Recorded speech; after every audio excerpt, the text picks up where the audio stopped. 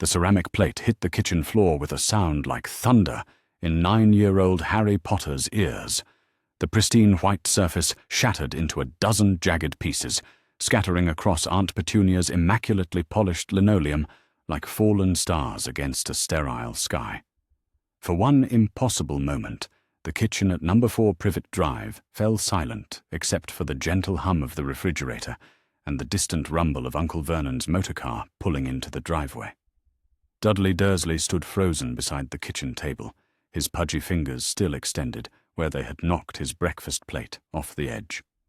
His small pig-like eyes darted between the broken ceramic and Harry, who had been quietly eating his single piece of dry toast in the corner. The calculation that crossed Dudley's face was swift and familiar.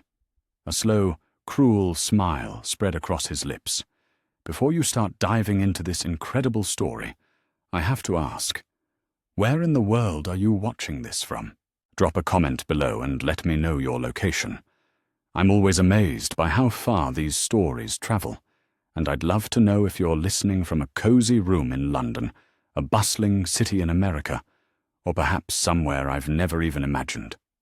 Your comments truly make my day, so please don't hesitate to share where you're joining us from. Harry watched his cousin's expression change with the weary recognition of someone who had learned to read the warning signs of approaching storms. He set down his toast carefully, his stomach already twisting with the knowledge of what was coming. The summer holidays had only begun 3 weeks ago, but already Harry had endured more than his fair share of Dudley's creative blame-shifting. The front door slammed with enough force to rattle the windows. Uncle Vernon's heavy footsteps thundered through the hallway, accompanied by his usual muttered complaints about traffic, incompetent co-workers, and the general state of the world that seemed determined to irritate him. Aunt Petunia appeared in the kitchen doorway like a pale spectre, her angular face already pinched with the expression she wore when anything threatened the perfect order of her domain. Her gaze fell immediately on the shattered plate, and her lips compressed into a thin, bloodless line. The silence stretched taut as piano wire while she surveyed the scene before her. Harry could practically see the gears turning in her mind as she processed the broken ceramic, Dudley's innocent expression, and Harry's proximity to the disaster. "Mummy!" "Harry broke my plate," Dudley announced with theatrical dismay, his voice pitched to carry the perfect note of wounded innocence. He knocked it right off the table when he was waving his hands around. I tried to catch it, but it was too late. The lie rolled off Dudley's tongue with practiced ease. Harry opened his mouth to protest, but the words died in his throat as Uncle Vernon's massive frame filled the kitchen doorway. His face was already an alarming shade of purple, the vein in his temple pulsing with barely contained rage, his small, beady eyes fixed on Harry with the intensity of a predator who had found his prey. "What is the meaning of this?"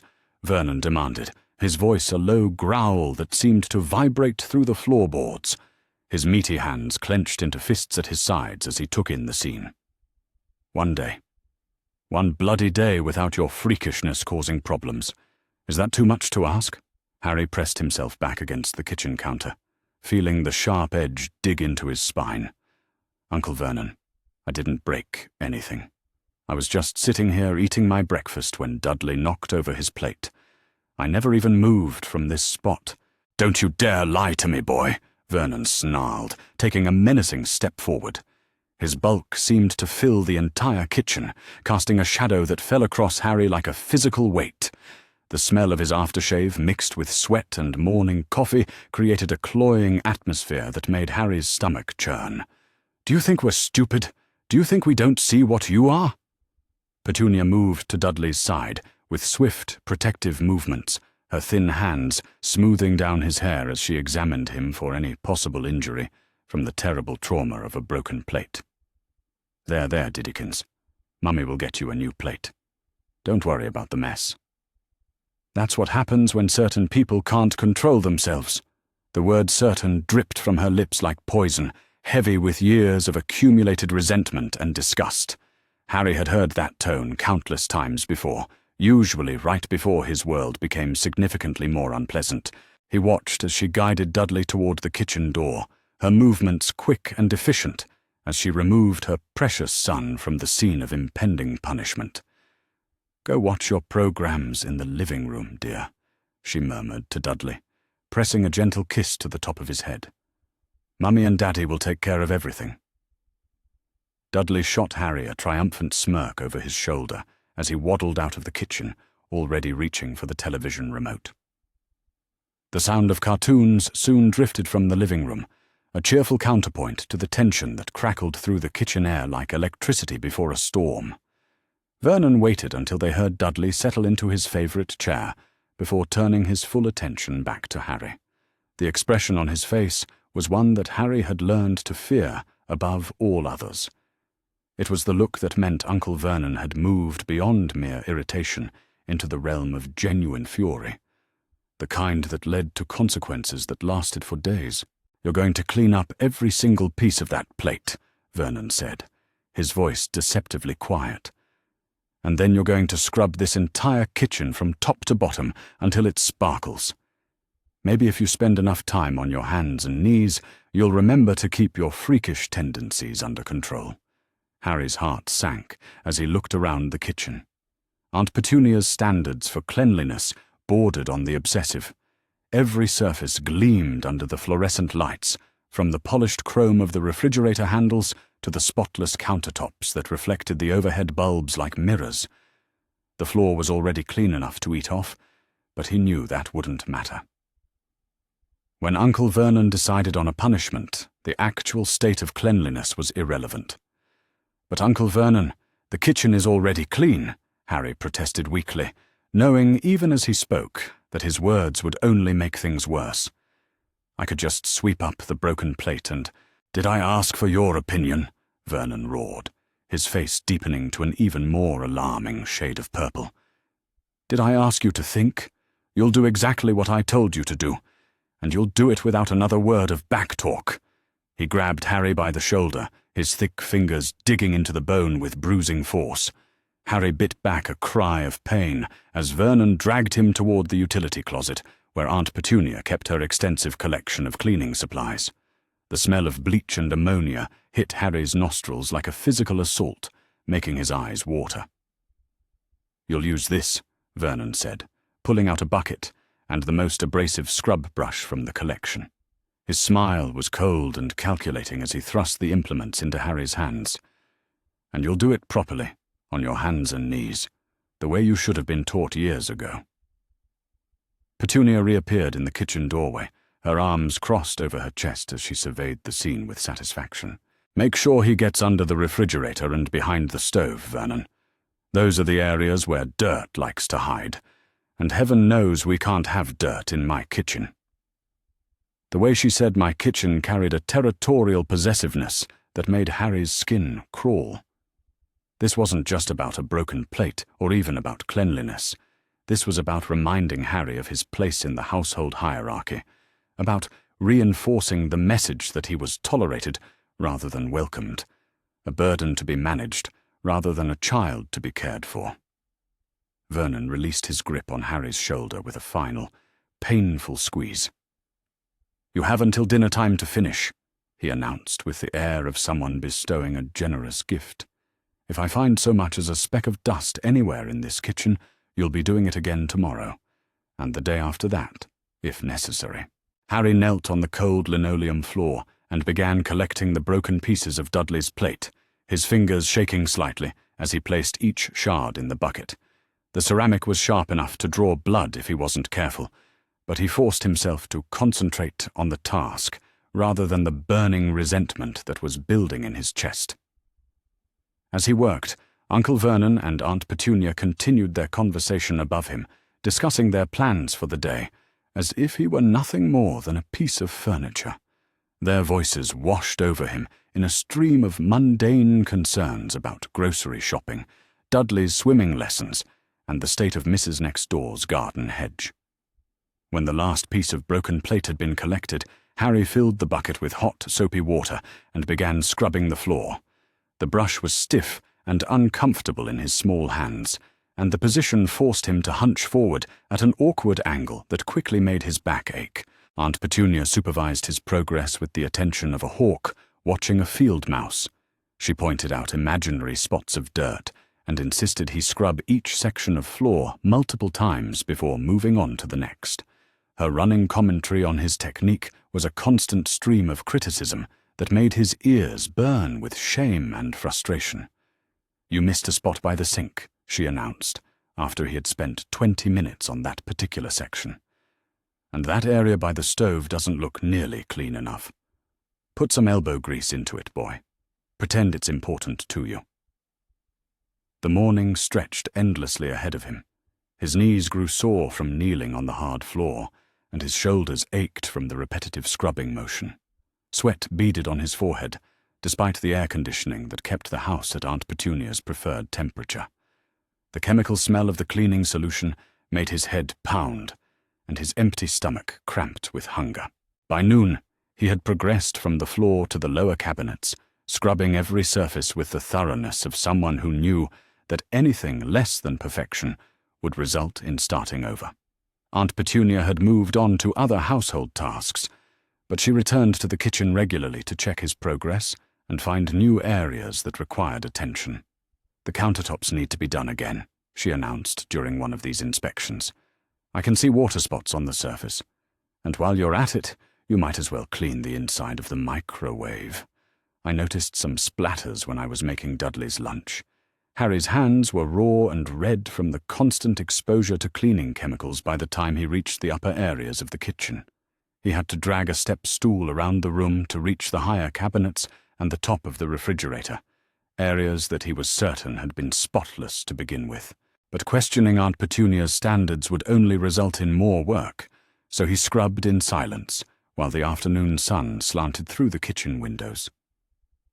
The heat from the summer day had built up inside the house, despite the air conditioning, creating a stifling atmosphere that made his work even more miserable. His shirt stuck to his back with perspiration, and his hair hung in damp strands across his forehead. The smell of his own sweat mixed with the chemical odors to create a nauseating combination that made him feel dizzy.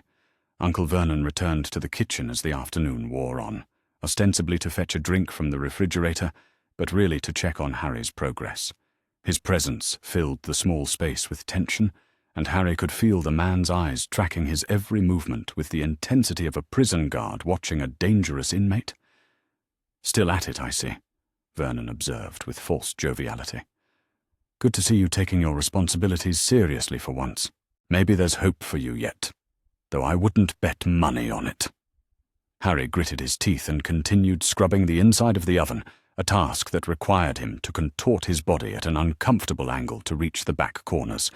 The metal surfaces were already spotless, but he had learned long ago that pointing out such details only led to additional punishment. The afternoon shadows grew longer as Harry worked his way through Aunt Petunia's ever-expanding list of cleaning tasks. What had started as punishment for a broken plate had evolved into a comprehensive deep cleaning of the entire kitchen. Every appliance was scrubbed inside and out, every surface polished to a mirror shine, every corner and crevice attacked with obsessive thoroughness. His movements had grown mechanical and mindless, driven by the desperate need to complete the task before Uncle Vernon's deadline.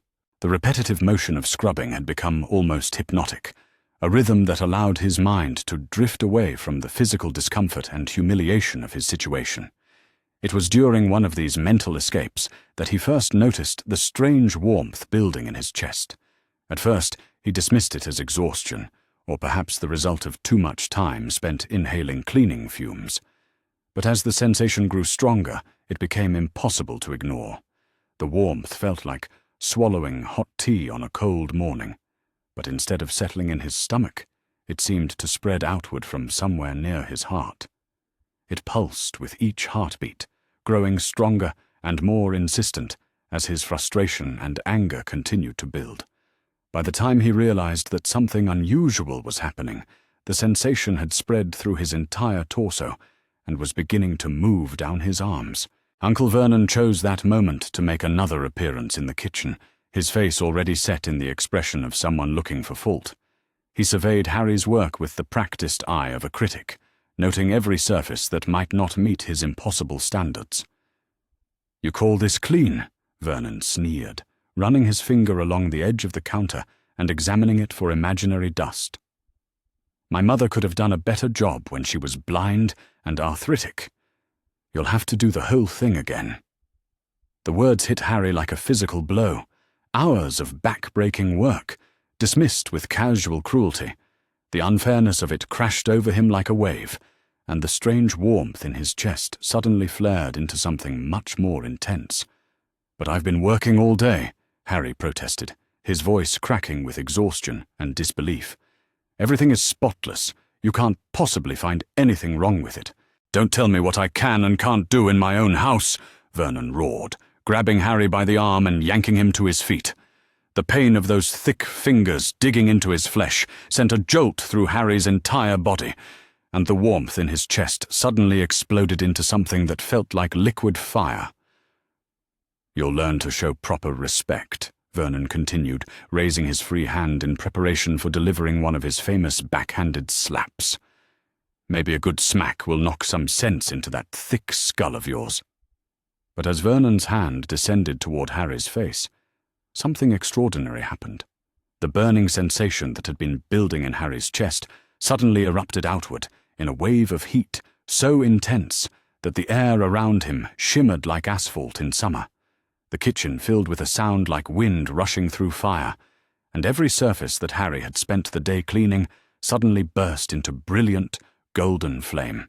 The transformation happened so quickly that Harry barely had time to comprehend what was occurring. One moment he was standing in Aunt Petunia's sterile kitchen, and the next he was looking down at the scene from several feet above, his perspective radically altered in ways that his 9-year-old mind struggled to process. He tried to call out, to ask what was happening, but the sound that emerged from his throat was not his voice. Instead, a pure, crystalline note filled the air, beautiful and haunting, and utterly unlike any sound he had ever made before.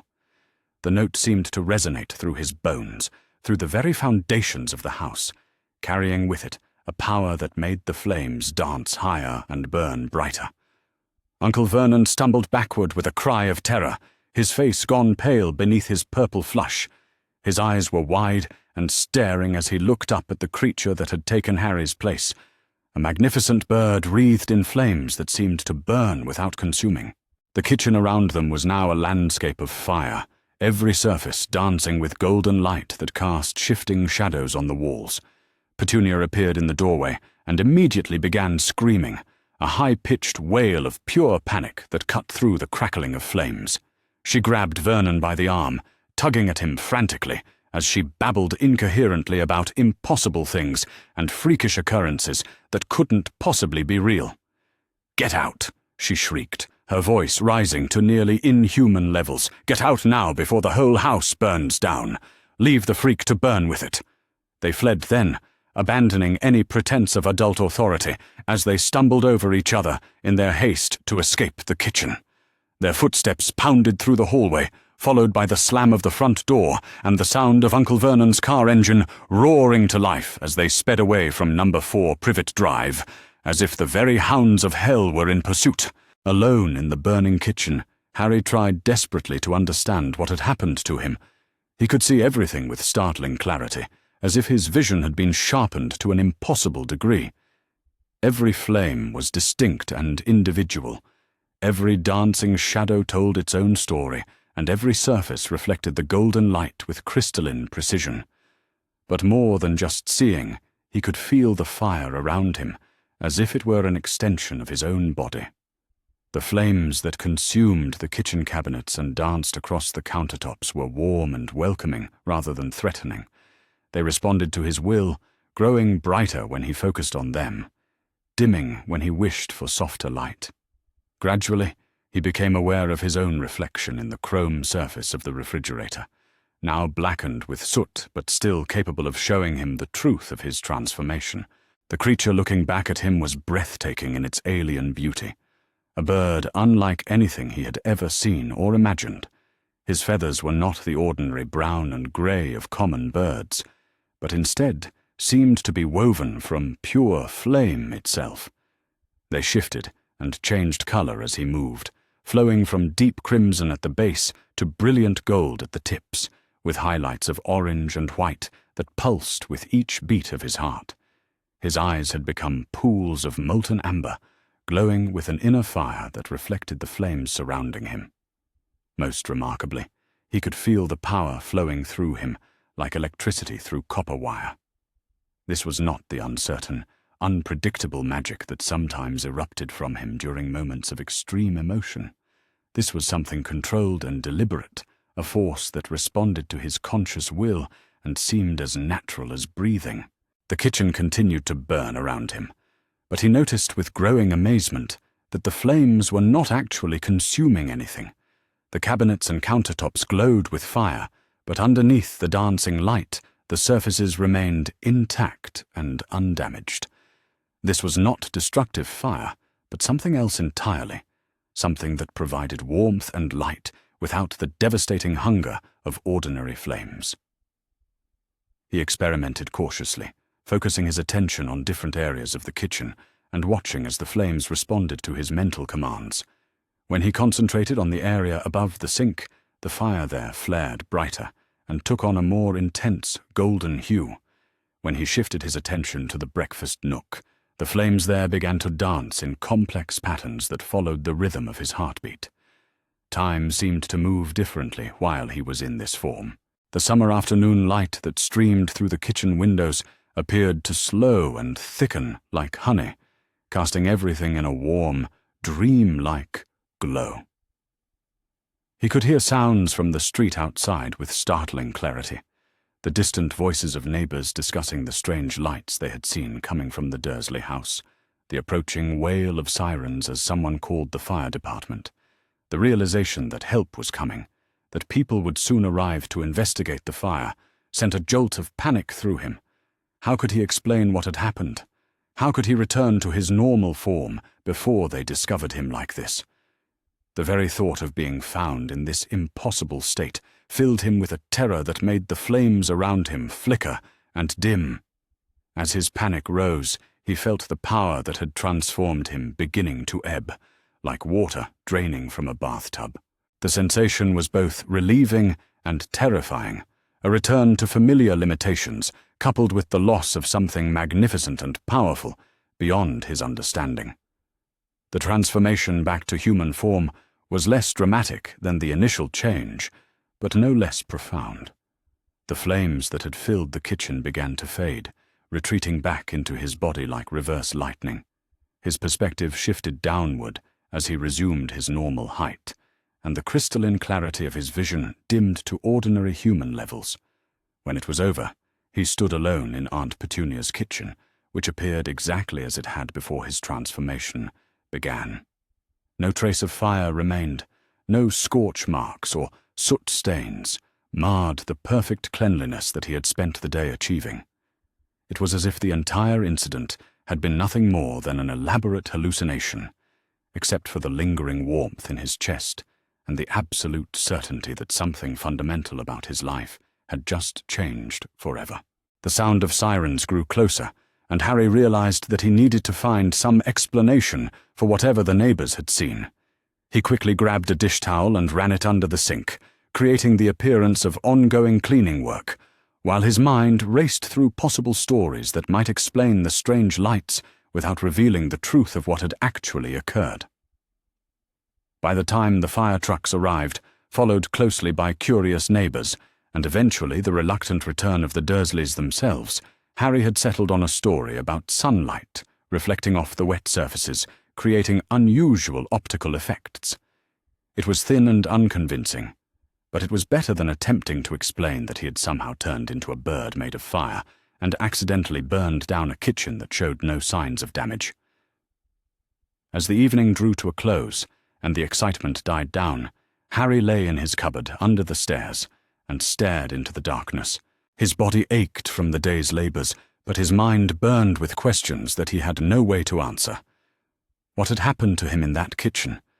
How had he transformed into something that shouldn't exist? And most importantly, would it happen again? The warmth in his chest had faded to barely perceptible levels, but it hadn't disappeared entirely. It remained there like a glowing ember, patient and waiting, ready to flare back to life when the conditions were right. Harry pressed his hand against his sternum and felt the gentle pulse of that inner fire, knowing with absolute certainty that his life had just taken a turn towards something extraordinary and terrifying. Outside his cupboard, he could hear the Dursleys moving about the house, their voices hushed but tense as they discussed the day's events. They were frightened, he realized, perhaps for the first time in his memory. Whatever they had seen in that kitchen had shaken their confidence in their ability to control him, to keep his freakishness contained and manageable. As sleep finally began to claim him, Harry's last conscious thought was a mixture of triumph and terror. He had discovered something about himself that changed everything, something that meant he would never again be powerless in the face of their cruelty. But with that power came responsibility and danger that his 9-year-old mind could barely begin to comprehend. The ember in his chest pulsed once more, a gentle reminder that the phoenix that lived within him was merely sleeping, not gone. Tomorrow would bring new challenges and new discoveries, but tonight, for the first time in his life, Harry Potter fell asleep, knowing that he was not ordinary, not powerless, and certainly not alone. Luna Lovegood arrived at number 4 Privet Drive on a Tuesday morning, floating down from the sky on gossamer wings that shimmered with their own inner light before transforming back into the pale, dreamy, 11-year-old girl whose father published The Quibbler. Her appearance was so unexpected and magical that even Harry, who had grown accustomed to extraordinary events, found himself staring in wonder at someone whose abilities seemed to complement his own in ways that defied conventional magical theory. The girl's silvery blonde hair moved in breezes that no one else could feel, and her protuberant grey eyes seemed to see things that existed just slightly outside normal reality.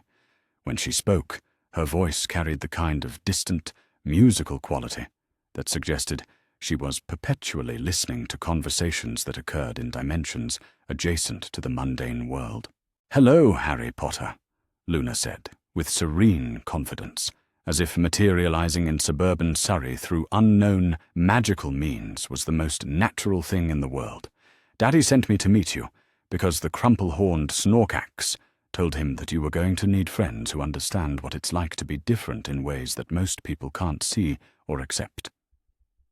Mrs. Figg, who had been maintaining constant vigilance since the assassination attempt 3 days earlier, appeared at Harry's side with her wand drawn, before relaxing slightly as she recognized the distinctive magical signature that surrounded the strange girl. But her expression remained cautious as she evaluated this new development in Harry's increasingly complex situation. "Miss Lovegood," Mrs. Figg said carefully, "your father's publication has been quite supportive of Harry's situation, but I wasn't aware that your family possessed transportation abilities that could bypass international magical monitoring systems. How exactly did you manage to arrive here without triggering any of the detection wards?" Luna's smile was as ethereal and knowing as morning mist, carrying hints of secrets that she would never think to keep hidden, because she assumed everyone could see them as clearly as she did. "Oh, the Thestrals showed me the pathways that exist between what people expect to see and what actually happens," she explained with matter-of-fact acceptance of impossibility. "Most magical detection systems only notice transportation that follows conventional rules, but there are lots of other ways to move through space if you know how to ask the right creatures for help." The casual reference to Thestrals and other magical creatures that most witches and wizards never encountered suggested that Luna's magical education had been far more comprehensive and unconventional than anything provided by standard wizarding institutions. Her ability to bypass sophisticated monitoring systems indicated access to magical knowledge that operated according to principles that the Ministry didn't understand or recognize. Harry found himself immediately drawn to Luna's combination of otherworldly wisdom and complete lack of pretension about her unusual abilities. Unlike the international experts and government officials who had been evaluating his phoenix transformation with calculating eyes and strategic agendas, Luna seemed to accept extraordinary magical phenomena as natural expressions of the universe's infinite creativity, rather than problems to be solved or assets to be controlled. Your phoenix fire sings in harmonies that most people can't hear because they're too busy listening to what they expect magical power to sound like, Luna observed, as she examined Harry with the kind of attention that a naturalist might give to a particularly fascinating species of butterfly. But the creatures that live between dimensions told me that your transformation connects to musical frequencies that have been lost from human magical practice for thousands of years. The insight was both profound and completely accurate, touching on aspects of his abilities that even Dr. Flamel's sophisticated evaluation techniques had failed to identify. Harry's phoenix transformation did indeed involve harmonics and frequencies that seemed to resonate with magical forces that predated conventional wizarding theory, creating effects that could not be fully explained by contemporary understanding of transformation magic. But Luna's arrival was significant for reasons that extended beyond her unusual insights into phoenix magic. She represented the first person Harry had encountered who possessed magical abilities that were genuinely complementary to his own, someone whose unique perspective and skills could potentially provide the kind of partnership that would allow both of them to develop their powers in ways that neither could achieve alone. The demonstration of Luna's abilities came when a delegation from the German Ministry of Magic attempted to conduct an unauthorized evaluation of Harry's phoenix transformation, arriving at Privet Drive with detection equipment that was designed to penetrate Mrs. Fig's protective wards through brute magical force. The German officials had apparently decided that diplomatic protocols were less important than acquiring detailed information about Harry's capabilities for their national magical security assessments. Luna's response to the intrusion was immediate and utterly effective, though it took several minutes for the German wizards to understand what was happening to them. She simply began humming a melody that seemed to exist in multiple dimensions simultaneously, creating harmonics that caused the officials to become increasingly confused about where they were and what they had come to accomplish. The song that emerged from Luna's humming was unlike anything Harry had ever heard, carrying melodies that seemed to bend reality around the listeners in ways that made conventional magical detection impossible. The German officials found themselves unable to focus their instruments or remember the specific objectives that had brought them to Surrey, gradually becoming convinced that they were in the wrong location entirely and needed to return to their headquarters for further instructions. Within 20 minutes of Luna's arrival, the would-be evaluators had departed with no memory of encountering either Harry or his unusual companion, their sophisticated detection equipment having been rendered completely ineffective by musical frequencies that operated outside the normal parameters of magical interference. The girls' defensive capabilities were subtle but extraordinarily powerful, providing protection through confusion and misdirection rather than direct confrontation. That was remarkable, Harry said, with genuine admiration as he watched the German officials disappear into the distance with expressions of bewildered uncertainty. How did you learn to use music that way? It's like you were singing reality into different shapes. Luna's smile was radiant with the joy of someone who had found another person capable of understanding the true nature of magical possibility. Most people think that magic is about forcing the world to do what you want, she explained with the patience of someone who had spent years trying to help others see obvious truths. But really, magical music is about convincing reality that it wants to be something different, so the changes happen naturally instead of through conflict and resistance. The philosophy behind Luna's approach to magic was fundamentally different from anything Harry had encountered in his studies of phoenix transformation and creature magic, suggesting alternative frameworks for understanding and developing extraordinary abilities that had nothing to do with power or control, and everything to do with harmony and cooperation with natural magical forces. Their conversation was interrupted by the arrival of Hagrid, the keeper of keys and grounds at Hogwarts, whose massive frame and gentle demeanor made him an immediately recognizable figure even to Harry, who had never officially met any of the Hogwarts staff. The half-giant's pink umbrella and patched moleskin overcoat gave him the appearance of someone who was perpetually prepared for adventures that might involve both magical creatures and inclement weather. "Blimey, Harry," Hagrid said with obvious delight as he examined the boy whose phoenix abilities had been making headlines throughout the magical world. "Dumbledore sent me to check on you after hearing about all this international fuss. But I have to say, seeing you in person, you look exactly like your dad did when he was your age. Same messy hair, same determined expression when he was thinking about something complicated." The reference to his father caught Harry's attention immediately, as direct information about James Potter's personality and appearance had been surprisingly scarce in all the materials he had discovered about his family's magical research. Hagrid's personal knowledge of his parents represented a valuable source of information about their characters and relationships that could help him understand the emotional foundations of the protection ritual that had created his phoenix abilities. But Hagrid's presence also signaled that Dumbledore was escalating his efforts to influence Harry's future development, using personal connections and emotional appeals rather than direct authority to encourage the kind of choices that would serve Hogwarts and the British magical establishment. The half-giant's genuine affection and enthusiasm would be much more difficult to resist than bureaucratic pressure or political manipulation. Luna, who had been observing Hagrid with the kind of intense attention she typically reserved for creatures that existed primarily in other dimensions, suddenly brightened with recognition and delight. "Oh, you're the one who takes care of all the magical creatures that need special understanding because they're too magnificent for ordinary people to appreciate properly. The Bowtruckles told me that you're the only human they trust completely because you see them as individuals instead of just specimens or resources."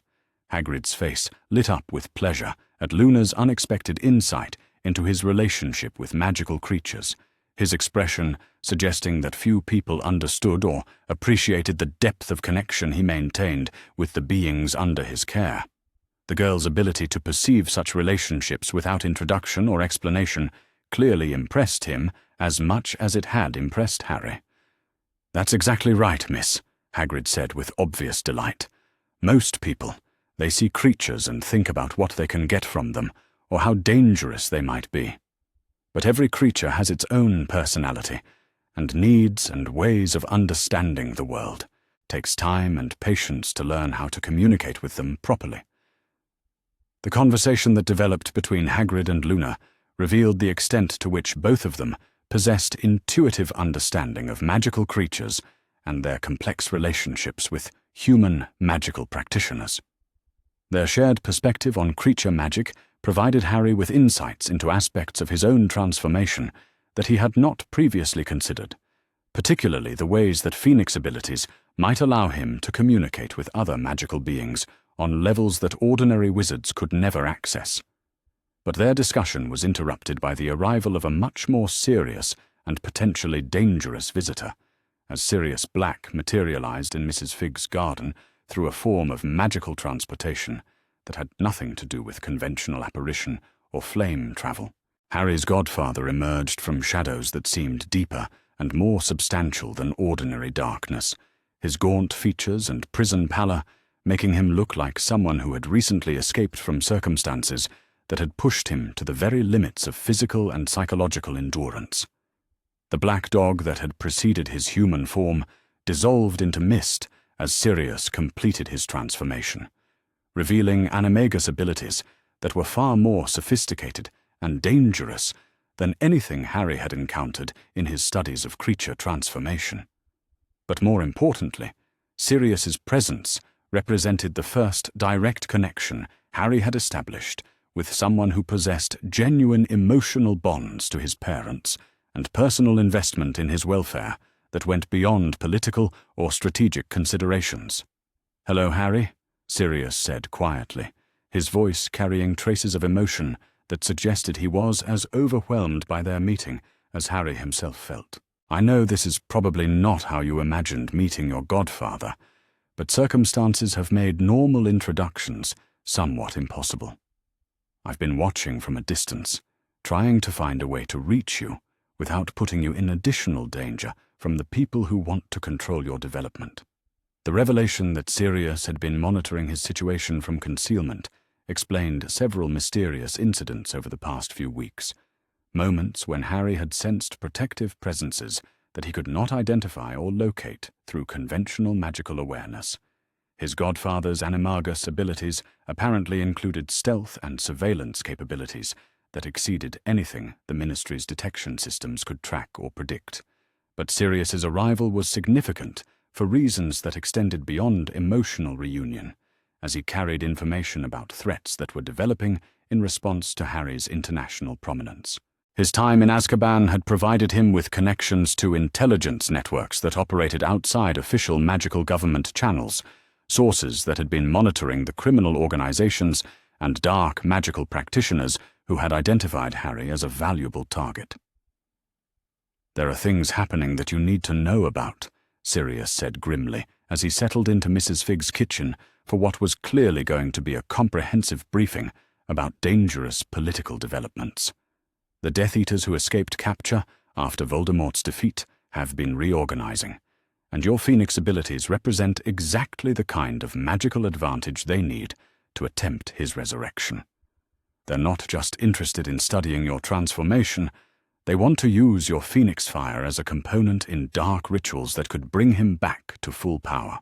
The information was both terrifying and illuminating, explaining the sophisticated nature of the assassination attempt and the urgency with which various magical authorities had been trying to secure access to Harry's abilities. His Phoenix transformation was not just academically interesting or strategically valuable, but potentially crucial for magical conflicts that would determine the future balance between light and dark forces in the wizarding world.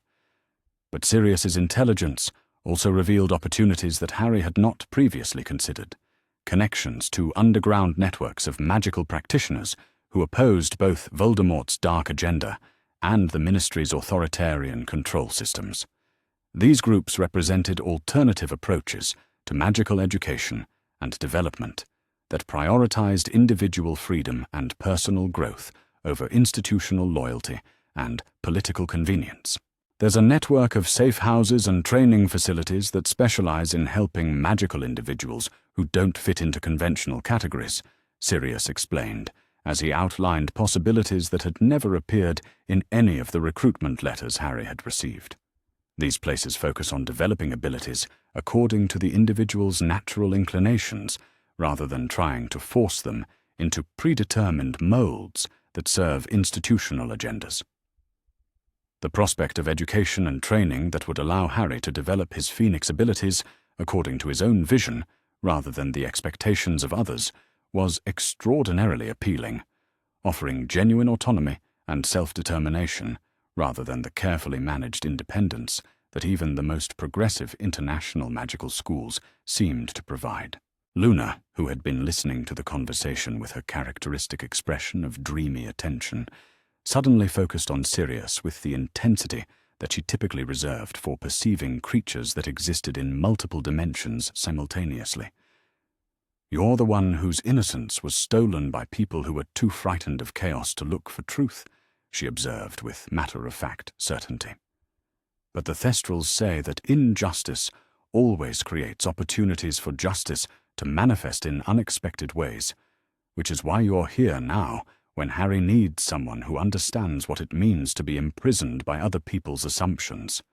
The insight was both accurate and profound, touching on psychological truths about Sirius's character and motivations that explained his determination to protect Harry from the kind of institutional control that had destroyed his own youth and freedom. His experience with wrongful imprisonment had given him perspectives on magical authority and individual rights that would be invaluable for helping Harry navigate the complex political landscape that surrounded his abilities. But their planning session was interrupted by the arrival of representatives from the magical creature community, beings whose interest in Harry's Phoenix transformation had nothing to do with politics or education, and everything to do with recognition of kinship and shared magical heritage. The delegation included centaurs whose astronomical knowledge had revealed celestial patterns associated with Harry's transformation, house elves whose intuitive understanding of binding magic had detected the unique characteristics of his phoenix abilities, and even a dragon whose ancient wisdom provided perspectives on transformation. Magic that predated human magical theory by millennia. The centaur spokesman, whose name was Firenze, and whose silver blonde hair and blue eyes made him appear almost ethereal despite his powerful equine form, addressed Harry with the respect that his people typically reserved for individuals whose destinies were written clearly in the movements of stars and planets. "Harry Potter," Firenze said in tones that carried the authority of someone who spoke for an entire species, "the centaurs have observed the celestial alignments that accompanied your transformation, and we believe that your phoenix abilities represent the fulfillment of prophecies that have been preserved in our astronomical records for over 1,000 years. You are the bridge between human and creature magic that our traditions predicted would emerge during times of great magical upheaval." The revelation that his transformation had been predicted by centaur astronomical observations added new layers of significance to his abilities, suggesting that his phoenix nature was not just the result of his parents' research and protection rituals, but part of larger patterns that governed the evolution of magical power throughout history. But it was the house elf representative, an ancient being whose magical signature felt older and more powerful than anything Harry had previously encountered, who provided the most crucial information about his situation. House elves, unlike most magical creatures, possessed forms of magic that operated independently of human magical systems, giving them insights into Harry's abilities that no wizard or witch could achieve.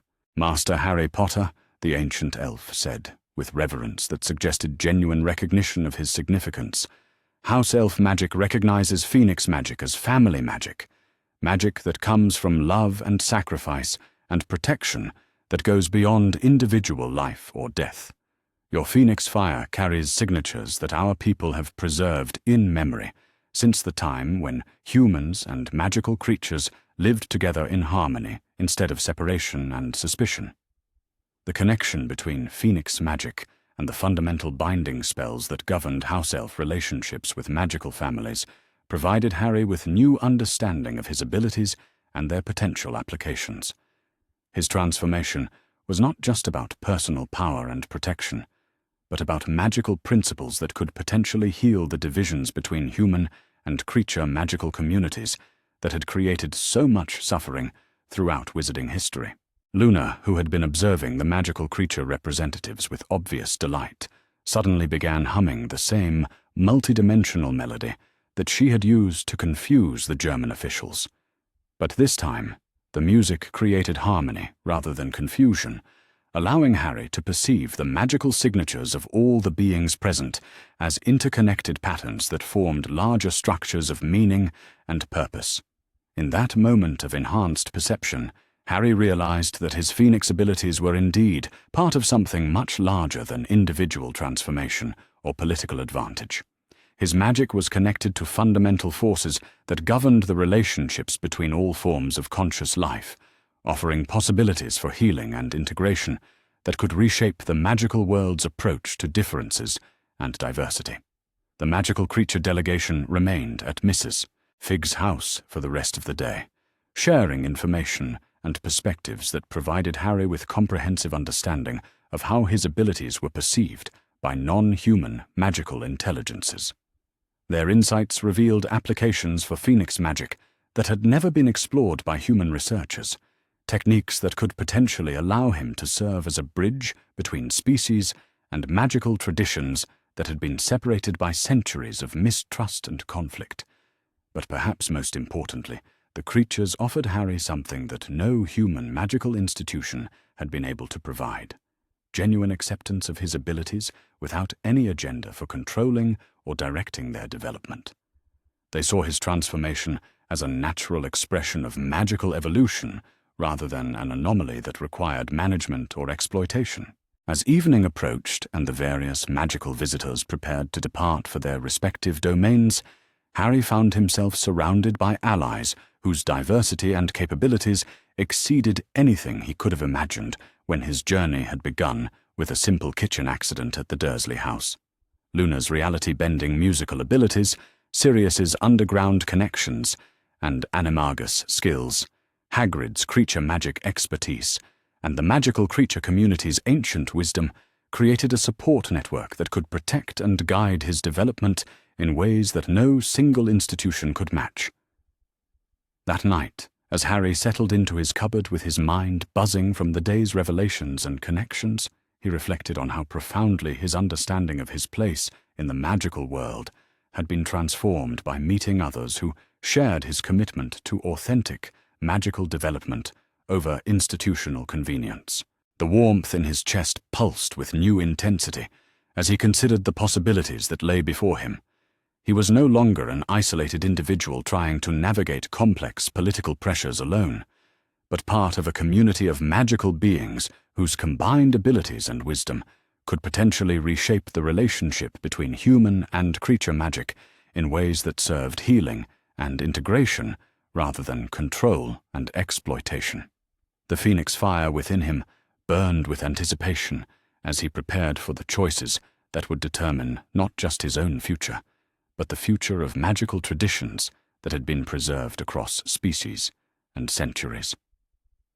He had found genuine allies whose motivations aligned with his own values rather than political agendas, creating opportunities for development and service that transcended the narrow categories that had defined magical education and practice.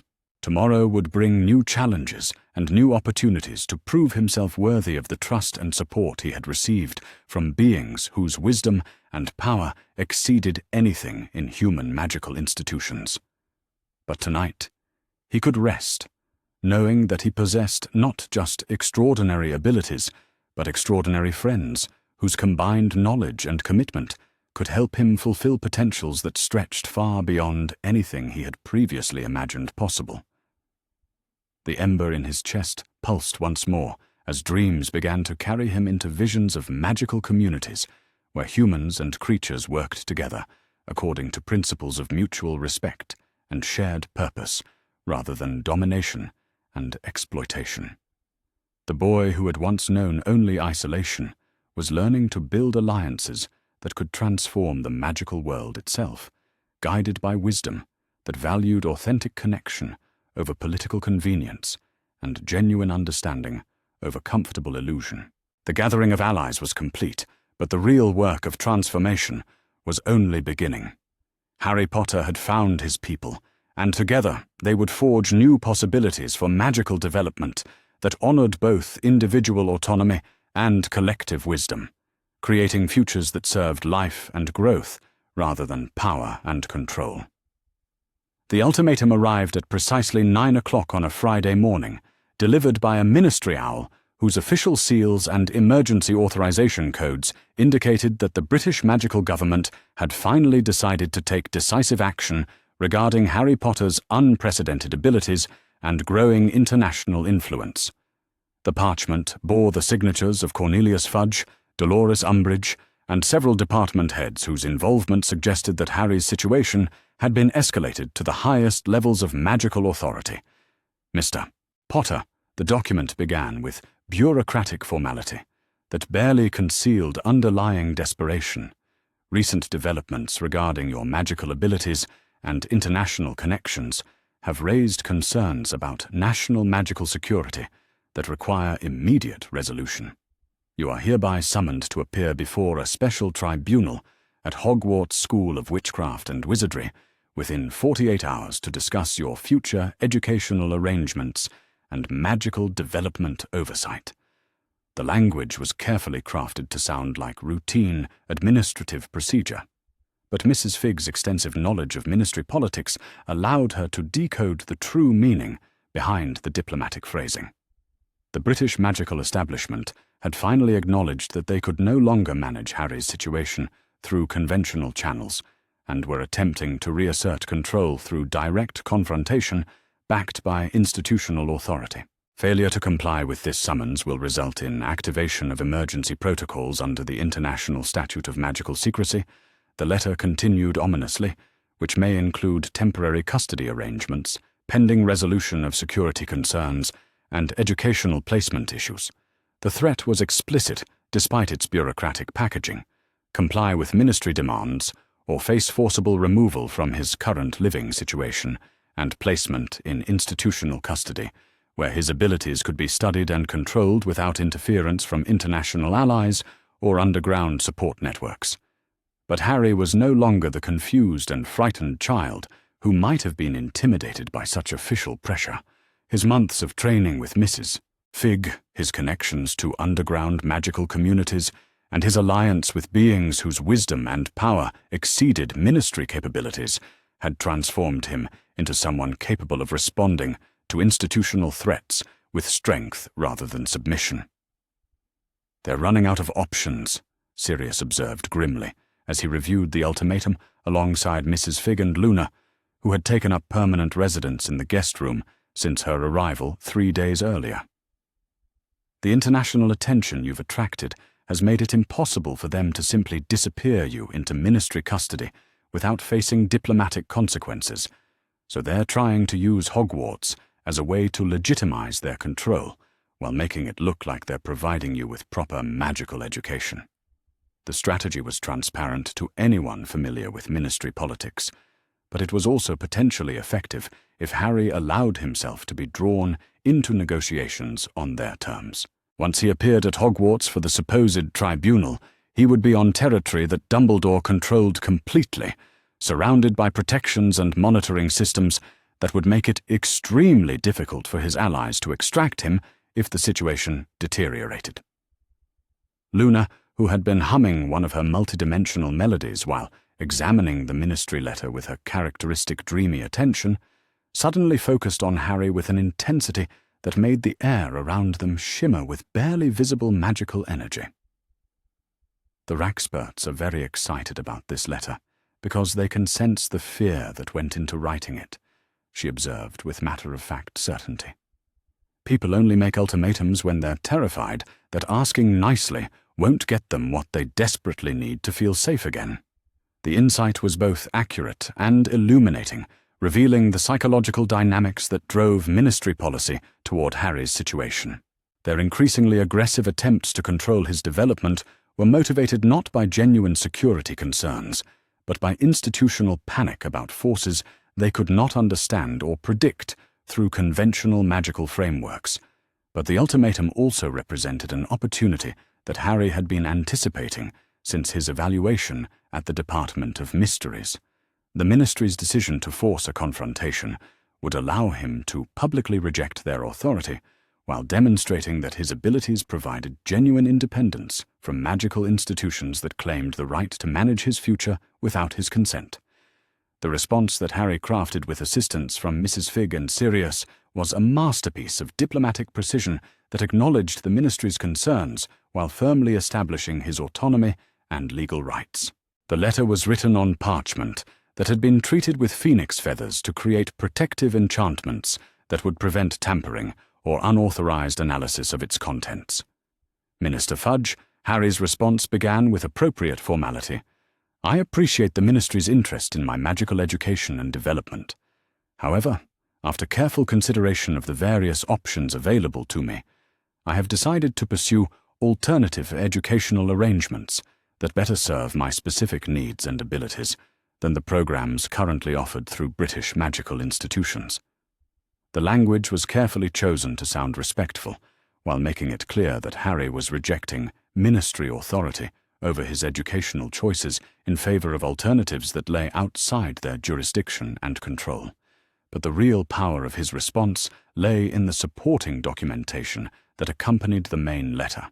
Mrs. Fig had assembled a comprehensive legal brief that included references to ancient magical laws regarding Phoenix Animagus, international treaties governing the education of strategically significant individuals, and precedents established by historical cases involving magical beings whose abilities transcended conventional classification systems. The documentation was supported by formal statements from the Goblin Nation, the centaur communities, and several international magical governments that recognized Harry's right to educational autonomy. But perhaps most significantly, Harry's response included a detailed analysis of his magical abilities and their implications for magical security that had been prepared by Dr. Elsa Flamel and other international experts. The assessment concluded that his Phoenix transformation represented no threat to magical secrecy or security, as long as his development continued under appropriate guidance, which could be provided through non-traditional educational arrangements that honored his unique requirements. The political bombshell contained in Harry's response was his formal request for asylum and educational support from the International Confederation of Wizards, effectively removing himself from British magical jurisdiction while seeking protection under international law that recognized the rights of individuals whose abilities made them persons of global magical significance. Furthermore, Harry's letter continued with quiet confidence. I have been invited to participate in a pilot program for advanced magical education that is being developed through cooperation between several international institutions and the magical creature communities. This program will allow me to develop my abilities according to principles that respect both individual autonomy and collective welfare, while contributing to research that may benefit the entire magical world.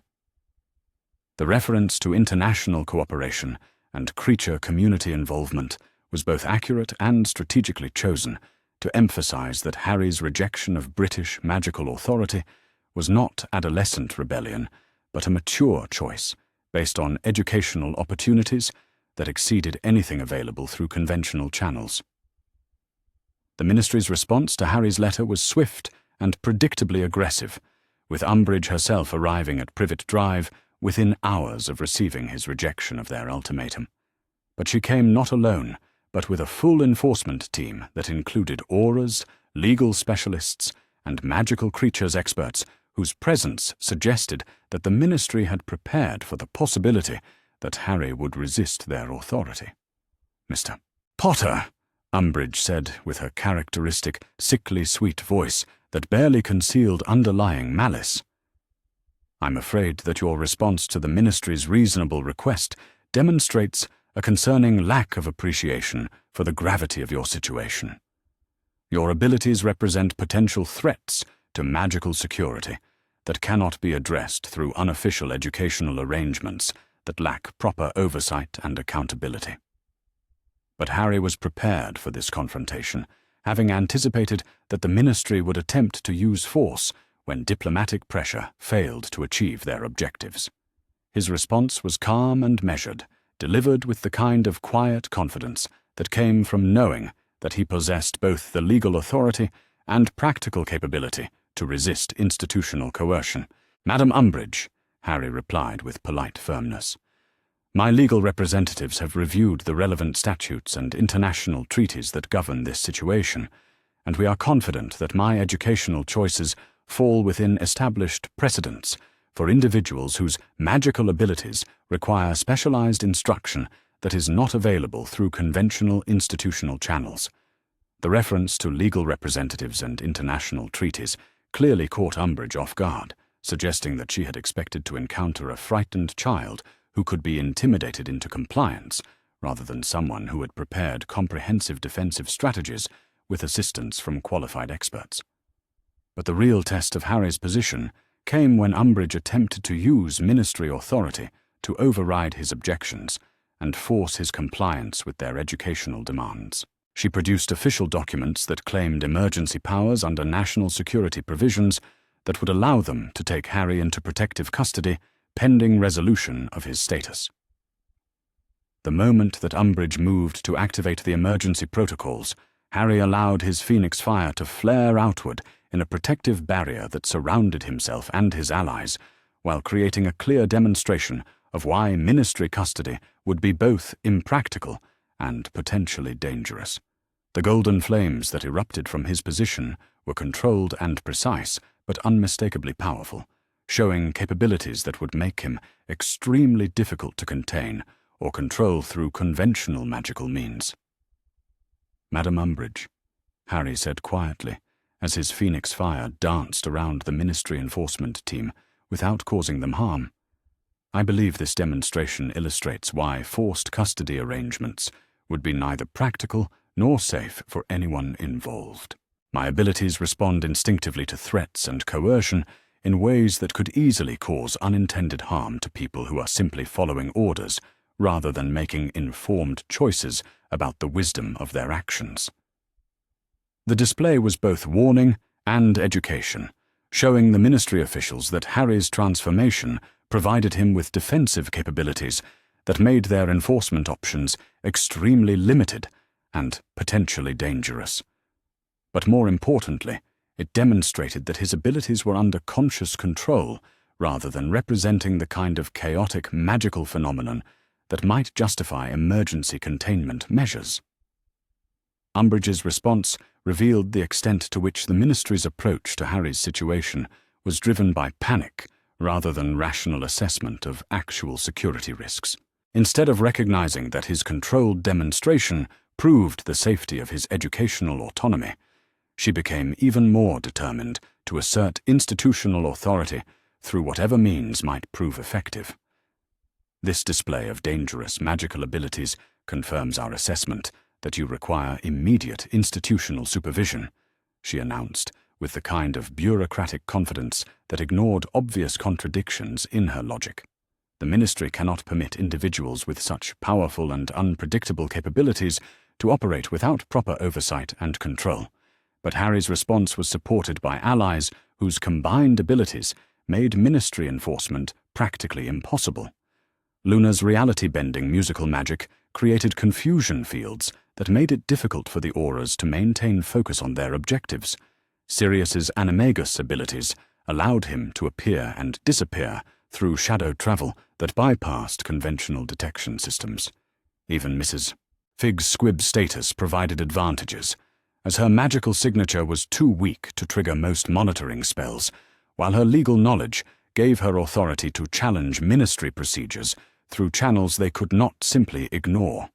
The confrontation reached its climax when Fawkes, Dumbledore's phoenix, arrived at Privet Drive in response to the magical energies that Harry's transformation was generating. But instead of supporting the Ministry's position, the ancient bird's behavior confirmed Harry's status as a legitimate phoenix being whose rights and autonomy deserved recognition and protection. The communication that passed between Harry and Fawkes was conducted in harmonics that no human could fully comprehend, but the essential message was clear to everyone present. The ancient phoenix was acknowledging Harry as kin, while warning the Ministry officials that their attempts to control or contain someone with genuine phoenix abilities would violate natural laws that predated human magical institutions by millennia. The sight of Fawkes treating Harry as an equal rather than a problematic child who required supervision fundamentally undermined the Ministry's position that his abilities needed institutional management. If Dumbledore's own phoenix recognized Harry's autonomy and legitimacy, it became much more difficult to argue that he represented a threat that justified extraordinary enforcement measures. As the day progressed, and the Ministry officials found themselves unable to achieve any of their stated objectives through either diplomatic pressure or enforcement action, it became clear that Harry's rejection of their authority was both legally defensible and practically sustainable. His abilities provided him with genuine independence that no magical institution could override through conventional means. The final blow to the Ministry's position came with the arrival of representatives from the International Confederation of Wizards, officials who had been monitoring the situation and had decided to intervene before British magical authorities created diplomatic incidents through unauthorized actions against someone whose international status was protected under various treaties and agreements. Minister Fudge, the lead international representative, said with diplomatic formality that carried undertones of stern warning, "The Confederation has received Mr. Potter's request for asylum and educational support, and we are prepared to grant provisional protection while his application is reviewed through proper channels. Any further enforcement actions by British magical authorities against Mr. Potter will be considered violations of international law and will result in appropriate diplomatic consequences. The intervention of international magical authority effectively ended the Ministry's ability to force Harry's compliance with their educational demands, establishing his right to pursue alternative arrangements that lay outside British magical jurisdiction. But more importantly, it confirmed his status as someone whose choices and development were matters of international rather than purely domestic concern. That evening, as the various ministry officials and international representatives departed after a day of intense negotiations and diplomatic maneuvering, Harry found himself surrounded by allies whose combined efforts had successfully protected his autonomy while establishing precedents that would make future institutional interference much more difficult. Mrs. Figg's legal strategies had provided the regulatory framework for resisting ministry authority. Sirius's underground connections had offered practical alternatives to institutional education. Luna's magical abilities had demonstrated that Harry's development could be supported by individuals whose capabilities exceeded what conventional magical education could provide. The magical creature community had offered recognition and legitimacy that transcended human political categories. But perhaps most significantly, the day's events had proven that Harry's transformation provided him with genuine agency and independence that no magical authority could override through force or legal manipulation.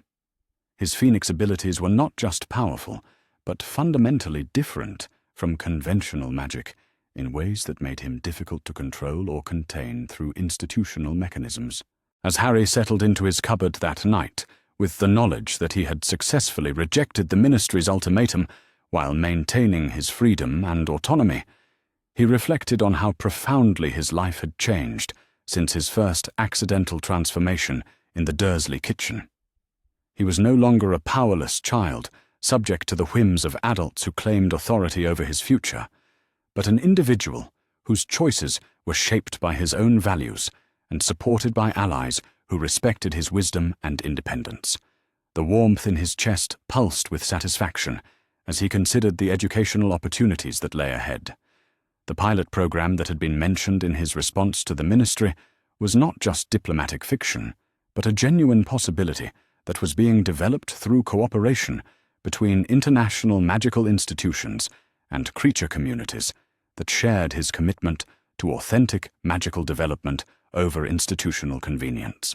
The phoenix fire within him burned with anticipation as he prepared for the next phase of his journey. He had successfully defended his right to choose his own path while building alliances that would support his continued growth and development according to principles that valued individual autonomy and collective wisdom over institutional authority and bureaucratic control. Tomorrow would bring new challenges as he began the process of establishing educational arrangements that honored both his unique needs and his commitment to serving the larger magical community through healing and integration rather than domination and exploitation. But tonight he could rest, knowing that he had faced the full power of magical institutional authority and emerged with his freedom and values intact. The ember in his chest pulsed once more as sleep began to claim him, carrying him into dreams where he soared through flame networks that connected educational institutions and creature communities that had learned to develop magical abilities according to principles of cooperation and mutual respect rather than competition and control. The boy who had once been trapped by others' limitations was learning to create possibilities that served authentic growth and genuine service to the magical world's deepest needs and highest potentials. The choice had been made and defended successfully, but the real work of building new educational models and magical communities was only beginning.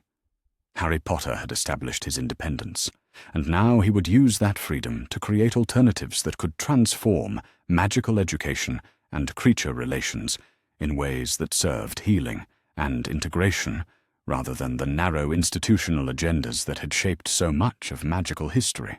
The Phoenix had chosen its own flight path, and neither ministry ultimatums nor institutional pressure would deflect it from pursuing possibilities that stretched far beyond the comfortable limitations of conventional magical education and political control.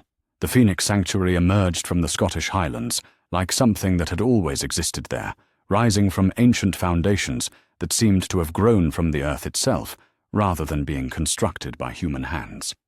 The location, chosen through collaborative consultation between Centaur astronomical observations and Goblin geological surveys, occupied a convergence of ley lines that provided natural amplification for Phoenix magic while remaining hidden from conventional magical detection systems.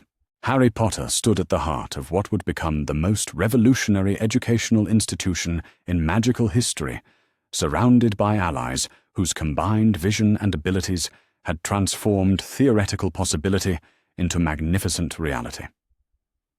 3 months had passed since his decisive rejection of ministry authority, months spent in intensive planning and construction that had brought together magical beings from across the globe in common cause of creating alternatives to the institutional limitations that had shaped magical education for centuries. Mrs. Figg, whose title had evolved from Hidden Guardian to Deputy Administrator of Educational Innovation, moved through the sanctuary's soaring halls with the satisfaction of someone whose life's work had finally found its proper expression. The years of careful documentation and strategic planning had culminated in an institution that honored both individual autonomy and collective wisdom, while providing educational opportunities that exceeded anything available through traditional magical schools. The architecture of Phoenix Sanctuary reflected principles that had never been attempted in magical construction, combining human engineering with creature magic and Phoenix fire enhancement to create spaces that adapted themselves to the needs and abilities of their inhabitants. The walls themselves pulsed with gentle warmth that responded to the emotional and educational requirements of students and faculty, while the ceiling opened to reveal sky that changed according to the astronomical conditions most favorable for specific types of magical learning. Luna Lovegood, whose official title was Coordinator of Interdimensional Educational Integration, though everyone simply called her Luna, had designed harmony chambers where her multidimensional musical magic could enhance learning experiences by allowing students to perceive magical concepts from perspectives that transcended ordinary sensory limitations. Her work had revealed that magical education could be transformed when students were able to experience spells and transformations as living entities rather than abstract theoretical constructs. The faculty that had assembled for Phoenix Sanctuary's inaugural session represented the most diverse collection of magical educators ever brought together under a single institutional structure. Dr. Elsa Flamel led the Advanced Transformation Studies program, while creature magic instructors included centaurs whose astronomical knowledge provided theoretical frameworks that human magical theory had never developed. House elves taught binding and protection magic according to principles that emphasized service and loyalty rather than dominance and control. But perhaps most remarkably, the student body that had gathered for the sanctuary's opening included not only young witches and wizards whose abilities exceeded conventional educational categories, but also young magical creatures whose intelligence and magical potential had been ignored or suppressed by traditional human magical institutions. For the first time in recorded magical history, an educational institution was providing integrated learning opportunities that honored the diverse ways that magical consciousness could manifest and develop. Sirius Black, whose role as Director of Alternative Magical Education had been formally recognized by the International Confederation of Wizards, had recruited faculty and students whose backgrounds included refugees from institutional oppression, individuals whose abilities challenged conventional categories, and magical beings whose wisdom had been preserved through underground networks that operated outside official magical education systems. The morning of Phoenix Sanctuary's grand opening began with a ceremony that honored both the ancient magical traditions that had inspired its creation and the innovative approaches that would guide its educational mission. Harry, dressed in robes that had been woven with phoenix feathers and blessed by representatives from magical creature communities around the world, addressed the assembled gathering with words that would reshape magical education for generations to come. "Welcome to Phoenix Sanctuary," Harry said, his voice carrying the authority of someone whose vision had been tempered by struggle and validated by success. We gather here not to replace existing magical institutions, but to demonstrate that magical education can honor diversity rather than enforcing conformity, can celebrate individual uniqueness while building community solidarity, and can serve healing and integration rather than competition and control. The audience that listened to his words included international magical education ministers, creature community representatives, and students whose abilities ranged from conventional wizarding talents to transformations and magical capacities that challenged every existing theoretical framework. But more importantly, it included parents and families who had despaired of finding educational opportunities that would allow their magical children to develop according to their authentic natures rather than institutional expectations. The educational philosophy that governed Phoenix Sanctuary represented a fundamental departure from traditional magical pedagogy, emphasizing experiential learning and collaborative discovery over competitive achievement and hierarchical authority. Students were encouraged to explore their abilities according to their natural inclinations, while contributing to collective projects that served the broader magical community through healing, protection, and knowledge preservation. The curriculum that had been developed through collaboration between human educators and creature wisdom keepers included courses that had never been offered at any magical institution. Students could study Phoenix magic transformation techniques, centaur astronomical divination, house elf binding magic ethics, dragon scale protection crafting, and interdimensional musical harmony, alongside traditional subjects like potions, transfiguration, and magical theory. But the real innovation lay in the assessment methods that measured student progress according to principles of personal growth and community contribution rather than competitive ranking and standardized performance. Students were evaluated based on their development of wisdom, compassion, and practical magical skills that served authentic purposes rather than their ability to demonstrate mastery of predetermined curricular requirements. The opening day demonstrations revealed the extraordinary potential that could be unlocked when magical education honored diversity rather than enforcing conformity. A young werewolf whose transformation abilities had been considered dangerous and uncontrollable by traditional magical schools learned to use his enhanced senses and physical capabilities for healing and protection work that exceeded anything ordinary wizarding medicine could achieve. A student whose magical abilities manifested as communication with plants and natural environments worked with house elf instructors to develop agricultural magic that could potentially solve food security problems throughout the magical and mundane worlds. Another student whose transformation abilities allowed her to take the forms of various magical creatures collaborated with centaur astronomers to map magical energy patterns that revealed previously unknown connections between celestial movements and creature behavior. Harry himself demonstrated the advanced capabilities that his Phoenix transformation had continued to develop, showing healing techniques that could restore magical creatures from injuries that conventional magical medicine considered beyond treatment. His Phoenix Fire had evolved to include not just physical healing, but magical rehabilitation that could repair damage from dark arts, cursed objects, and psychological trauma that affected magical consciousness itself. The international attention that Phoenix Sanctuary attracted exceeded even Harry's most optimistic projections, with magical education ministers and creature community leaders arriving from every continent to observe teaching methods and learning outcomes that challenged fundamental assumptions about magical development and institutional organization. The sanctuary's success in producing graduates whose abilities and wisdom exceeded conventional educational expectations created pressure for reform throughout the global magical education establishment. But perhaps most significantly, Phoenix Sanctuary demonstrated that magical institutions could operate according to principles of consent and collaboration rather than authority and compulsion. Students chose their courses and learning pace according to their individual development needs rather than being forced through standardized curricular requirements. Faculty members were selected for their wisdom and teaching ability, rather than their institutional credentials or political connections. The governance structure that Harry had established for Phoenix Sanctuary reflected his commitment to avoiding the concentrations of power that had corrupted so many magical institutions throughout history.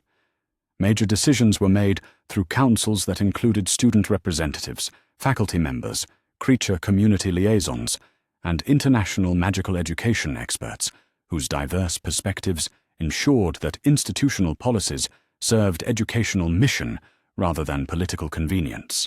The first major challenge to Phoenix Sanctuary's independence came when Cornelius Fudge, accompanied by Dolores Umbridge and a delegation of ministry officials, attempted to conduct an inspection that was clearly designed to find pretexts for shutting down an institution that had become an embarrassing example of what magical education could achieve when freed from bureaucratic limitations and political interference. "Minister Fudge," Harry said with polite firmness as he greeted the unwelcome visitors, "Phoenix Sanctuary operates under International Confederation Charter that grants us educational autonomy in exchange for maintaining standards that exceed those required of conventional magical institutions. Any inspection of our facilities must be conducted according to international protocols with appropriate diplomatic oversight. The legal positioning that Mrs.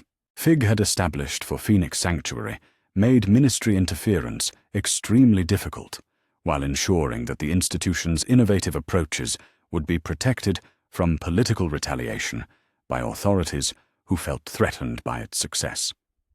But the real protection came from Harry's demonstration that his Phoenix abilities had continued to evolve in directions that made him increasingly difficult for any magical authority to threaten or control.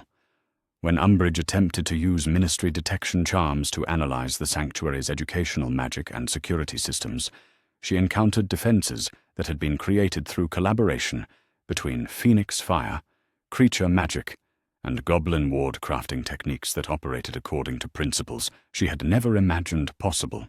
The protective barriers that surrounded Phoenix Sanctuary were not just powerful, but fundamentally different from conventional magical defenses in ways that made them impossible to breach or circumvent through traditional magical means. The climactic moment of the ministry's attempted inspection came when they encountered a classroom where Harry was demonstrating advanced Phoenix healing techniques to a mixed group of human and creature students who were learning to collaborate in magical work that transcended species boundaries. The sight of young wizards and witches working alongside centaur foals, house elf children, and other magical beings in perfect harmony challenged every assumption about magical education and creature relations that governed ministry policy. "This is highly irregular," Umbridge announced, with her characteristic combination of outrage and bureaucratic authority. "Human magical education has always been conducted separately from creature instruction for very good reasons related to safety, security, and pedagogical effectiveness. Mixing species in educational settings creates unnecessary complications and potential dangers." But Harry's response demonstrated both his growth as an educator and his commitment to principles that valued authentic learning over institutional convenience. "Madam Umbridge," he replied with calm authority, "the students you see here are achieving magical development that exceeds anything produced by species. Segregated educational approaches, their collaboration has resulted in innovations that benefit both human and creature magical communities while building relationships that serve healing and integration rather than suspicion and conflict." The practical demonstration that followed revealed the extraordinary potential that could be unlocked when magical beings learned to work together according to principles of mutual respect and shared purpose, rather than hierarchical domination and species prejudice. A young witch whose healing abilities had been considered modest by conventional standards was able to achieve remarkable results when her magic was enhanced through collaboration with a centaur whose astronomical knowledge provided precise timing for optimal magical intervention.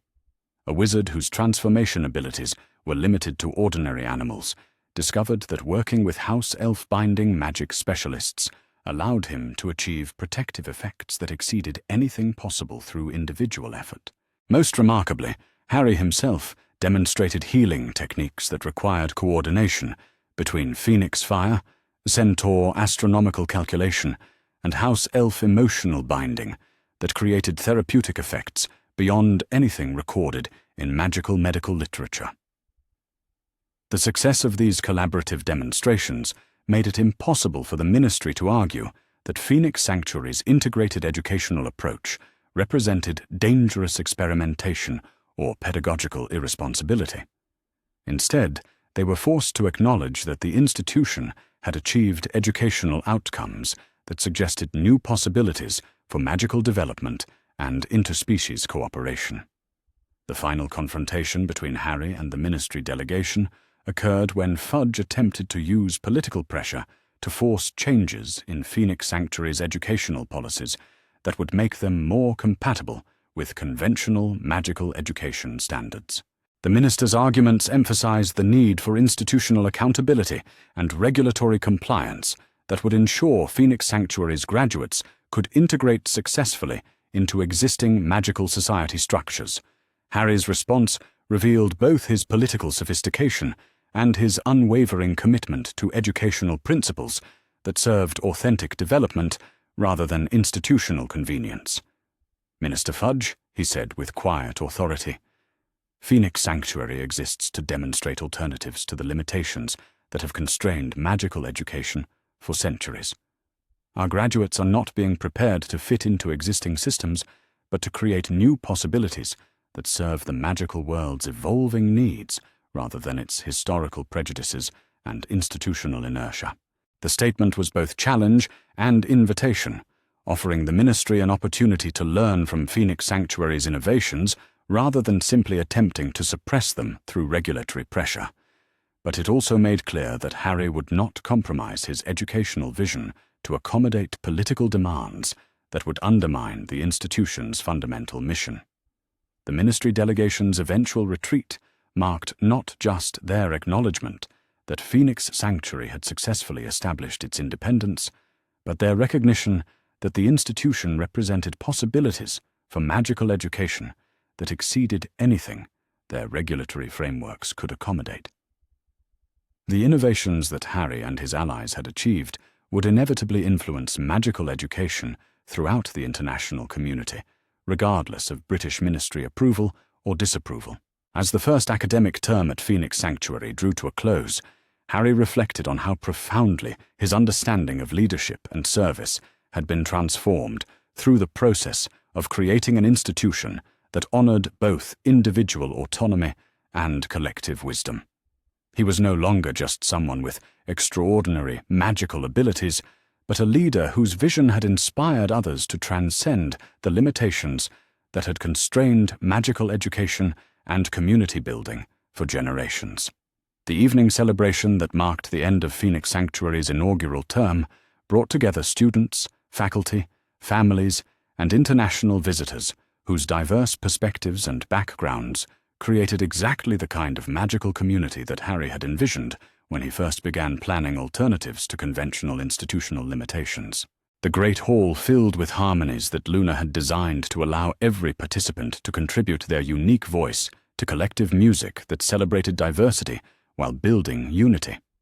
Harry's final address to the gathered community reflected his growth from a boy who had been shaped by others' limitations to a leader whose vision opened new possibilities for magical development and interspecies cooperation. The phoenix fire within him burned with steady intensity as he spoke about futures that would be shaped by principles of healing and integration rather than domination and control. Phoenix Sanctuary represents only the beginning of what becomes possible when magical education honors the full spectrum of magical consciousness and ability, Harry said to the assembled gathering. Our graduates will carry these principles into magical communities around the world, demonstrating that diversity is strength, that collaboration creates possibilities that individual effort cannot achieve, and that magical power serves its highest purpose when it heals rather than harms, protects rather than dominates, and builds community rather than enforcing hierarchy. The response from students whose lives had been transformed through educational opportunities that honored their authentic natures while challenging them to grow beyond their individual limitations was both moving and inspiring. Young magical beings who had been marginalized by conventional educational systems stood together as equals, their combined abilities and wisdom representing exactly the kind of magical community that could reshape relationships between species and traditions throughout the magical world. As the celebration continued into the night with demonstrations of collaborative magic that revealed new possibilities for healing, protection, and creative expression, Harry found himself surrounded by friends and allies whose combined vision had transformed theoretical possibility into magnificent reality. Mrs. Fig's strategic planning, Luna's dimensional magic, Sirius's underground connections, and the wisdom of magical creatures from around the world had created something unprecedented in magical history. The phoenix fire that burned within Harry's chest pulsed with satisfaction as he considered the letters that had already arrived from magical communities around the world requesting assistance in establishing their own Phoenix Sanctuary campuses.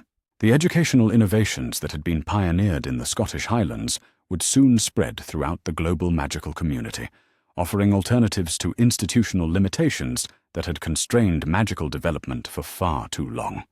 But perhaps most importantly, Harry had proven that individual transformation could inspire collective change when guided by principles that valued authentic development over institutional convenience. His journey from powerless victim to visionary leader demonstrated that even the most extraordinary magical abilities found their highest expression through service to communities and causes larger than individual advancement or personal security. As the evening stars appeared overhead, and the last echoes of Luna's dimensional harmonies faded into peaceful silence, Harry stood in the gardens of Phoenix Sanctuary, surrounded by magical plants that thrived under the nurturing influence of phoenix fire and collaborative creature magic. The boy who had once been trapped by others' limitations had learned to create possibilities that served the magical world's highest potentials and deepest needs. Tomorrow would bring new students whose abilities challenged conventional categories, new opportunities to demonstrate that magical education could honor diversity while building community, and new possibilities for healing the ancient divisions between human and creature magical traditions. But tonight, Harry Potter could rest, knowing that his transformation had inspired transformations that would reshape the magical world for generations to come. The ember in his chest pulsed once more as he considered the future that stretched ahead, filled with possibilities that honored both individual uniqueness and collective wisdom. The Phoenix had not just awakened within a single boy, but had inspired the creation of sanctuaries where magical consciousness could develop according to its authentic nature, rather than institutional limitations.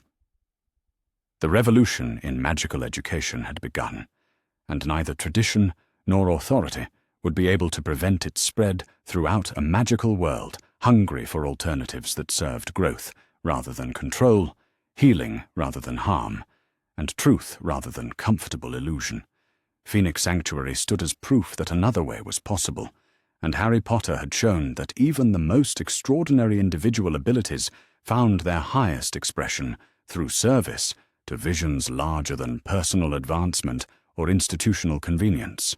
The boy who had been nobody special had become someone whose choices would influence the development of magical consciousness for centuries to come, guided always by the phoenix fire that burned eternal within him, patient and powerful, ready to transform whatever it touched according to principles of love, wisdom, and authentic service to the magical world's endless possibilities for growth and healing. Harry Potter woke to the sound of gentle knocking on his cupboard door, a sound so foreign to his experience at number 4 Privet Drive that for a moment he thought he must still be dreaming. The events of the previous day came flooding back with crystalline clarity. The broken plate, Uncle Vernon's rage, the impossible transformation, and the kitchen filled with golden flames that burned without consuming. He pressed his hand against his chest and felt the ember of warmth still glowing there, proof that none of it had been a nightmare or fevered imagination. The knocking came again, soft and patient, accompanied by a voice he recognized but had never heard speak with such kindness. "Harry, dear, it's Mrs. Figg. I know you're awake in there. We need to talk about what happened yesterday." Harry fumbled for the door handle, his mind racing through possibilities and consequences. Arabella Figg had been a fixture in his life for as long as he could remember, the batty old woman who looked after him when the Dursleys went out and couldn't find anyone else to take him. Her house smelled of cats and cabbage, and she had always seemed slightly addled, rambling about her various felines as if they were the most fascinating creatures in existence. But something in her voice now was different. The scattered vague quality was gone, replaced by a crisp awareness that made Harry wonder how much of her peculiar behavior had been an elaborate performance. He opened the cupboard door carefully, peering out into the hallway where Mrs. Figg stood with a small medical bag in one hand and an expression of genuine concern on her weathered face. "Come along then," she said briskly, extending her free hand toward him. "Let's get you properly looked at. I suspect you've got burns that need tending, and we have a great deal to discuss before your relatives return." Harry climbed out of the cupboard, noticing for the first time that his clothes were singed around the edges, and his arms bore red marks that he hadn't felt during the chaos of his transformation. Mrs. Figg examined him with professional efficiency, her fingers gentle but thorough, as she checked his hands and forearms for signs of serious injury. "You're lucky," she murmured, applying a cool, sweet-smelling salve to the worst of the burns. "These could have been much worse if you hadn't instinctively protected yourself. Phoenix fire burns differently than ordinary flame, but it can still damage human skin when the transition is uncontrolled." The casual way she mentioned Phoenix fire made Harry's blood run cold. He stared at her with wide eyes, searching her face for any sign that she was guessing or making assumptions based on incomplete information. But her expression remained matter-of-fact, as if discussing impossible transformations was as ordinary as commenting on the weather. "You know what happened to me," Harry said, his voice barely above a whisper. "You know about the bird and the flames and everything?" Mrs. Figg finished bandaging a particularly nasty burn on his wrist before meeting his gaze directly. Her eyes, which he had always thought were merely the faded blue of advanced age, now seemed sharp and knowing, holding depths of knowledge that made him feel very small and very young. "I know more than you might expect, Harry Potter," she replied with gentle firmness. "I know about magic and magical creatures and transformations that shouldn't be possible according to the established rules of Wizarding Society. More importantly, I know about your parents and the circumstances that led to your placement with the Dursleys." She guided him toward the kitchen, moving with more purpose and coordination than he had ever seen from her before. The morning light streaming through the windows revealed a space that looked exactly as it had before his transformation, pristine and untouched by fire. But Harry could still sense something different in the air, a faint trace of magic that made the hair on his arms stand up. "Sit down," Mrs. Figg instructed, pulling out a chair at the breakfast table. "We have perhaps an hour before Vernon and Petunia work up the courage to return, and there are things you need to understand before they do." Harry settled into the chair, his mind buzzing with questions that seemed to multiply faster than he could organize them. The woman busying herself at the counter bore no resemblance to the scattered, cat-obsessed neighbor he thought he knew. Her movements were precise and efficient, and there was an authority in her bearing that commanded attention and respect. "First things first," she said, turning to face him with 2 cups of tea in her hands. "My name is Arabella Doreen Figg, and I am what the magical world calls a squib." "Do you know what that means?"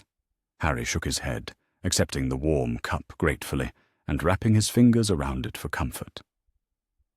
The tea was unlike anything the Dursleys had ever served him, rich and fragrant with hints of honey and herbs that seemed to ease the lingering ache in his chest.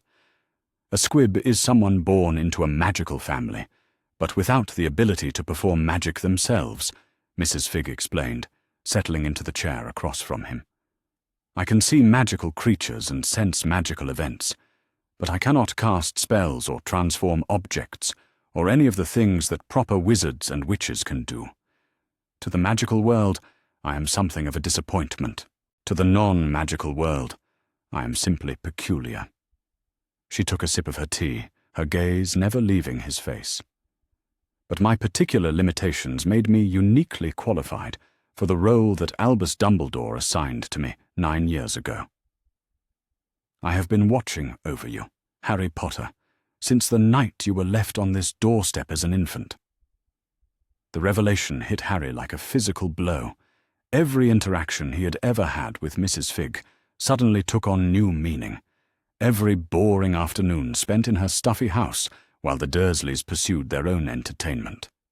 She had not been a random neighbour pressed into babysitting duty, but a deliberate placement, a guardian assigned to monitor his welfare and safety. "You've been spying on me," he said, his voice tight with a mixture of betrayal and confusion. "All these years, you've been reporting back to someone about everything I do." Mrs. Fig's expression softened with what looked like genuine regret. "Not spying, dear boy. Watching over you. There is an important distinction, though I understand why you might not see it that way right now. Professor Dumbledore was concerned for your safety, particularly given your rather unique circumstances." She reached across the table and placed her hand over his, her skin warm and reassuring, despite the bombshell she had just dropped into his carefully ordered understanding of the world. The magical world is not always a safe place for children, especially children with your particular heritage and significance. Dumbledore felt that placing you with your mother's sister would provide both protection and normalcy. Harry pulled his hand away, anger flaring in his chest like the first stirrings of his phoenix fire. "Normalcy," he repeated, his voice dripping with bitter sarcasm. "Is that what you call being locked in a cupboard and treated like a house elf? Is that what passes for protection in your magical world?" Mrs. Fig's face crumpled with what appeared to be genuine anguish. She reached into her bag and pulled out a thick folder filled with papers, photographs, and what looked like official documents. Her hands shook slightly as she opened it, revealing page after page of detailed reports that chronicled years of careful observation. "I have documented everything, Harry," she said quietly. "Every bruise, every missed meal, every cruel word and harsh punishment. I have photographs of you sleeping in that awful cupboard, medical notes about your size and weight compared to other children your age, and detailed accounts of the psychological damage being inflicted by your relatives' treatment." Harry stared at the evidence of his suffering, laid out like exhibits in a court case. Seeing it all organized and catalogued made something twist painfully in his stomach, as if his pain and humiliation had been reduced to data points for analysis. "If you knew all of this was happening, why didn't you stop it?" he asked, his voice breaking despite his efforts to stay strong.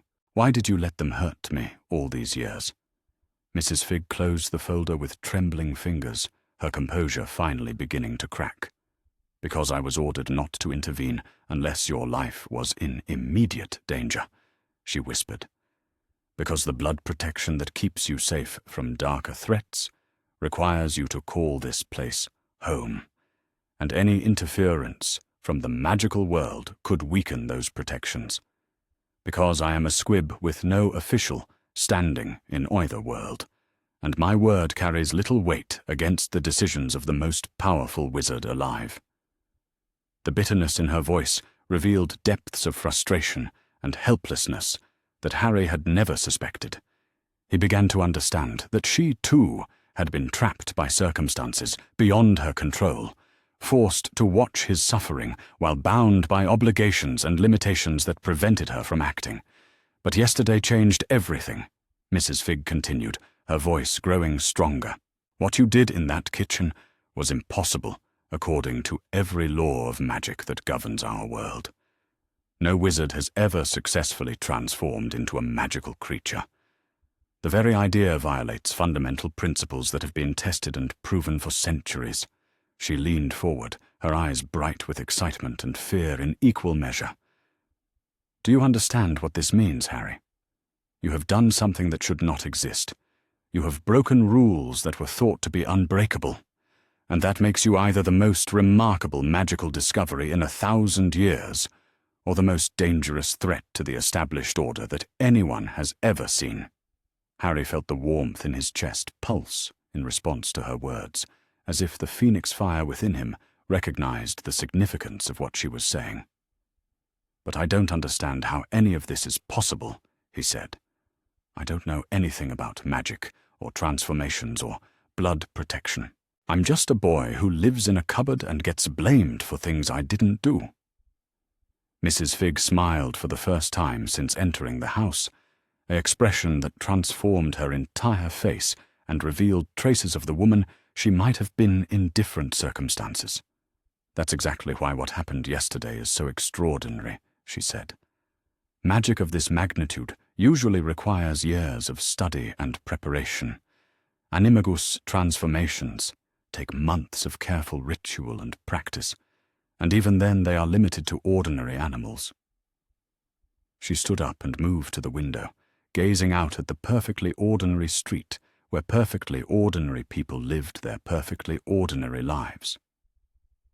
"But you, Harry Potter, managed to transform into a phoenix through pure instinct and emotional necessity. You bypassed every safety measure and limitation that the magical world has put in place to prevent exactly this kind of occurrence." The implications of what she was saying began to sink in, creating a mixture of pride and terror that made Harry's hands shake around his teacup. If his transformation was so unprecedented, so theoretically impossible, then what did that mean for his future? Would the magical world welcome him as a miracle, or fear him as an aberration that needed to be controlled or eliminated? "There's something else you need to know," Mrs. Figg said, returning to the table with a serious expression. "Something about phoenix magic, specifically, and why your particular transformation carries significance beyond its mere impossibility." She pulled a leather-bound book from her bag, its pages yellowed with age, and its cover worn smooth by countless hands. The text was written in a flowing script that seemed to shimmer slightly in the morning light, and the illustrations showed magnificent birds wreathed in flames of every conceivable color. "Phoenixes are not ordinary magical creatures," she explained, opening the book to a page that showed a detailed anatomical drawing of a phoenix in flight. "They are beings of pure magical energy, creatures that exist at the intersection of life and death, creation and destruction. Their tears have healing properties more powerful than any potion. Their feathers can be used to create wands of extraordinary potency, and their song can inspire courage or despair, depending on the intentions of the singer." Harry studied the illustrations with fascination, noting the similarities and differences between the creatures shown and what he remembered of his own transformed state. The phoenix in the book was beautiful but alien, a being of such otherworldly perfection that it seemed more like a force of nature than a living animal.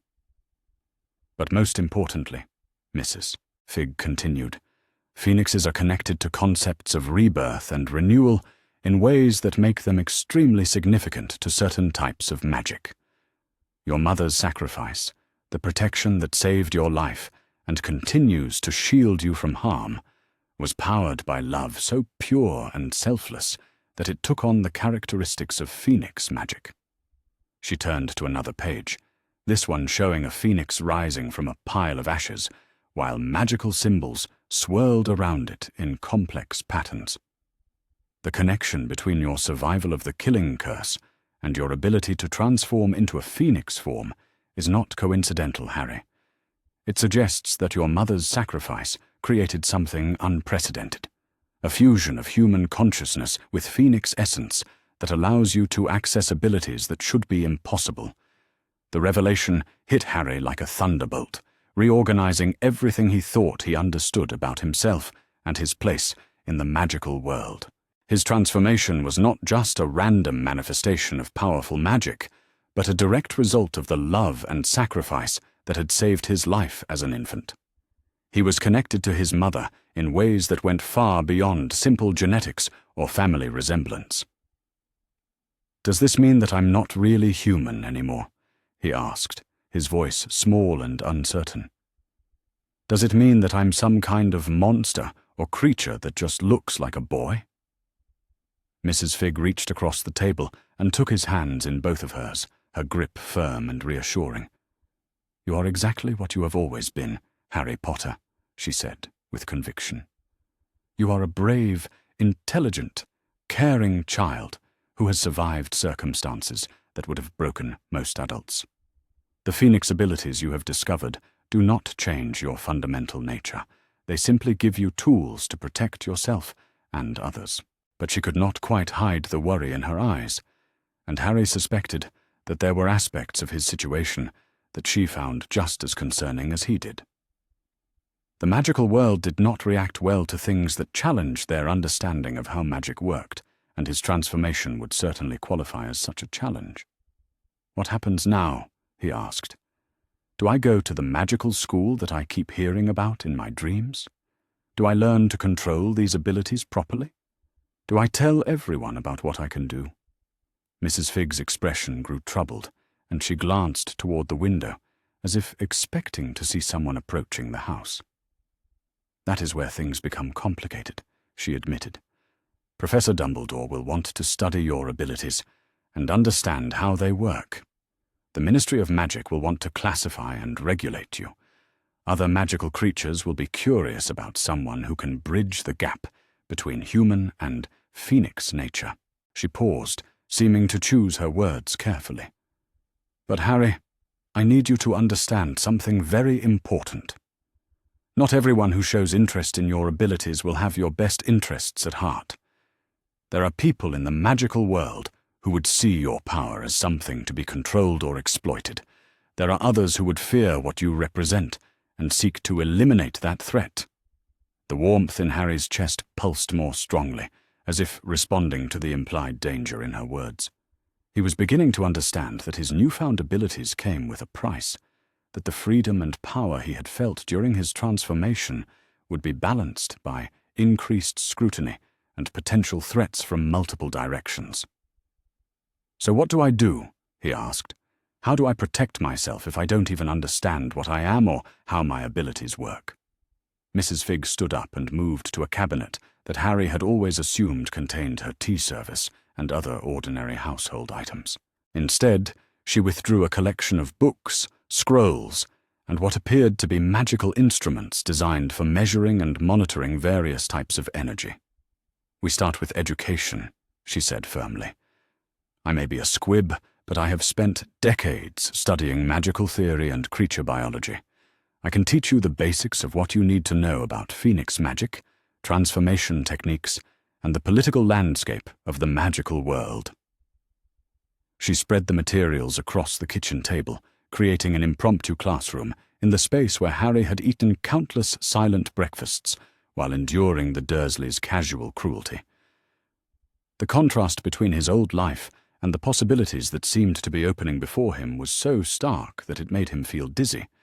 "But more importantly," she continued, "we need to develop a strategy for managing the information that Professor Dumbledore and others will want to extract from you.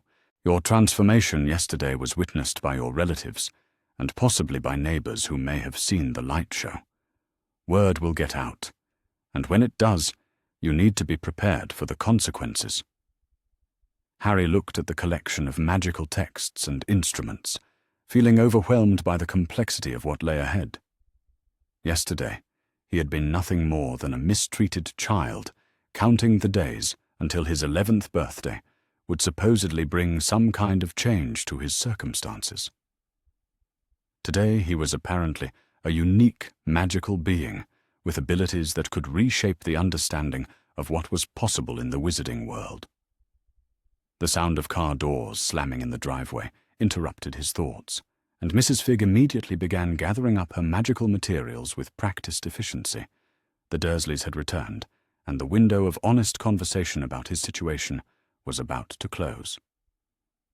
"Remember, Harry," she said urgently, as she packed the last of the books into her bag, "what we have discussed this morning remains between us for now. When Professor Dumbledore comes to investigate what happened yesterday, and he will come, you must be very careful about how much you reveal. Tell him about the transformation, but do not mention the extent of your control or understanding. Let him think you are confused and frightened rather than aware and capable." Harry nodded, though the idea of deliberately deceiving the most powerful wizard in the world made his stomach churn with anxiety. But he was beginning to understand that information was a form of power, and in a world where his abilities made him valuable to some and threatening to others, controlling what people knew about him might be his only form of protection. Mrs. Figg moved toward the kitchen door, transforming back into the scattered, slightly dotty woman that the Dursleys expected to encounter, but she paused at the threshold and looked back at him with an expression of fierce protectiveness that reminded him, for just a moment, of what it might feel like to have someone truly care about his welfare. "You are not alone in this, Harry Potter," she said softly. "You have never been alone, even when it felt like the entire world had abandoned you. I will continue to watch over you, and when the time comes, I will help you make the choices that will determine what kind of man you become." The front door opened with its familiar creak, followed by the hesitant footsteps of 3 people who were clearly reluctant to enter their own home. Uncle Vernon's voice carried from the hallway, pitched higher than usual and filled with the kind of nervous bluster that indicated he was trying to convince himself as much as anyone else. It was just some kind of electrical problem, he was saying to someone, probably Aunt Petunia. Old wiring, maybe a power surge from the storm last night. Nothing that can't be fixed with a proper electrician and some new fixtures. But his voice lacked its usual bombastic confidence, and Harry could hear the underlying tremor that suggested Uncle Vernon was far from convinced by his own explanation. The encounter with Phoenix Fire had shaken something fundamental in his uncle's worldview, and no amount of rational explanations would entirely erase the memory of seeing his nephew transform into a creature of living flame. Mrs. Figg had slipped out through the kitchen's back door, leaving only the faint scent of her herbal tea and the lingering sense that Harry's world had shifted on its axis in ways that could never be undone. He sat at the breakfast table, trying to look like nothing more than a confused 9-year-old boy who had witnessed something beyond his understanding. The Dursleys entered the kitchen as a group, huddled together like frightened animals, approaching a watering hole where predators might be lurking. Aunt Petunia's face was pale and drawn, her usual composure replaced by barely controlled hysteria. Dudley clung to her side, his piggy eyes darting around the room as if expecting monsters to leap out from behind the appliances. Uncle Vernon attempted to project an air of authority and control, but his hands shook as he examined the kitchen for signs of damage that his rational mind insisted should be there. When he found nothing out of place, no trace of fire or smoke, or any indication that anything unusual had occurred, his confusion and fear only deepened. "You," Vernon said, pointing a thick finger at Harry with considerably less confidence than usual. "What did you do yesterday? What kind of freakish nonsense was that light show?" Harry looked up at his uncle with wide, innocent eyes, channeling every ounce of confusion and bewilderment that he could muster. "I don't know what you mean, Uncle Vernon," he said in a small voice. "I was just cleaning the kitchen like you told me to. Then there were all those sirens and people shouting, but I never saw any lights." The lie rolled off his tongue with surprising ease, and he realized that years of surviving in this household had taught him skills that might prove useful in navigating the much larger and more dangerous deceptions that lay ahead. If he could convince the Dursleys that they had imagined or misinterpreted what they had seen, it might buy him time to better understand his abilities before facing the magical world's scrutiny. "Don't lie to me, boy," Vernon snarled. but his voice lacked its usual venom. "We saw you turn into some kind of bird thing. We saw the whole kitchen on fire. You can't pretend that didn't happen." But even as he spoke, Harry could see the doubt creeping into his uncle's expression. The kitchen around them was pristine and undamaged, exactly as it had been before the transformation. There was no evidence to support the impossible things they thought they had witnessed, and Uncle Vernon's rational mind was already working to convince him that stress and imagination had created false memories. "Maybe you should sit down, Uncle Vernon," Harry suggested, with carefully crafted concern. "You look tired. Maybe you and Aunt Petunia have been working too hard, and your eyes played tricks on you." It was a masterful stroke, offering Vernon an explanation that allowed him to maintain his dignity while dismissing the supernatural events that threatened his worldview. Harry watched as his uncle seized on the possibility eagerly, his desire to return to a world of predictable normalcy overriding the evidence of his own senses. The rest of the morning passed in a strange atmosphere of forced normalcy, with each member of the household trying to convince themselves that the previous day's events had been nothing more than a shared hallucination brought on by stress and overwork. The Dursleys threw themselves into ordinary domestic activities with the fervor of people desperate to prove that their lives were still under their control. But Harry could see the cracks in their facade, the way Aunt Petunia's hands trembled as she prepared lunch, the way Uncle Vernon startled at every unexpected sound, the way Dudley refused to be alone in any room where Harry was present. They had seen something that challenged everything they believed about the world, and no amount of rational explanation would entirely erase that knowledge. As the day wore on, Harry found himself thinking about Mrs. Figg's warning that Professor Dumbledore would come to investigate. The most powerful wizard in the world would not be as easily deceived as the Dursleys, and Harry would need to be much more careful about managing information when that confrontation occurred. The warmth in his chest pulsed gently, a constant reminder of the power that lay dormant within him. He had taken the first step into a world of magic and wonder that he had never imagined possible, but he was beginning to understand that each new revelation would bring its own challenges and dangers. For now, he would continue to play the role of confused victim, gathering information and building allies while he learned to understand and control his abilities. But somewhere deep inside, in the place where Phoenix fire burned eternal, Harry Potter was already beginning to plan for a future where he would never again be powerless in the face of those who sought to control or harm him. The afternoon sun slanted through the kitchen windows, casting familiar shadows across familiar surfaces, but Harry knew with absolute certainty that nothing in his life would ever be ordinary again. The Phoenix had awakened, and with it, possibilities that stretched far beyond the narrow confines of Privet Drive and the small-minded cruelty of people who feared what they could not understand. Tomorrow would bring new challenges and new choices, but today had given him something that he had never possessed before: hope, power, and the knowledge that he was connected to something far greater and more magnificent than the mundane world that had tried so hard to diminish him. The ember in his chest pulsed once more, patient and eternal, waiting for the moment when it would once again burst into glorious flame. The doorbell chimed at precisely 11:30 in the morning, 2 days after Harry's transformation had turned the Dursley household upside down.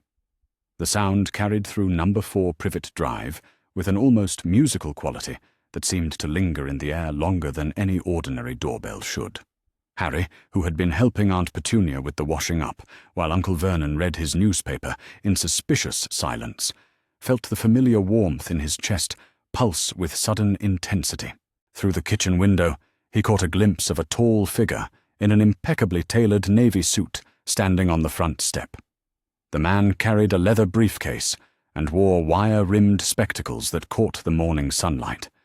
To any observer, he appeared to be exactly what his identification claimed: Harold Worthington, from Consolidated Insurance Assessors, investigating the unusual electrical incident that had reportedly occurred at the residence.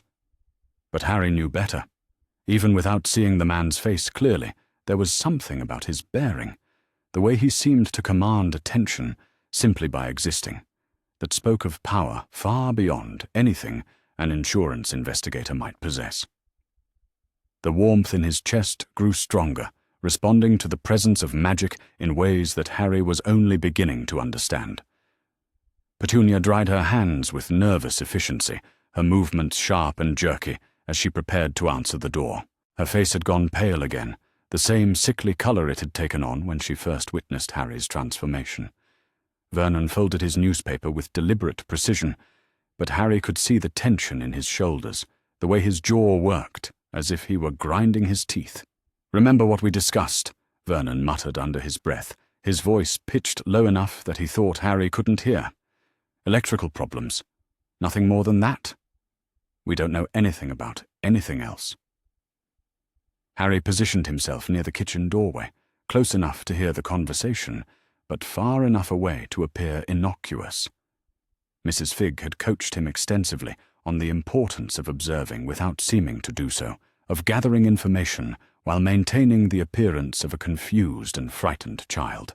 The front door opened to reveal not just the insurance investigator, but Professor Albus Dumbledore in all his carefully disguised glory.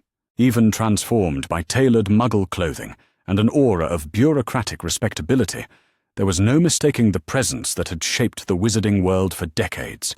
His blue eyes held the same twinkle that Harry had heard described in whispered stories, and his silver beard, though trimmed shorter than usual, still carried an air of ancient wisdom. "Good morning," Dumbledore said, in a voice that was warm honey over steel.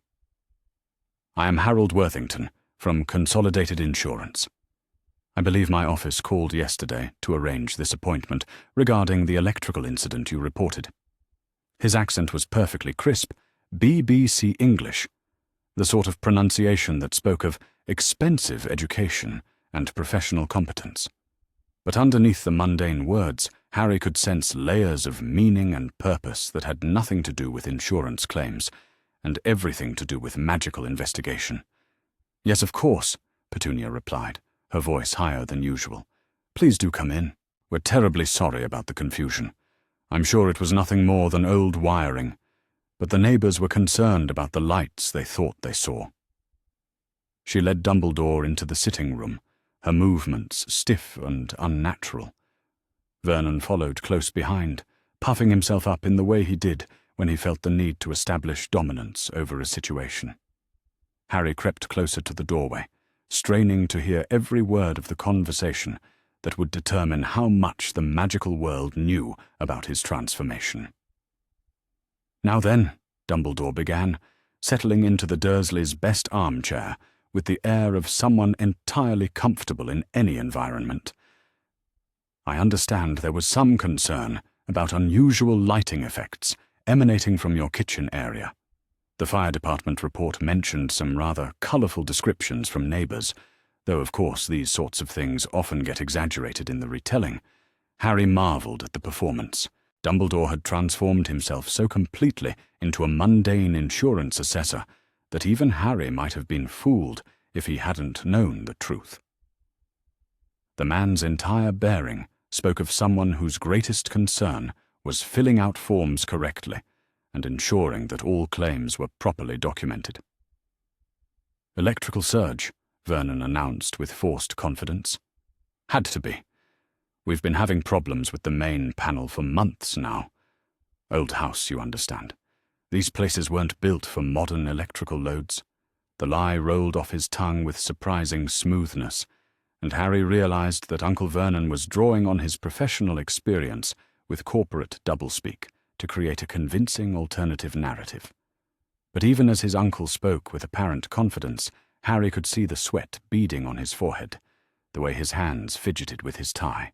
"I see," Dumbledore replied, making notes in a leather-bound pad that looked far too expensive for a routine insurance investigation. "And you mentioned that the primary effects were visual? Unusual lighting patterns, perhaps some discoloration of fixtures or surfaces." "Nothing damaged," Petunia interjected quickly. That's the strange part.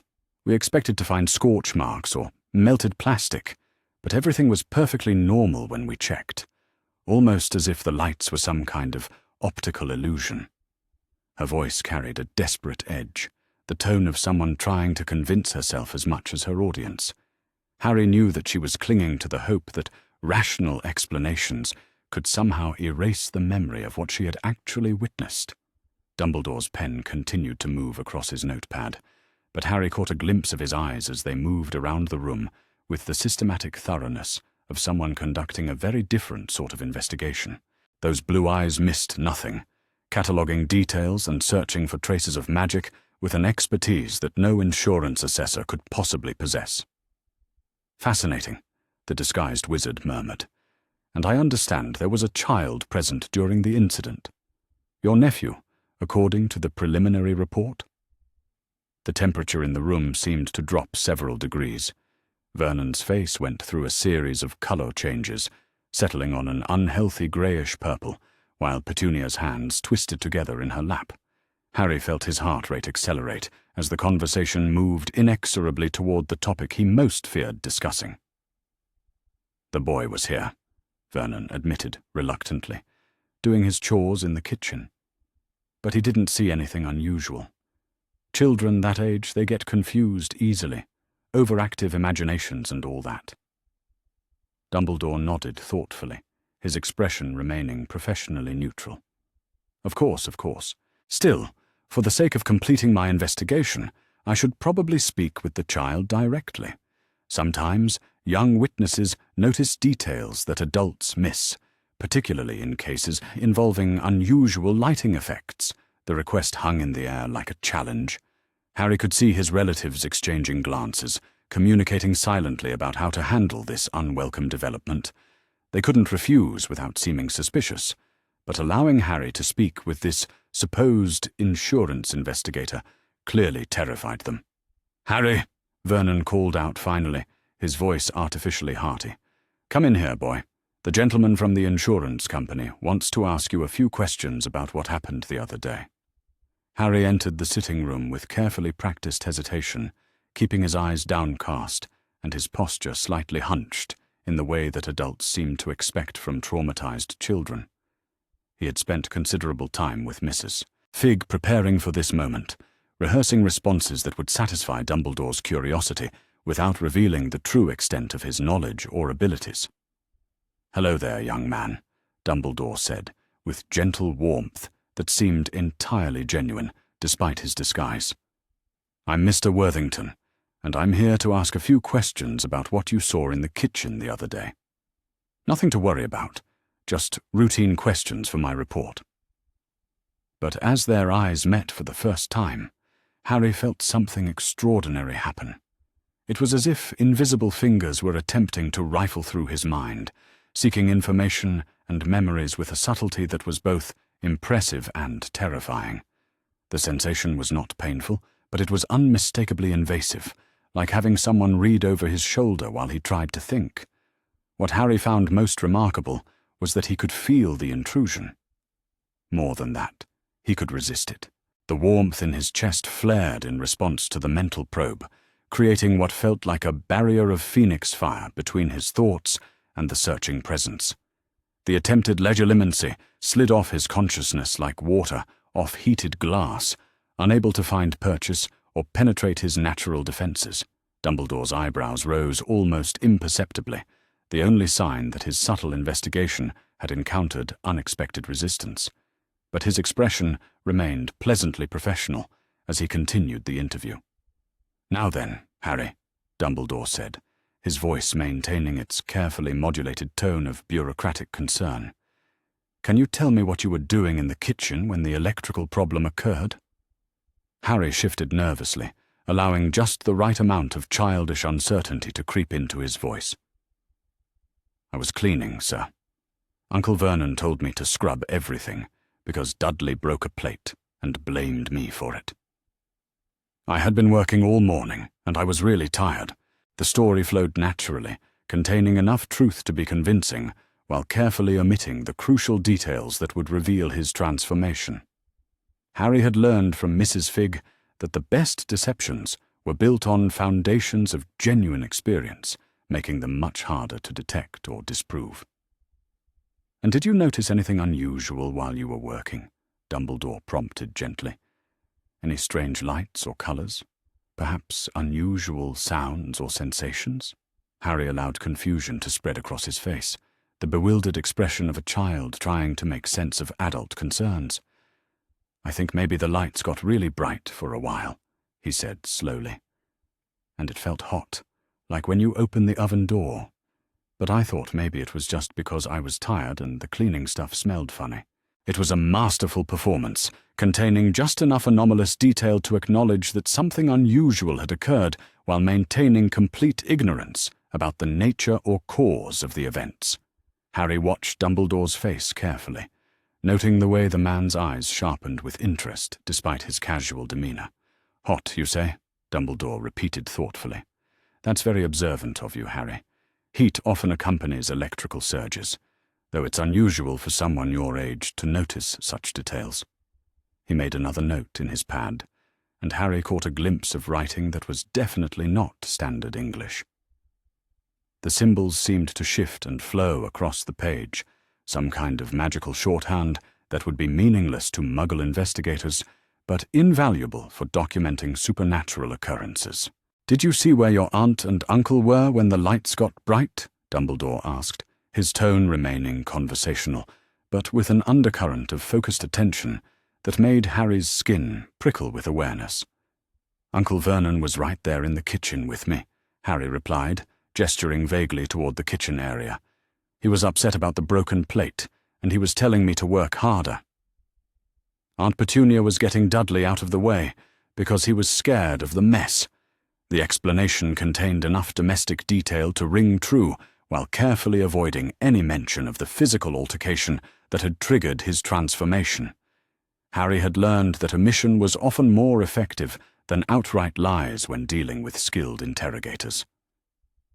Dumbledore nodded slowly, his penetrating gaze never leaving Harry's face. Throughout the questioning, Harry could feel periodic attempts at mental intrusion, subtle probes that tested the strength of his psychological defenses. But the phoenix fire within him continued to provide protection, creating an impenetrable barrier that frustrated every attempt at unauthorized access to his thoughts. "You mentioned that the cleaning supplies smelled funny," Dumbledore said, latching onto the detail with the persistence of someone who recognized its significance. "Can you describe that smell? Was it different from what you would normally expect?" Harry scrunched up his face, in the expression of a child trying to recall an unpleasant sensory experience. "Kind of like when Aunt Petunia burns dinner," he said finally. "But sweeter, too. And it made my eyes water, but not in a bad way exactly." The description was carefully crafted to suggest the scent of magical fire without explicitly identifying it as such. Mrs. Figg had coached him on how to provide details that would satisfy Dumbledore's investigative instincts while maintaining plausible deniability about their supernatural origins. "Very interesting," Dumbledore murmured, making more notes in his mysterious shorthand. "And after the lights got bright and the smell appeared, what happened next? Did everything return to normal immediately, or was there a gradual change?" Harry lowered his eyes and fidgeted with the hem of his oversized shirt, the picture of a confused child struggling to organize chaotic memories. "Everything got really confusing," he said quietly. "Uncle Vernon and Aunt Petunia started shouting and running around. Then there were sirens outside, and lots of people came to the house. But when I looked around later, everything in the kitchen looked exactly the same as before." The apparent bewilderment in his voice concealed the careful calculation behind each detail. He was providing Dumbledore with a narrative that acknowledged the observable facts, while attributing all supernatural elements to confusion and misperception. Dumbledore leaned back in his chair, his expression thoughtful as he processed the information he had gathered. Harry could practically see the wizard's brilliant mind working through the implications of what he had heard, comparing it against his vast knowledge of magical phenomena, and trying to identify patterns that might explain the unusual occurrence. "One final question, Harry," Dumbledore said, his voice taking on a slightly different quality that made the hair on Harry's arms stand up. "During all of this excitement, did you ever feel like you were somewhere else? Or like you were seeing things from a different perspective?" Sometimes when people are frightened or confused, their minds play tricks on them. The question was a trap, Harry realized with crystal clarity. Dumbledore was fishing for any indication that Harry had experienced an out-of-body sensation or perspective shift that might indicate transformation or possession. The inquiry was phrased to sound like a routine psychological assessment, but it was actually a sophisticated probe designed to uncover evidence of magical alteration. Harry allowed his face to scrunch up in confusion, as if the question itself was too complex for his young mind to fully grasp. "I don't think so," he said slowly. "I just remember being scared and wanting everything to stop being so loud and confusing. Sometimes, when I'm really frightened, I kind of hide inside my head and wait for things to get better." The response was psychologically plausible, while completely avoiding the implication that he had experienced any kind of supernatural perspective shift. Harry was proud of how naturally the deflection had emerged, suggesting genuine childish coping mechanisms while providing no useful information about his actual experiences. Dumbledore studied him for a long moment, those penetrating blue eyes seeming to search for any crack in his carefully constructed facade. Harry met his gaze with the wide-eyed innocence that adults seem to find reassuring in children, allowing just a hint of nervous uncertainty to show through. "Thank you very much, Harry," Dumbledore said finally, closing his notepad with a decisive snap. "You've been very helpful. Children often notice things that adults miss, and your observations will be valuable for completing my investigation." He turned his attention back to Vernon and Petunia, but Harry noticed that his peripheral vision remained focused on Harry's location. The wizard was still watching, still evaluating, still searching for any behavioral cues that might contradict the innocent narrative that had been presented to him. "Now then, Mr. and Mrs. Dursley," Dumbledore continued in his professional insurance investigator voice, "based on my preliminary assessment, I believe we can categorize this incident as a minor electrical anomaly caused by aging infrastructure. However, I would recommend having a qualified electrician inspect your main panel to prevent similar occurrences in the future." The relief that flooded Vernon and Petunia's faces was almost comical in its intensity. They had been preparing for much more intensive questioning, possibly even accusations of insurance fraud or child endangerment. Instead, they were being offered exactly the mundane explanation they desperately wanted to believe. "Of course," Vernon agreed quickly. "Already scheduled for next week. Can't be too careful with electrical systems, especially in a house this age." The lie came so easily that Harry wondered if his uncle was beginning to believe his own fabricated narrative. People had a remarkable capacity for self-deception when the truth threatened their fundamental understanding of how the world worked. "Excellent," Dumbledore replied with professional satisfaction. "I'll note in my report that the homeowners are taking appropriate remedial action. That should satisfy the underwriters and close this claim without further investigation." But even as he spoke, the words that would officially end the insurance investigation, Harry could sense that Dumbledore's true inquiry was far from over. The wizard had gathered significant information during his visit, and his penetrating intelligence would be analyzing every detail for clues about what had really occurred in the Dursley kitchen. As Dumbledore prepared to leave, he paused at the sitting-room doorway and looked back at Harry with an expression that seemed somehow different from his previous professional demeanor. For just a moment, the mask of Harold Worthington slipped, and Harry caught a glimpse of the legendary wizard who had shaped the magical world for decades. "Take care of yourself, Harry," he said quietly, his voice carrying undertones of meaning that had nothing to do with insurance investigations. "Growing up can be a challenging time, especially for young people who are different in ways that others might not understand. Remember that there are people in the world who care about your welfare, even when you feel alone." The words sent a chill down Harry's spine, partly because of their obvious sincerity, and partly because they suggested that Dumbledore suspected far more than his questions had revealed. Harry managed a shy nod and a mumbled, "Thank you," maintaining his role as a confused child, even as his mind raced through the implications of what he had just heard. After Dumbledore's departure, the Dursley household settled into an atmosphere of brittle normalcy that felt like walking on eggshells. Vernon and Petunia seemed determined to convince themselves that the official explanation had resolved all their concerns, but Harry could see the lingering fear in their eyes whenever they thought he wasn't looking. The rest of the day passed in a surreal haze of domestic routine, punctuated by moments of barely concealed tension. Dudley remained unusually subdued, staying close to his parents and avoiding any situation that might leave him alone with Harry. The unspoken understanding seemed to be that as long as they all pretended nothing unusual had happened, they could maintain the illusion of control over their circumstances. But Harry knew that the investigation was far from over. Mrs. Figg had warned him that Dumbledore's initial visit would be followed by more subtle forms of monitoring and evaluation. The magical world had been alerted to the possibility that something unprecedented had occurred, and they would not rest until they understood the full scope and implications of what had happened.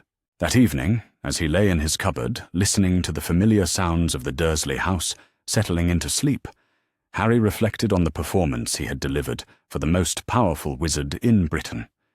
He had successfully deflected Dumbledore's mental probes, provided plausible alternative explanations for the supernatural events, and maintained his cover as an ignorant and confused child. But he also understood that he had only won the first round of what would undoubtedly be a much longer and more complex game. Dumbledore's parting words had made it clear that the wizard suspected there was more to Harry Potter than met the eye, and future encounters would likely involve more sophisticated attempts to uncover the truth. The warmth in his chest pulsed gently as he considered the challenges that lay ahead. His Phoenix abilities had protected him from mental intrusion and provided him with capabilities that he was only beginning to understand. But with those gifts came responsibilities and dangers that would require careful navigation if he hoped to maintain any semblance of autonomy in a world where powerful forces sought to control his destiny.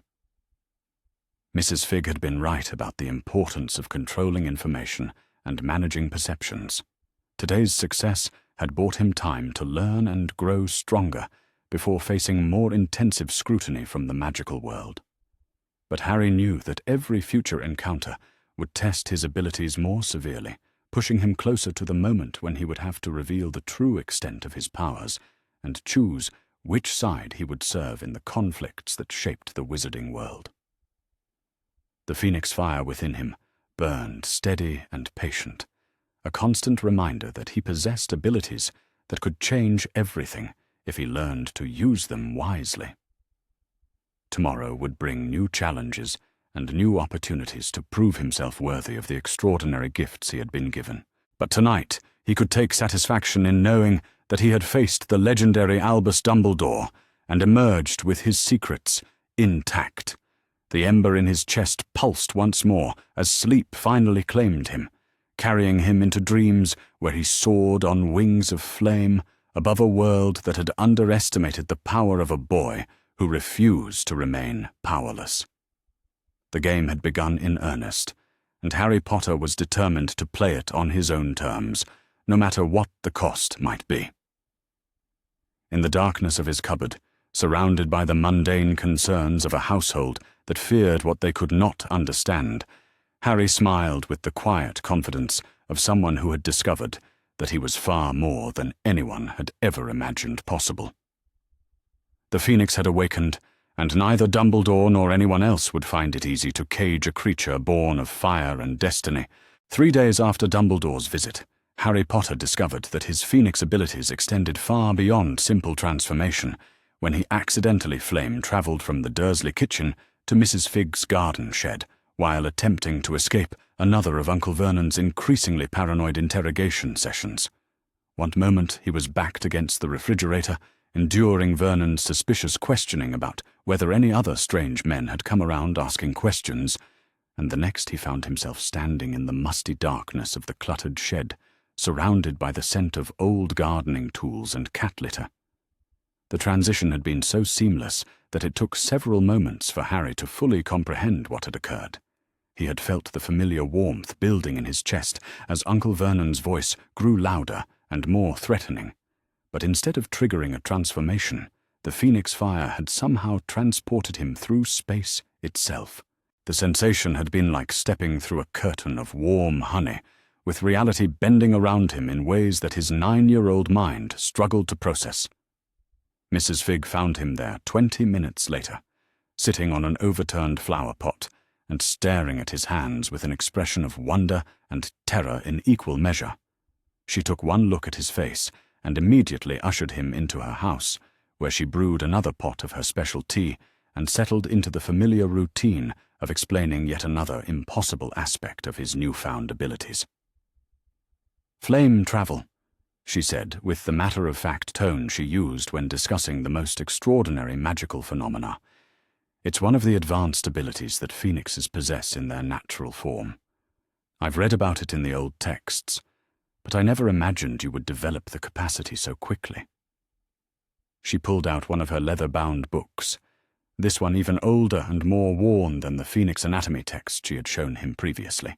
The pages were filled with detailed diagrams showing flame patterns and travel routes, accompanied by dense blocks of text written in multiple languages and scripts. "The theory is quite elegant, actually," Mrs. Figg continued, pointing to a particularly complex diagram that showed a phoenix disappearing into one flame and emerging from another. Phoenix fire exists partially outside normal space, which allows the creature to use flame as a medium for transportation.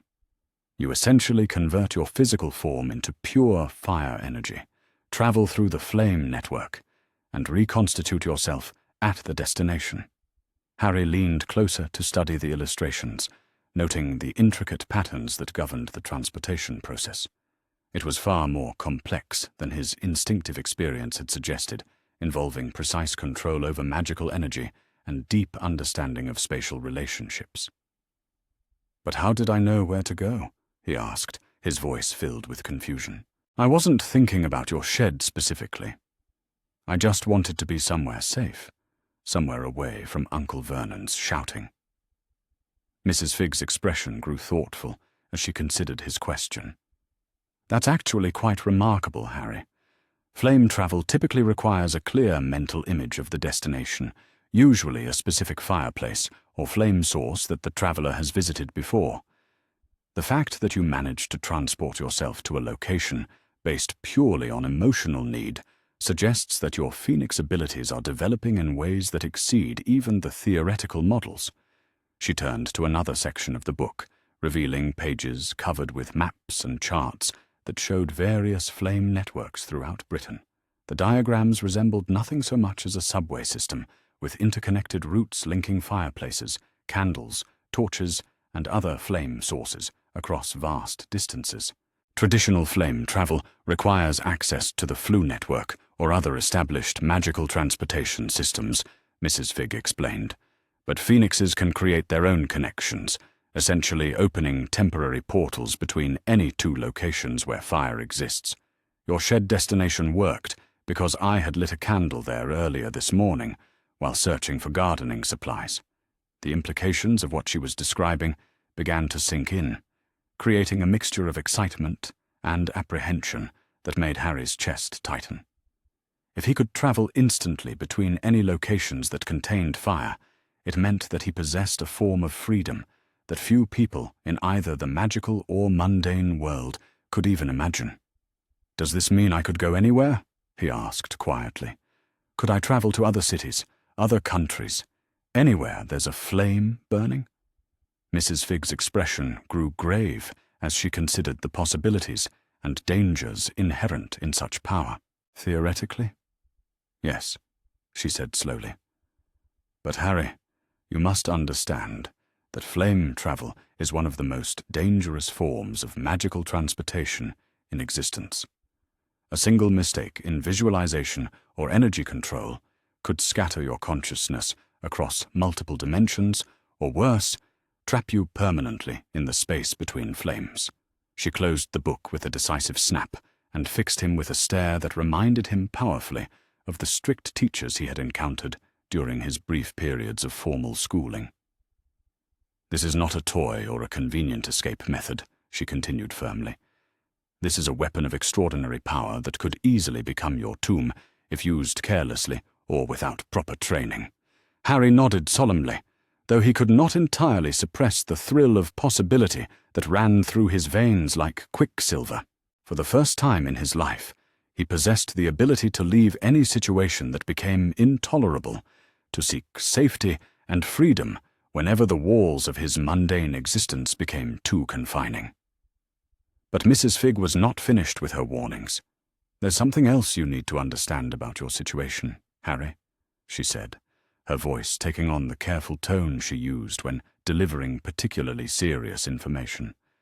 "The surveillance that Professor Dumbledore has placed around Privet Drive is more extensive than you might realize." She moved to her kitchen window and gestured toward the seemingly normal suburban street outside.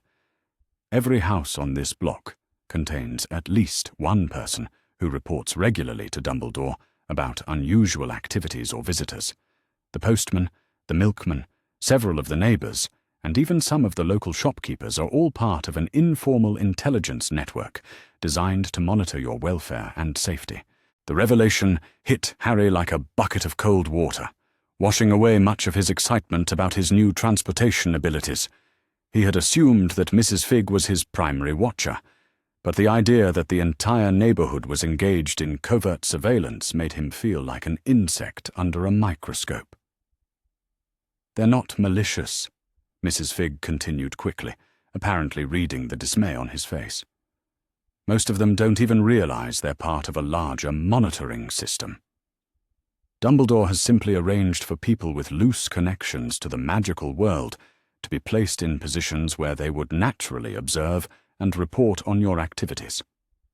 Harry sank into his chair, feeling the weight of invisible chains that he had never suspected existed. "How long has this been going on?" he asked, his voice hollow with the realization of how thoroughly his life had been managed by forces beyond his control. "Since the night you were placed with the Dursleys," Mrs. Figg replied with gentle sympathy. "Dumbledore learned from the mistakes that led to your parents' deaths.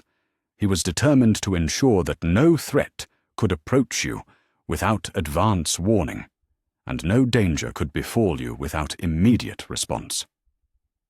The good intentions behind the surveillance did nothing to mitigate Harry's growing sense of suffocation. Every moment of his life had been observed, catalogued, and reported to someone who claimed to care about his welfare, but had allowed years of abuse and neglect to continue unchecked. The contradiction between surveillance and protection seemed almost absurdly cruel. "But there's more you need to know," Mrs. Figg said, her voice dropping to barely above a whisper. "The blood protection that keeps you safe from Voldemort and his followers is not the simple charm that Dumbledore has led others to believe. It's far more complex and far more invasive than anyone realizes." She pulled out another book, this one bound in deep red leather that seemed to pulse with its own inner warmth. The pages were filled with diagrams of runes and ritual circles, accompanied by text that made Harry's eyes water when he tried to focus on it directly. "The protection ritual that your mother performed was not a simple sacrifice of love," Mrs. Figg explained carefully. "It was a binding that connected your life force to the magical signature of your blood relatives, creating a network of protective energy that draws power from the concept of home and family." Harry leaned forward, sensing that he was about to learn something that would fundamentally change his understanding of his own existence. The warmth in his chest began to pulse more rapidly, as if responding to the proximity of information about its own origins. "But here's what Dumbledore has never told you," Mrs. Figg continued, her voice heavy with the weight of long-kept secrets. "The protection requires you to acknowledge Privet Drive as your home, to genuinely accept the Dursleys as your family, at least on some level. If you ever truly reject them, if you completely sever the emotional connections that bind you to this place, the protection will fail. The words hit Harry like a physical blow, reorganizing everything he thought he understood about his situation.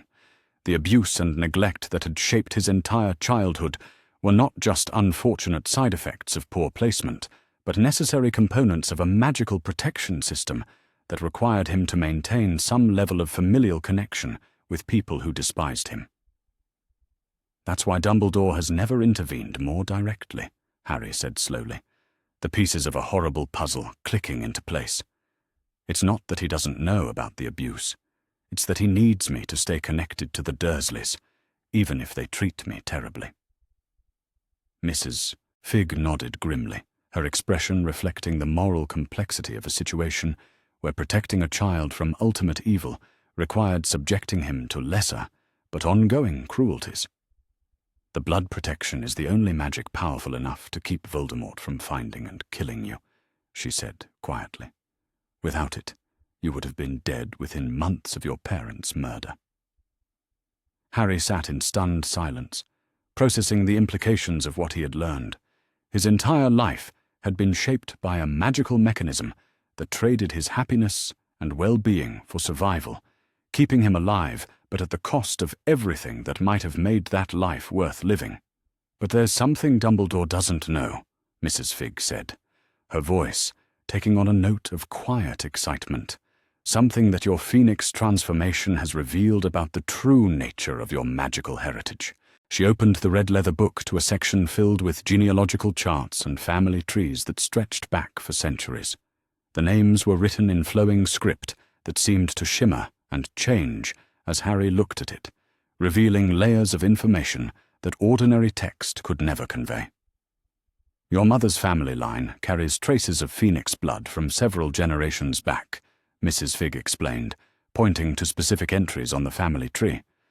"It's extremely diluted, usually manifesting only as enhanced magical resistance and longer lifespans. But in rare cases, when combined with certain types of sacrificial magic, it can reawaken dormant Phoenix characteristics."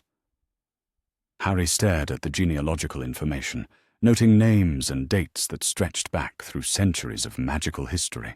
The Evans family line was far more complex and magically significant than anyone had ever suggested, carrying genetic markers that explained both his mother's extraordinary magical abilities and his own unprecedented Phoenix transformation. "The protection ritual that saved your life didn't just create a blood ward," Mrs. Fig continued. "It awakened the Phoenix heritage that had been dormant in your family for generations, fusing it with the sacrificial magic in ways that created something entirely new. You're not just protected by your mother's love, Harry. You've been transformed by it into something that has never existed before." The revelation recontextualized everything about his transformation and abilities, explaining why his Phoenix form had characteristics that differed from those described in traditional texts. He was not simply an Animagus who had achieved an impossible transformation, but a new type of magical being created by the intersection of ancient bloodlines and unprecedented sacrifice. "This explains why your flame travel worked differently than traditional Phoenix transportation," Mrs. Fig said, with growing excitement. "You're not bound by the same limitations as ordinary Phoenixes, because you're not an ordinary Phoenix. You're something unique, something that combines human consciousness with Phoenix abilities in ways that open up entirely new possibilities." Harry felt the warmth in his chest pulse with renewed intensity, as if the Phoenix fire within him was responding to the revelation of its true nature. But along with excitement came a growing sense of unease about what these discoveries might mean for his future relationships with the magical world. "If I'm really this unique," he said slowly, "what happens when other people find out? Will they see me as a person who happens to have Phoenix abilities, or as a Phoenix who happens to look like a person?" The question cut to the heart of his deepest fears about his transformation. Would his humanity be preserved as his abilities developed, Or would he gradually become something so alien that normal human relationships became impossible? Mrs. Figg's expression grew troubled as she considered the implications of his question. That will depend largely on how you choose to present yourself and develop your abilities, she said carefully. The magical world has a tendency to reduce people to their most unusual characteristics, especially when those characteristics challenge fundamental assumptions about what's possible. She closed the genealogy book and looked directly into his eyes with an intensity that reminded him of how serious their situation had become. This is why it's so important that we carefully manage the information that reaches Professor Dumbledore and others in positions of authority, she continued. Once they understand the full scope of what you are and what you can do, they will inevitably try to shape your development according to their own agenda rather than your needs and preferences. Harry nodded, understanding that his earlier deception of Dumbledore was not just a temporary tactical necessity, but the opening move in what would likely be a lifelong struggle to maintain autonomy over his own destiny. The more powerful and unique his abilities proved to be, the more people would want to control and direct those abilities for their own purposes. "What do I need to learn next?" he asked, recognizing that knowledge and skill would be his primary weapons in the conflicts that lay ahead. "How do I develop these abilities safely, without attracting too much attention from people who would want to use me?" Mrs. Figg smiled with approval at his practical approach to their situation. "We start with controlled practice in a secure environment," she said firmly. "My garden shed may not look like much, but it's protected by wards that will prevent magical detection of your practice sessions. You can learn to control your flame travel and other Phoenix abilities without triggering the monitoring systems that Dumbledore has placed around the neighborhood." She stood up and moved toward a cabinet that Harry had always assumed contained her collection of cat food and gardening supplies. Instead, she withdrew a collection of magical instruments that looked like a combination of scientific equipment and medieval torture devices. "These will help you measure and control the energy output of your transformations," she explained, setting the instruments on the kitchen table. "Phoenix fire is notoriously difficult to regulate, but these devices can provide feedback about the intensity and focus of your magical emanations." Harry examined the instruments with fascination, noting the intricate craftsmanship and the way they seemed to respond to his presence by glowing softly with inner light. The idea of approaching his abilities with scientific rigor, rather than simply relying on instinct and emotion, was both exciting and reassuring. "But before we begin any practical training," Mrs. Figg said, her voice taking on the firm tone of an experienced teacher, "we need to establish some fundamental safety protocols. Phoenix fire may feel natural to you now, but it's still one of the most dangerous forms of magical energy in existence. A moment's carelessness could have consequences that last for generations." She pulled out a thick manual bound in fireproof materials, its pages filled with detailed instructions and warning symbols that seemed to pulse with their own inner urgency. Every Phoenix in recorded history who attempted advanced flame manipulation without proper training either died in the attempt or lost their human consciousness permanently, she said grimly. The sobering reminder helped Harry focus on the serious nature of what they were attempting. His abilities might feel like gifts that offered freedom and power, but they came with risks that could easily prove fatal if he approached them with insufficient respect or preparation. Over the next several hours, Mrs. Figg walked him through the theoretical foundations of Phoenix magic, explaining the complex relationships between consciousness, energy, and transformation that governed his abilities. The information was dense and challenging, requiring him to think about magic in ways that went far beyond simple cause and effect relationships. By the time the afternoon sun began to slant through the kitchen windows, Harry's head was spinning with new concepts and possibilities. He had learned that his flame travel abilities could theoretically be extended to include flame creation, allowing him to establish transportation networks in any location where he could kindle even the smallest fire. He had discovered that his Phoenix healing abilities could be directed not just toward physical injuries, but toward magical damage and even psychological trauma. Most importantly, he had begun to understand that his transformation had given him access to magical techniques and theories that were completely unknown to modern wizarding society.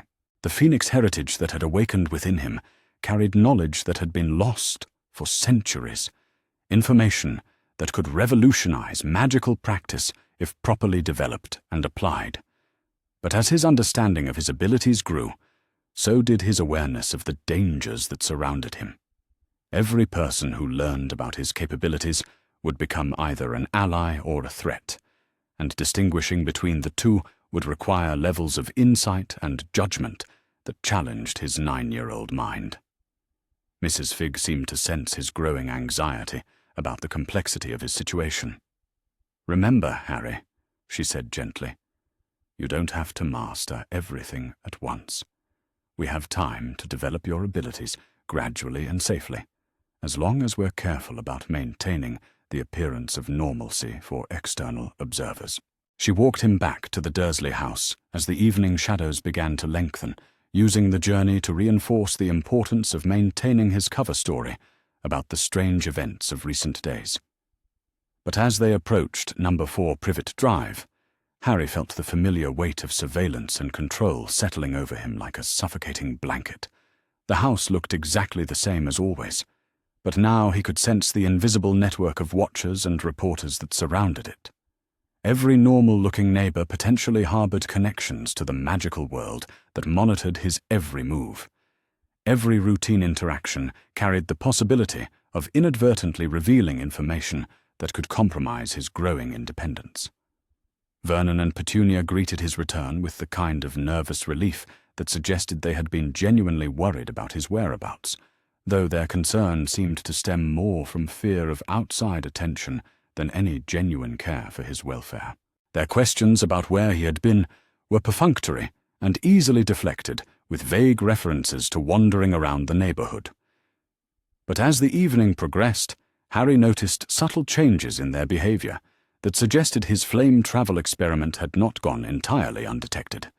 Vernon kept glancing toward the kitchen with expressions that mixed suspicion and fear, while Petunia seemed unusually interested in ensuring that all the lights in the house remained on and bright. That night, lying in his cupboard and listening to the familiar sounds of the Dursley household settling into sleep, Harry reflected on everything he had learned during his extraordinary day. His abilities were far more extensive and significant than he had initially realized, connecting him to magical traditions and possibilities that stretched back through centuries of hidden history. But with knowledge came responsibility and danger that made his previous concerns about transformation seem almost trivial in comparison. He was no longer just a boy who could turn into a phoenix, but a unique magical being whose very existence challenged fundamental assumptions about the nature of magic itself. The warmth in his chest pulsed steadily as he considered the training regimen that Mrs. Fig had outlined for the coming weeks. He would learn to control and direct his abilities with precision rather than relying on instinct and emotion. He would study the theoretical foundations that governed Phoenix magic and its applications. Most importantly, he would develop the skills and knowledge necessary to protect himself from those who would seek to exploit or control his unprecedented capabilities. The Phoenix fire within him burned with patient intensity, ready to be shaped and directed according to his conscious will. Tomorrow would bring new lessons and new discoveries, but tonight he could take satisfaction in knowing that he was no longer completely ignorant about his own nature and potential. For the first time since his transformation, Harry felt genuinely hopeful about his future. He possessed abilities that offered real freedom and genuine power, backed by knowledge and training that would allow him to use those abilities effectively. The road ahead would be challenging and potentially dangerous, but it was a road that he would travel on his own terms, guided by his own choices rather than the manipulations of others. The ember in his chest pulsed once more as sleep finally claimed him, carrying him into dreams where he soared through flame networks that spanned the globe, free from surveillance and control, master of abilities that opened up infinite possibilities for adventure and discovery. The boy who had once been powerless was learning to wield power that could reshape the world itself, and neither Dumbledore nor anyone else would find it easy to cage a phoenix who had finally learned to spread his wings. Harry Potter's first expedition into magical London began at 3 o'clock in the morning on a Tuesday, when the summer heat had finally broken, and a cool breeze whispered through the streets of Little Whinging. He had spent the previous week practicing controlled flame travel in Mrs. Figg's warded shed, learning to focus his destination clearly in his mind before allowing the phoenix fire to consume his physical form and transport him through the network of flames that connected the magical and mundane worlds. The journey from the candle in Mrs. Figg's shed to the dying embers of a hearth in the leaky cauldron took less than a heartbeat, but the sensation remained as extraordinary as his first accidental transportation. Harry felt his consciousness expand and contract simultaneously, existing for a moment as pure energy flowing through channels of fire that stretched across impossible distances. When he reconstituted himself in the dimly lit pub, the familiar warmth in his chest pulsed with satisfaction at the successful transit. The leaky cauldron at this hour bore little resemblance to the bustling establishment he had heard described in Mrs. Figg's stories of magical commerce and social interaction. The main room was empty, except for a few patrons hunched over drinks in the darkest corners, their faces hidden by shadows and their conversations conducted in whispers that carried undertones of secrecy and danger. The bartender, a thin wizard with nervous eyes and trembling hands, looked up from cleaning glasses with an expression that suggested he would prefer not to notice Harry's arrival. Harry moved through the pub with the careful silence that years of avoiding the Dursleys' attention had taught him, heading toward the brick wall that concealed the entrance to Diagon Alley proper. Mrs. Figg had coached him extensively on the sequence of bricks that needed to be tapped to open the magical barrier, but experiencing the transformation firsthand was still breathtaking in its elegant simplicity. The wall folded back upon itself with the fluid grace of origami, revealing the narrow cobblestone street that served as the heart of magical Britain's commercial district. But Diagon Alley at night was a very different place from the cheerful shopping district that most witches and wizards experienced during daylight hours. The shop windows were dark and shuttered, the cheerful banners and colourful displays replaced by shadows that seemed to move with their own sinister purpose. Harry had not come to explore the legitimate businesses that lined the main thoroughfare. Mrs. Figg's research had revealed that Diagon Alley's nighttime economy was dominated by transactions that preferred to avoid official scrutiny, conducted by people whose knowledge of magical history and creature lore often exceeded that of the ministry's official experts. If he wanted to learn about Phoenix Animagi and the legends that surrounded such transformations, the underground community was his best source of information. Knockturn Alley lay just off the main street, hidden behind an archway that most respectable witches and wizards avoided even during daylight hours. The narrow passage twisted and turned through a maze of cramped buildings that seemed to lean inward toward each other, creating a claustrophobic atmosphere that made Harry's skin crawl with unease. But Mrs. Figg had assured him that his phoenix abilities would provide protection against most of the dangers that lurked in magical London's darker corners, and he pressed forward with the determination of someone who had already survived far worse than anything these shadows could offer.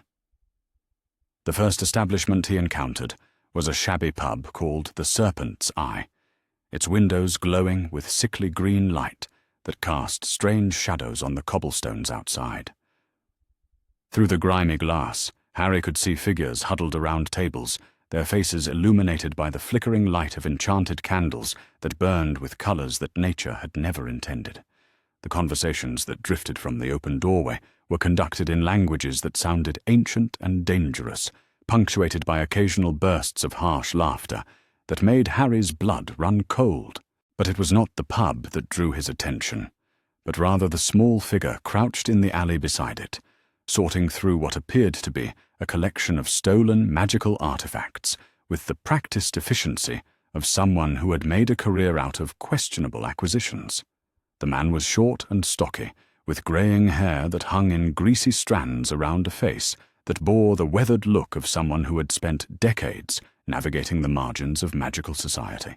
Mundungus Fletcher looked up as Harry approached, his small eyes darting nervously between the boy and the darker recesses of the alley where other figures lurked in the shadows.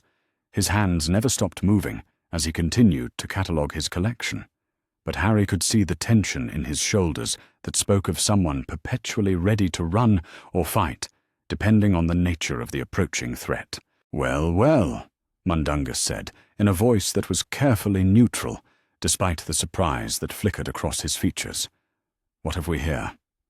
A bit young to be wandering Nocturne Alley alone, aren't you, lad? These streets can be dangerous for someone who doesn't know the proper protocols." Harry had prepared for this moment during his training sessions with Mrs. Figg, understanding that establishing credibility with the magical underground would require a demonstration of abilities that commanded respect rather than pity. He allowed a small flame to dance across his fingertips, just enough to prove that he was not merely a lost Muggle child who had stumbled into the wrong neighbourhood. "I'm looking for information about Phoenix Animagi," Harry said quietly, his voice carrying the kind of calm confidence that Mrs. Figg had taught him to project when dealing with potentially dangerous individuals. "I've heard that the old stories might contain more truth than the Ministry is willing to admit." Mundungus's eyes sharpened with interest as he observed the controlled flame that continued to dance around Harry's fingers without burning his skin or singeing his clothes. His movements slowed as he gave the boy his full attention, recognizing the signs of someone whose magical abilities extended beyond the ordinary parameters of wizarding education. "Phoenix Animagi, you say?" Mundungus repeated thoughtfully, his voice dropping to barely above a whisper. "That's a subject that most people avoid discussing in polite company. The Ministry considers such transformations to be impossible according to the established laws of magical biology. Anyone claiming otherwise tends to find themselves facing uncomfortable questions from certain departments." Harry maintained the dancing flame while meeting Mundungus's gaze directly, allowing just a hint of determination to show through his carefully controlled expression. "I'm not interested in what the Ministry considers possible," he replied with quiet intensity. "I'm interested in what actually happened to the Phoenix Animagi, who disappeared during the Grindelwald Wars, and whether any of their knowledge survived the purges." The reference to historical events that most people preferred to forget sent a ripple of tension through the small group of figures who had been eavesdropping from the shadows. Mundungus glanced around nervously, then jerked his head toward a darker section of the alley, where their conversation would be less likely to attract unwanted attention. "You're asking dangerous questions, lad," Mundungus said, as they moved away from the more populated areas. Phoenix Animagi weren't just rare, they were actively hunted during the war years. Grindelwald wanted to recruit them for his inner circle, while the Ministry wanted to study them for their defensive capabilities. Most of them chose to disappear rather than serve either side. They settled beside a crumbling wall that provided both concealment and a clear view of anyone who might approach their location. Mundungus pulled out a battered flask and took a long drink before continuing his story, his eyes constantly scanning the surrounding shadows for signs of trouble. The few records that survived the purges suggest that Phoenix Animagi possessed abilities that went far beyond simple transformation, Mundungus continued, his voice taking on the tone of someone sharing forbidden knowledge. They could travel through fire networks that spanned continents, heal injuries that would kill ordinary wizards, and most importantly, they seemed to be immune to the killing curse and other forms of dark magic that targeted the soul directly. Harry felt his heart rate accelerate as Mundungus described abilities that matched his own emerging capabilities. The validation was both thrilling and terrifying, confirming that his transformation was part of a larger tradition, while highlighting the dangers that had ultimately destroyed that tradition. But their most remarkable ability was their capacity for magical transformation on a cellular level, Mundungus said, leaning closer and dropping his voice to barely audible levels. Phoenix Animagi could reportedly alter their physical forms in ways that went beyond simple shape-changing, actually restructuring their bodies to adapt to different environments and threats. Some accounts suggest they could become temporarily incorporeal, existing as pure magical energy while retaining their consciousness and will. The implications of what Mundungus was describing began to sink in, creating possibilities that Harry had never imagined for his own development. If Phoenix Animagi could truly manipulate their physical forms at the cellular level, it meant that his transformation abilities might eventually extend far beyond simple phoenix form, allowing him to adapt and survive in situations that would be fatal to ordinary wizards. How much of this is confirmed fact versus speculation and legend?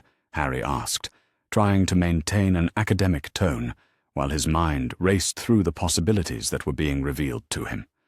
Mundungus chuckled, though the sound held little humor. That's the question, isn't it? The Ministry destroyed most of the documentary evidence when they decided that Phoenix Animagi were too dangerous to exist.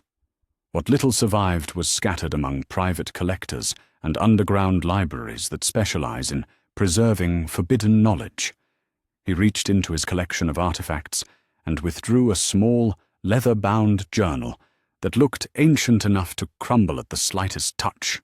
The cover was marked with symbols that seemed to shift and change as Harry looked at them, suggesting protective enchantments that were far more sophisticated than anything he had encountered in Mrs. Fig's collection.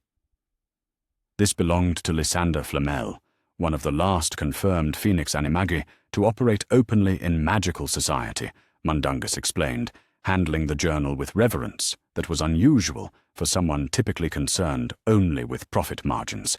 He disappeared in 1943, right before Grindelwald's forces would have captured him, but his research notes survived, and they contain theoretical frameworks for phoenix transformation that make the Ministry's current understanding of Animagus magic look like children's finger painting.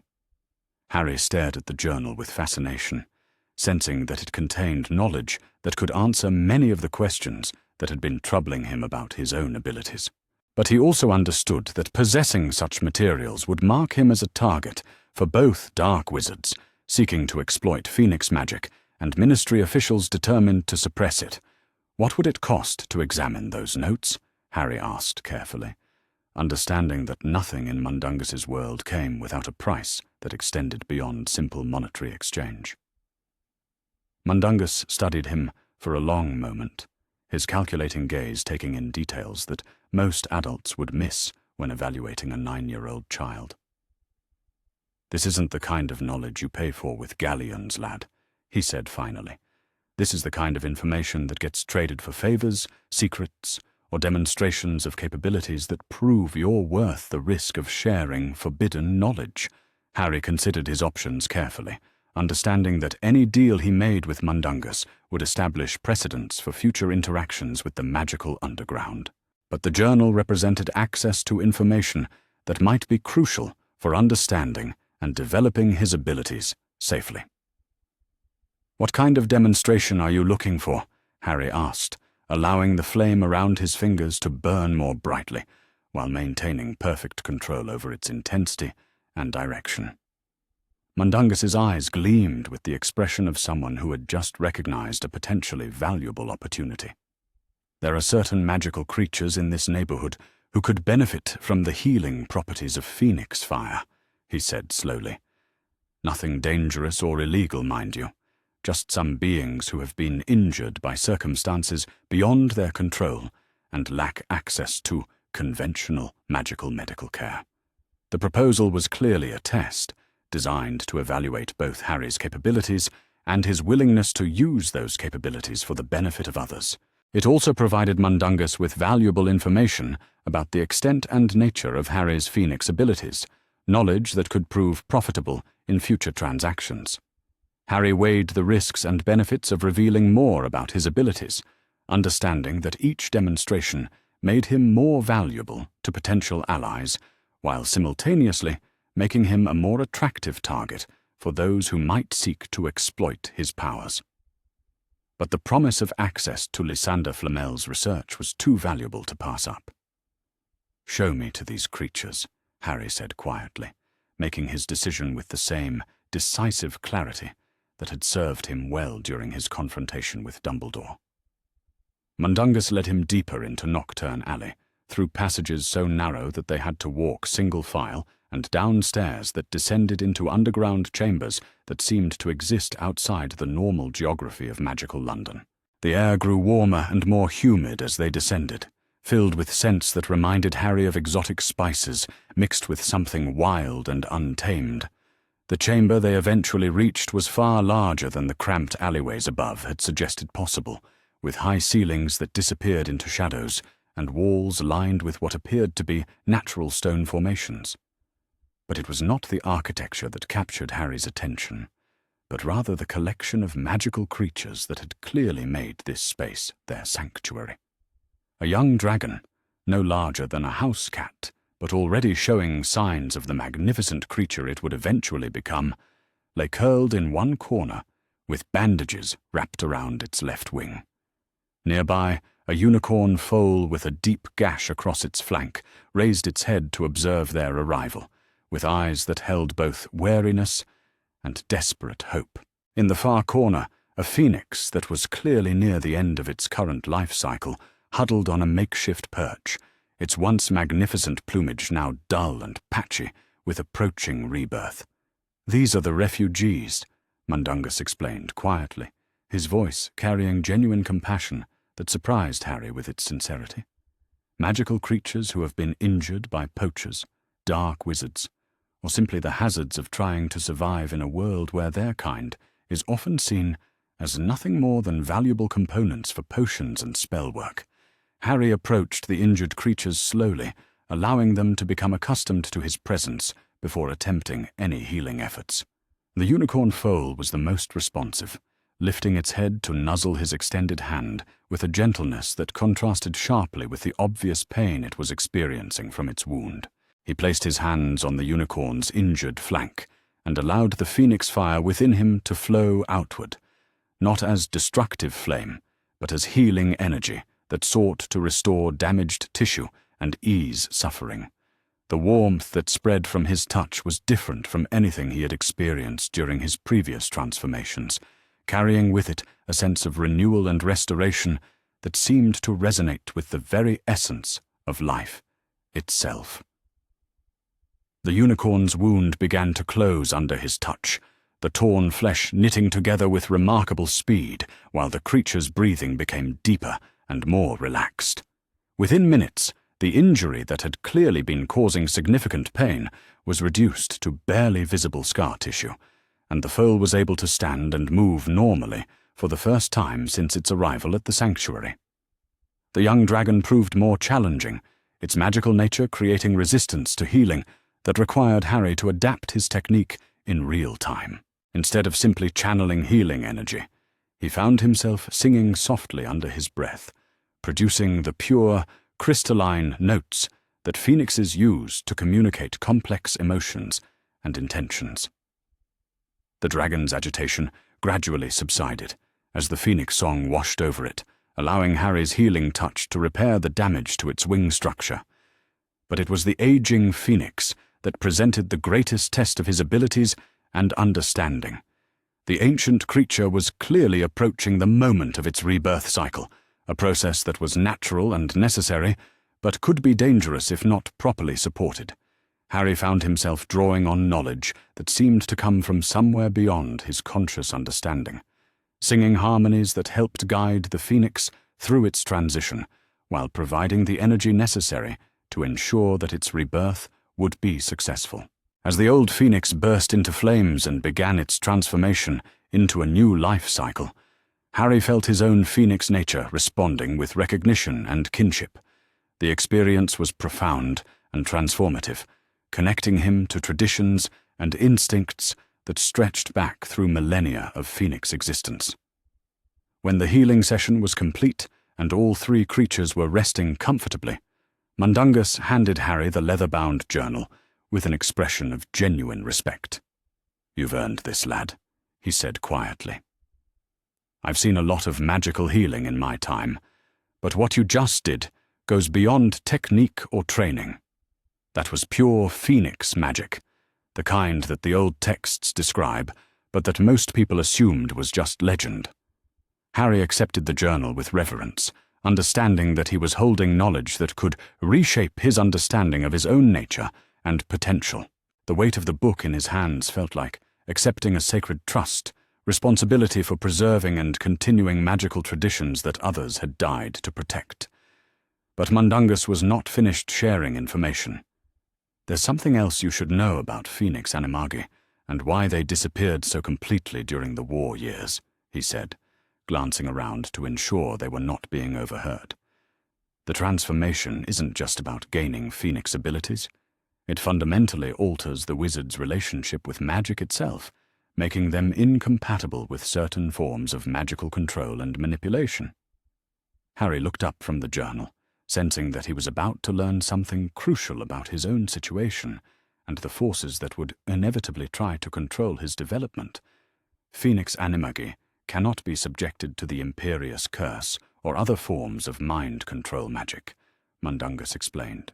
Their consciousness exists partially outside normal space-time, making it impossible for external forces to override their will or decision-making processes. This made them extremely valuable as allies and extremely dangerous as enemies, since they could not be corrupted or controlled once they chose their allegiances. The revelation explained much about Dumbledore's subtle attempts at mental manipulation and why those attempts had failed so completely. Harry's natural resistance to legilimency was not just a side effect of his transformation, but a fundamental characteristic of Phoenix nature that protected him from the kind of magical coercion that shaped most wizards' lives. It also explains why the Ministry was so eager to see them disappear, Mundungus continued grimly. A magical being that cannot be controlled or coerced represents a fundamental threat to any system of governance that relies on the ability to manipulate and direct the actions of its citizens. Phoenix Animagi were walking proof that magical authority was not absolute, that individual will could remain sovereign even in the face of overwhelming institutional pressure. Harry felt pieces of a larger puzzle clicking into place as he considered the implications of what he had learned. His transformation was not just about gaining new abilities, but about fundamentally altering his relationship with magical authority in ways that would make him permanently incompatible with systems of control and manipulation. The weight of this knowledge was both liberating and terrifying. On one hand, it meant that he would never be vulnerable to the kind of magical coercion that kept most wizards trapped within systems that did not serve their best interests. On the other hand, it meant that he would be seen as an existential threat by anyone whose power depended on the ability to control and direct magical individuals. "Is there anything else I should know about Phoenix Animagi and their relationship with magical society?" Harry asked, understanding that this might be his only opportunity to gain access to such comprehensive information about his condition. Mundungus considered the question carefully, weighing the value of additional revelations against the risks of sharing too much sensitive information with someone who was still largely unknown to the underground community. The most important thing to understand is that Phoenix Animagi, throughout history, have been forced to choose between hiding their true nature and facing inevitable persecution from those who fear what they cannot control, he said finally. Those who tried to operate openly were either recruited by dark wizards seeking to exploit their abilities or eliminated by authorities who saw them as threats to the established order. The historical pattern was depressingly clear and suggested that Harry's future would inevitably involve similar choices between concealment and confrontation. But unlike previous Phoenix Animagi, he had the advantage of preparation and allies who understood the nature of the challenges he would face. After thanking Mundungus for his invaluable assistance and promising to return when he had questions about the journal's contents, Harry began the journey back to Little Whinging through the flame network that connected magical London to the mundane world beyond. The flame travel was becoming more natural with each use, allowing him to cover vast distances in moments, while maintaining perfect control over his destination and timing. But as he emerged from Mrs. Fig's candle back into the familiar confines of her garden shed, Harry was struck by the contrast between the extraordinary world he had just experienced and the mundane suburban environment that surrounded him. The knowledge contained in Lysander Flamel's journal represented possibilities that extended far beyond anything he had previously imagined, but implementing that knowledge would require careful planning and preparation. Mrs. Fig was waiting for him in her kitchen, having sensed his return through the magical monitoring systems she had established around her property. Her expression combined relief at his safe return with excitement about the information he had gathered during his expedition into magical London's underground community. "You were successful," she observed, noting the leather-bound journal he carried and the subtle changes in his bearing that suggested significant discoveries. "What did you learn about Phoenix Animagi and their historical significance?" Harry spent the next hour recounting his experiences with Mundungus Fletcher and the magical creature sanctuary, sharing both the practical information about Phoenix abilities and the political insights about why such abilities had been systematically suppressed by magical authorities. Mrs. Fig listened with growing excitement, occasionally asking clarifying questions that helped her understand the full implications of what he had discovered. "This explains so much about the resistance you've shown to Dumbledore's attempts at mental manipulation," she said thoughtfully. "If Phoenix Animagi truly are immune to mind control magic, it means that your development along this path will make you increasingly independent of external authority, magical or otherwise." The prospect was both thrilling and daunting, offering genuine freedom, while simultaneously making him a target for those whose power depended on maintaining control over magical individuals. But Harry was beginning to understand that true independence would require accepting the risks that came with rejecting external authority in favor of personal autonomy. "What's our next step in developing these abilities safely and effectively?" Harry asked, recognizing that the knowledge contained in Flamel's journal would require careful study and gradual implementation to avoid attracting unwanted attention. Mrs. Fig smiled with the expression of someone who had been waiting for exactly this question. "We begin systematic study of Phoenix magic theory, combined with controlled practice sessions that will allow you to develop your abilities without triggering the monitoring systems that surround this neighborhood," she said.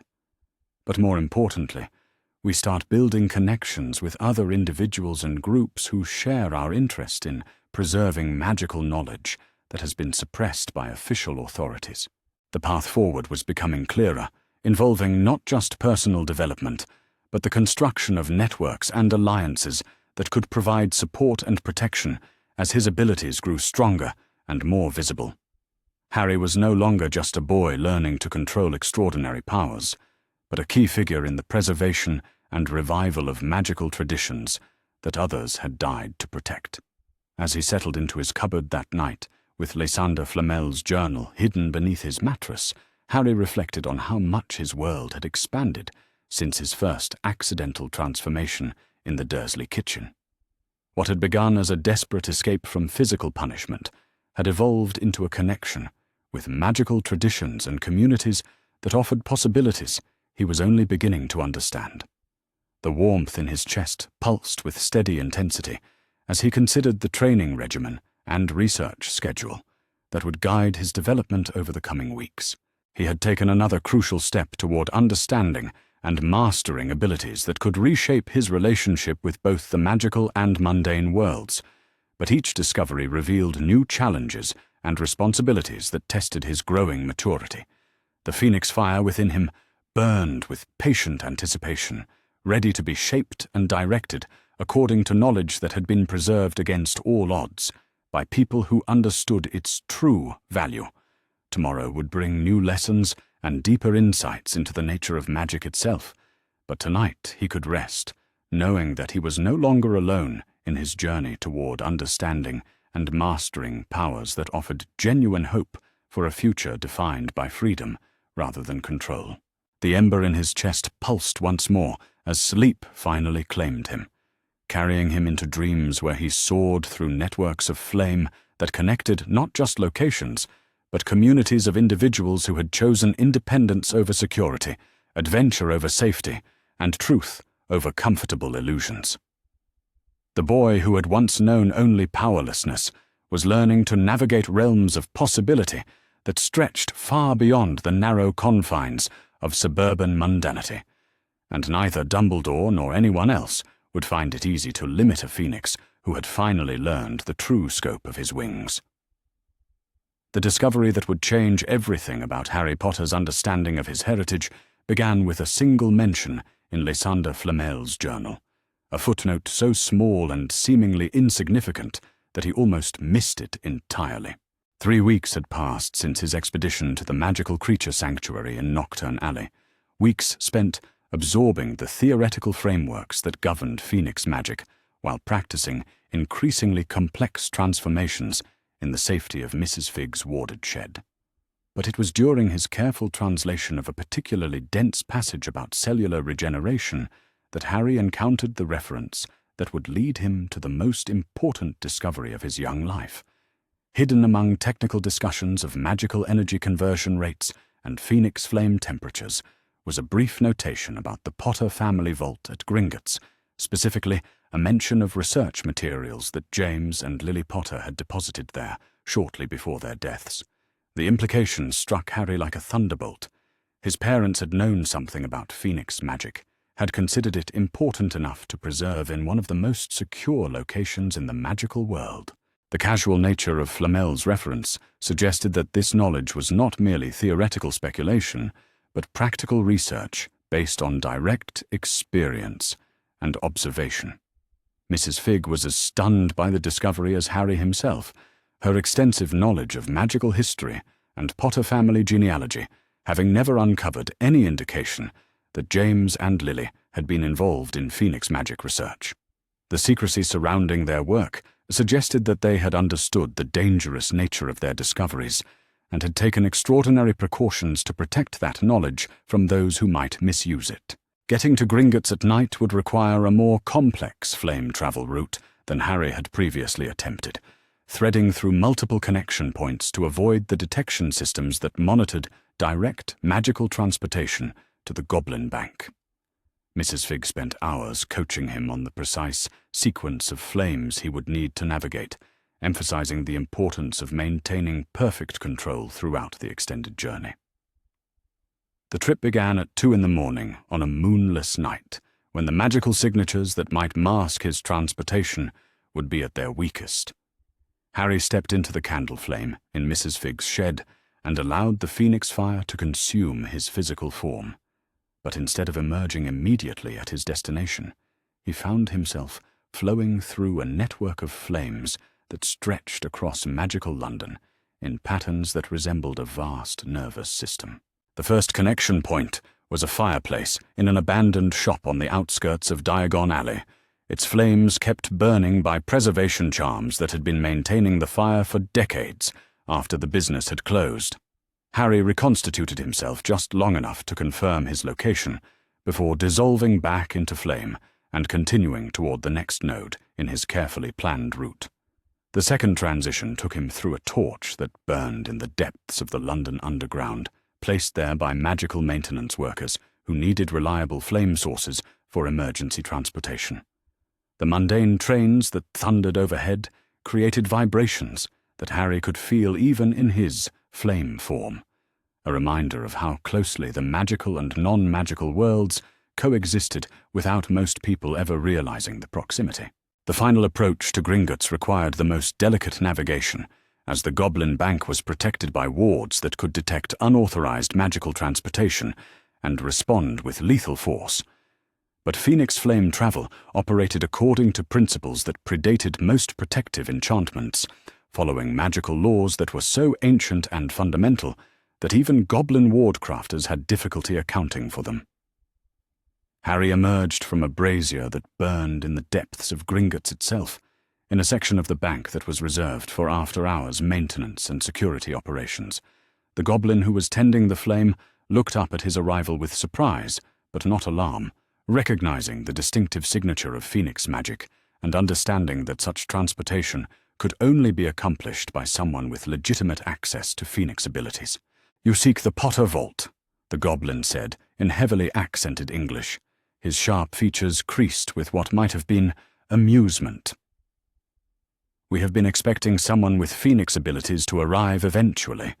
Your parents left very specific instructions about who would be permitted access to their research materials.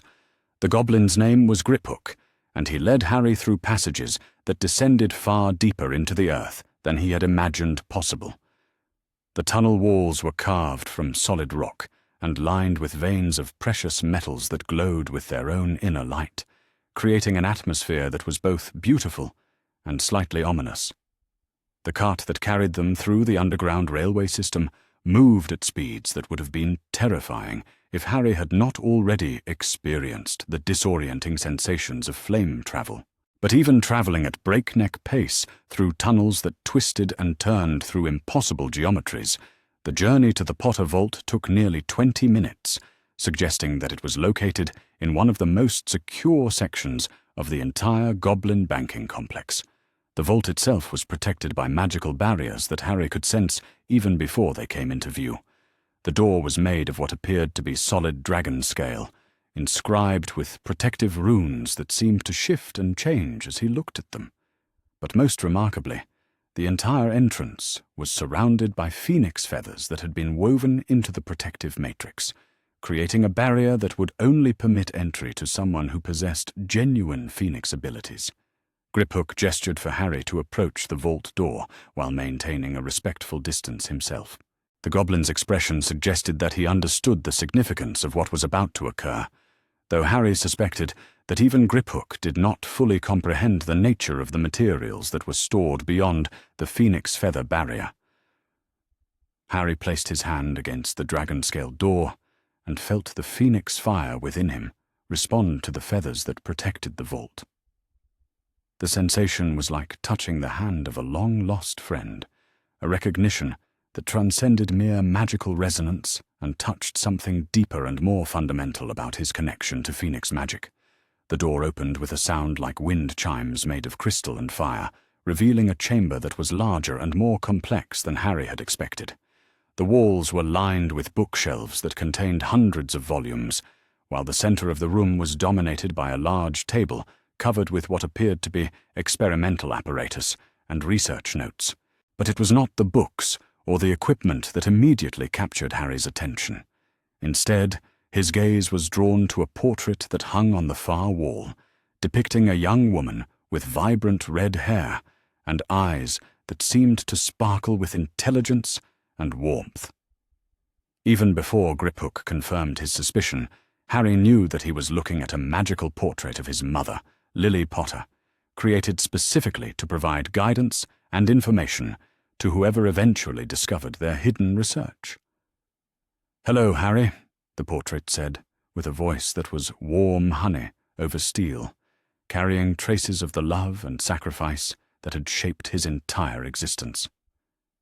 "We have been waiting for you to find us for a very long time." The emotional impact of hearing his mother's voice for the first time nearly drove Harry to his knees. But the portrait of Lily Potter was not just an echo of his dead mother, but a sophisticated magical construct that contained extensive knowledge about phoenix magic and the research that his parents had conducted in the months before their deaths. "Your father and I discovered that the Potter family line carried dormant phoenix characteristics several generations back," the portrait explained, gesturing toward genealogical charts that covered one wall of the vault. The magical signature was so diluted that it manifested only as enhanced magical resistance and the occasional prophetic dream. But we realized that under certain circumstances, these dormant traits could be awakened. Harry studied the family trees and research notes that documented centuries of Potter family history, noting patterns of magical ability and longevity that suggested phoenix heritage had been influencing his ancestors for generations, without anyone understanding the true nature of their enhanced capabilities. "We began researching phoenix magic because we suspected that Voldemort's interest in our family went beyond the prophecy," the portrait continued. His attempts to recruit your father suggested that he knew something about Potter family capabilities that we ourselves had not yet discovered. Our research was an attempt to understand and prepare for whatever advantages our bloodline might provide in the coming conflict. The revelation recontextualized everything Harry thought he knew about his parents' deaths and Voldemort's motivations for targeting his family. The Dark Lord had not simply been fulfilling a prophecy, but attempting to either recruit or eliminate a family whose magical heritage posed a potential threat to his plans for magical domination. But our most important discovery was the connection between Phoenix magic and the protection ritual that I was developing, Lily's portrait said, with growing excitement. We realized that sacrificial magic powered by pure love could potentially awaken dormant Phoenix characteristics in the subject of the protection, creating a fusion of human consciousness with Phoenix abilities that had never been achieved before. Harry felt the pieces of a vast puzzle clicking into place as he understood the true nature of his transformation. His Phoenix abilities were not a random manifestation of powerful magic, but the intended result of a protection ritual that his mother had carefully designed to give him capabilities that would allow him to survive and ultimately defeat the forces that threatened the magical world. The ritual was theoretical, of course, the portrait admitted with a slight smile. We had no way to test our hypotheses without subjecting ourselves to mortal danger. But we prepared everything we could think of to support your development should the ritual prove successful, and you eventually discover your abilities. She gestured toward the research apparatus and magical instruments that filled the vault, equipment that had been specifically designed to measure and analyze Phoenix magic in ways that would help Harry understand and control his emerging abilities. There were books that contained theoretical frameworks for advanced Phoenix transformations, diagrams that showed flame travel networks spanning multiple continents, and detailed instructions for healing techniques that could restore life to magical creatures that were beyond the help of conventional medicine. Most importantly, there were protective rituals and concealment techniques that would allow Harry to develop his abilities without attracting unwanted attention from those who would seek to control or exploit his power. His parents had understood that Phoenix abilities would make him a target for multiple factions within the magical world, and they had provided him with tools and knowledge that would help him maintain his independence and autonomy. But as remarkable as the research materials were, it was the personal elements of the vault that affected Harry most deeply. There were moving photographs of James and Lily during their Hogwarts years, letters they had written to each other while researching Phoenix magic, and a collection of magical toys and children's books that they had selected for him before his birth. We wanted you to know that every decision we made was motivated by love and hope for your future, the portrait of Lily said softly, her expression carrying the weight of maternal affection that had been preserved beyond death itself. The protection that saved your life was not just a desperate last resort, but the culmination of months of careful preparation and research designed to give you the best possible chance of surviving and thriving in a world that would try to limit your potential. Harry spent hours in the vault, absorbing information and asking questions that helped him understand the full scope of his heritage and abilities.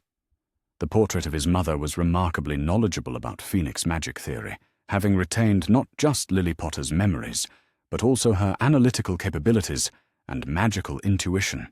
One of the most important discoveries was a collection of Phoenix feathers that had been gathered from Fawkes, Dumbledore's Phoenix, during the period when his parents were conducting their research. The feathers had been preserved using techniques that maintained their magical properties, creating a resource that could be used for advanced magical work that required genuine Phoenix materials. These feathers will be crucial for developing your more advanced abilities, the portrait explained, pointing to detailed instructions for their use in various magical applications. Phoenix feathers can serve as focuses for flame travel across vast distances, components for healing potions that exceed anything available through conventional means, and protective talismans that will shield you from magical attacks that target the soul directly. But perhaps most importantly, the vault contained information about other Phoenix animagi throughout history, and the communities they had established to protect and preserve Phoenix magic knowledge. The research notes included references to hidden schools, secret libraries, and underground networks that had survived the purges of the Grindelwald era by maintaining absolute secrecy about their existence and capabilities. Your abilities connect you to a tradition that stretches back through millennia of magical history, the portrait said with evident pride. Phoenix Animagi have served as guardians, healers, and preservers of magical knowledge throughout human civilization. They have been the bridge between the mundane and magical worlds, the protectors of those who could not protect themselves, and the keepers of wisdom that others would destroy or corrupt. The weight of that legacy was both inspiring and daunting, suggesting responsibilities and opportunities that extended far beyond Harry's personal survival and development. But the portrait of his mother was careful to emphasize that his future would be shaped by his own choices rather than predetermined by his heritage or abilities. The most important thing to remember is that power without wisdom leads to corruption, while wisdom without power leads to helplessness, she said, with the gravity of someone who had faced similar choices in her own life. Your Phoenix abilities give you power that can reshape the magical world, but how you choose to use that power will determine whether you become a force for healing and protection or a source of fear and destruction. As dawn began to break over magical London, Harry prepared to return to Little Whinging with treasures that would reshape his understanding of himself and his place in the magical world. The books and research materials would provide theoretical frameworks for developing abilities that he was only beginning to comprehend, while the phoenix feathers would serve as practical tools for magical work that exceeded anything he had previously imagined possible. But most importantly, he carried with him the knowledge that his transformation was not an accident or anomaly, but the fulfillment of his parents' careful planning and sacrifice.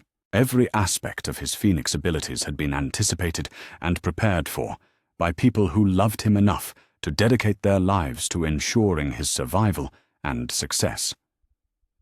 The portrait of Lily Potter watched him gather the materials with an expression of maternal pride mixed with concern for the challenges that lay ahead. "Remember that you are never alone, Harry," she said as he prepared to leave the vault. "The love that created your abilities continues to flow through everything you do, and the wisdom that your father and I tried to preserve will guide you when the path forward becomes unclear." The flame travel back to Mrs. Fig's shed required even more careful navigation than the journey to Gringotts, as Harry was now carrying magical materials that could potentially interfere with his transportation abilities. But the phoenix feathers seemed to enhance, rather than disrupt his flame travel, creating a resonance that made the journey smoother and more controlled than any he had previously experienced. Mrs. Fig was waiting for him in her kitchen, having sensed his return through the magical monitoring systems she had established around her property. Her expression of eager anticipation transformed into wonder and amazement as Harry began to describe the contents of his parents' vault and the information he had gathered from his mother's portrait. "This changes everything about your situation and your future possibilities," she said with growing excitement as she examined the research materials and phoenix feathers that Harry had brought back. "Your parents were not just powerful wizards who happened to die protecting you. They were researchers who anticipated your transformation and provided you with everything you would need to develop your abilities safely and effectively." She spent the next hour carefully cataloging the materials and organizing them according to the research priorities that Lily's portrait had outlined. The theoretical texts would provide foundations for understanding advanced phoenix magic, while the practical manuals would guide Harry through transformation techniques and magical applications that had been lost to mainstream magical education. But perhaps most importantly, the materials provided evidence of Harry's legitimate right to explore and develop his phoenix abilities without interference from magical authorities who might seek to limit or control his development. His parents had been respected members of magical society who had conducted their research through proper channels and with appropriate ethical oversight.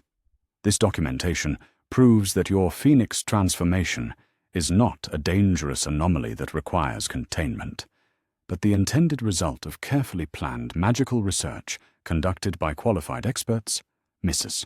Fig explained with satisfaction. If Dumbledore or ministry officials attempt to restrict your development, you now have legal and historical precedents to support your right to continue your studies.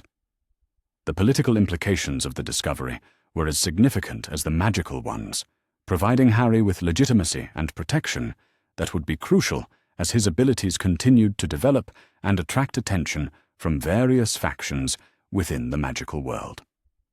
But the materials also revealed the extent to which his parents had understood the dangers that Phoenix abilities would create for their son.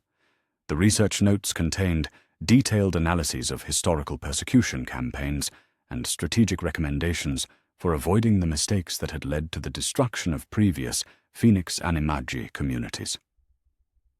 Your parents clearly expected that you would eventually come into conflict with established magical authorities, Mrs. Fig observed as she reviewed their strategic planning documents.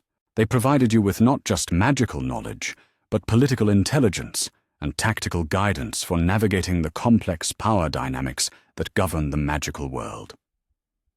As Harry settled into his cupboard that night, with his head spinning from the revelations of the day, he reflected on how profoundly his understanding of himself and his place in the world had been transformed by the discovery of his parents' research.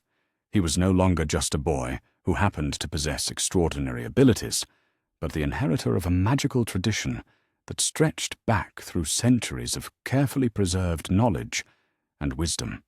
The warmth in his chest pulsed with new intensity as he considered the training regimen and research schedule that would guide his development over the coming months.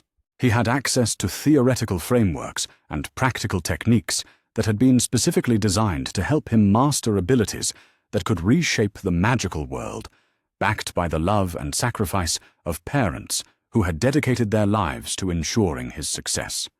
The phoenix feathers that lay hidden beneath his mattress seemed to pulse with their own inner fire, ready to serve as focuses and components for magical work that would take his abilities far beyond anything he had previously imagined possible. The books and research notes contained secrets that had been preserved against all odds by people who understood their true value and significance. But most importantly, he now understood that his transformation was not just about personal power and freedom, but about continuing a tradition of service and protection that had shaped magical history for millennia. Phoenix Animagi had served as guardians and healers, protectors of the vulnerable and preservers of knowledge that others would destroy or corrupt. The portrait of his mother had made it clear that his future would be shaped by the choices he made about how to use his abilities. Whether he would follow the path of wisdom and service that had characterized the greatest Phoenix Animagi throughout history, or allow power to corrupt him into something dangerous and destructive. As sleep finally began to claim him, Harry's last conscious thought was a mixture of gratitude and determination. He had been given gifts that exceeded anything he could have imagined, backed by knowledge and resources that would allow him to develop those gifts safely and effectively. But with those gifts came responsibilities that would test his character and wisdom in ways that would determine not just his own future, but the future of magical traditions that had been preserved at great cost by previous generations. The ember in his chest pulsed once more as dreams began to carry him into visions of phoenix flight over landscapes that stretched across continents and centuries. He soared through flame networks that connected not just locations, but communities of individuals who had chosen service over selfishness, wisdom over power, and love over fear. The boy who had once known only powerlessness was learning to inherit legacies that offered hope for a future where magic would serve healing rather than harm, protection rather than domination, and truth rather than the comfortable illusions that had shaped too much of magical history. The phoenix fire within him burned with the accumulated love and sacrifice of generations, ready to be shaped and directed according to wisdom that had been preserved beyond death itself. Tomorrow would bring new challenges and new opportunities to prove himself worthy of the extraordinary heritage he had received. But tonight he could rest knowing that he was not alone, that he was connected to traditions and communities that stretched far beyond the narrow confines of Privet Drive, and the small-minded fears of those who sought to control what they could not understand. The journey toward mastering his abilities and fulfilling his destiny had only just begun.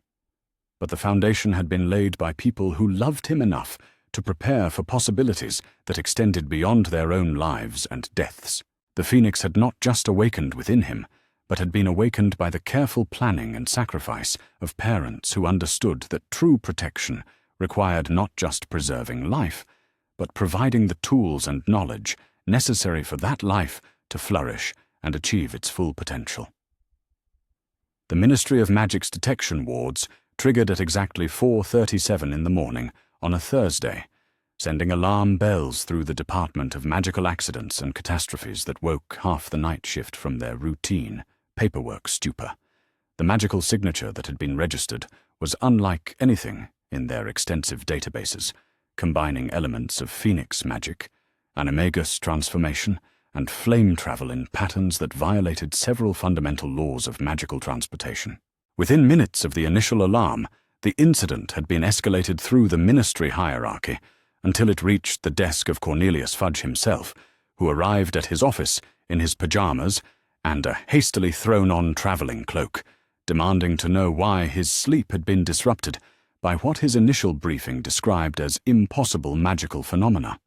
The source of the disturbance was traced to the Little Whinging area of Surrey, specifically to a radius of magical activity that included several residential streets and appeared to be centered on Privet Drive.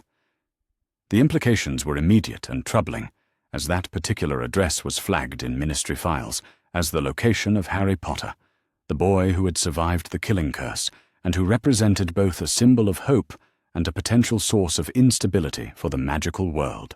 Dolores Umbridge, who had arrived at the ministry shortly after Fudge with her characteristic combination of bureaucratic efficiency and barely concealed malicious enthusiasm, was quick to point out the potential significance of the magical disturbances. If Potter was exhibiting accidental magic of this magnitude and complexity, it suggested that his approach to magical maturity might present unprecedented challenges for ministry oversight and control. The decision to launch an immediate investigation was reached within an hour of the initial alarm, with a team of ministry officials, auras, and magical researchers assembled under Umbridge's direct supervision. The official mission was to assess the nature and extent of the magical disturbances while ensuring the safety of both the magical and Muggle communities in the affected area. But Harry Potter, who had been practicing advanced flame travel techniques in Mrs. Fig's warded shed when the ministry's detection systems registered his activities, knew that the approaching investigation represented a far more serious threat than any official safety concern. Mrs. Fig's extensive knowledge of ministry politics and procedures made it clear that Umbridge's involvement suggested an agenda that went well beyond routine magical monitoring. The arrival of the ministry team at No. 4 Privet Drive was announced by the distinctive crack of apparition that echoed through the quiet suburban morning like gunshots. Harry, who had been eating breakfast with the Dursleys while maintaining his carefully constructed facade of ordinary childhood innocence, felt the warmth in his chest pulse with sudden intensity as it detected the presence of multiple powerful magical auras converging on their location. Vernon Dursley's reaction to the official-looking delegation that appeared on his doorstep was a fascinating study in the conflict between his desire to maintain respectability and his growing fear of anything connected to the magical world. His face cycled through several alarming color changes as he attempted to process the implications of having government officials investigating his household while his freakish nephew sat at the breakfast table. "Good morning, Mr. Dursley," Cornelius Fudge said, with the kind of false joviality that politicians used when they wanted to appear approachable while conducting serious business. "I am Cornelius Fudge, Minister for Magic, and this is my colleague Dolores Umbridge from the Department for the Regulation and Control of Magical Creatures. We're here to investigate some unusual magical activities that have been detected in this area. The introduction of Umbridge, as being from the Department for the Regulation and Control of Magical Creatures, rather than a more appropriate division, sent a chill down Harry's spine that had nothing to do with the morning air. The implication was clear and ominous.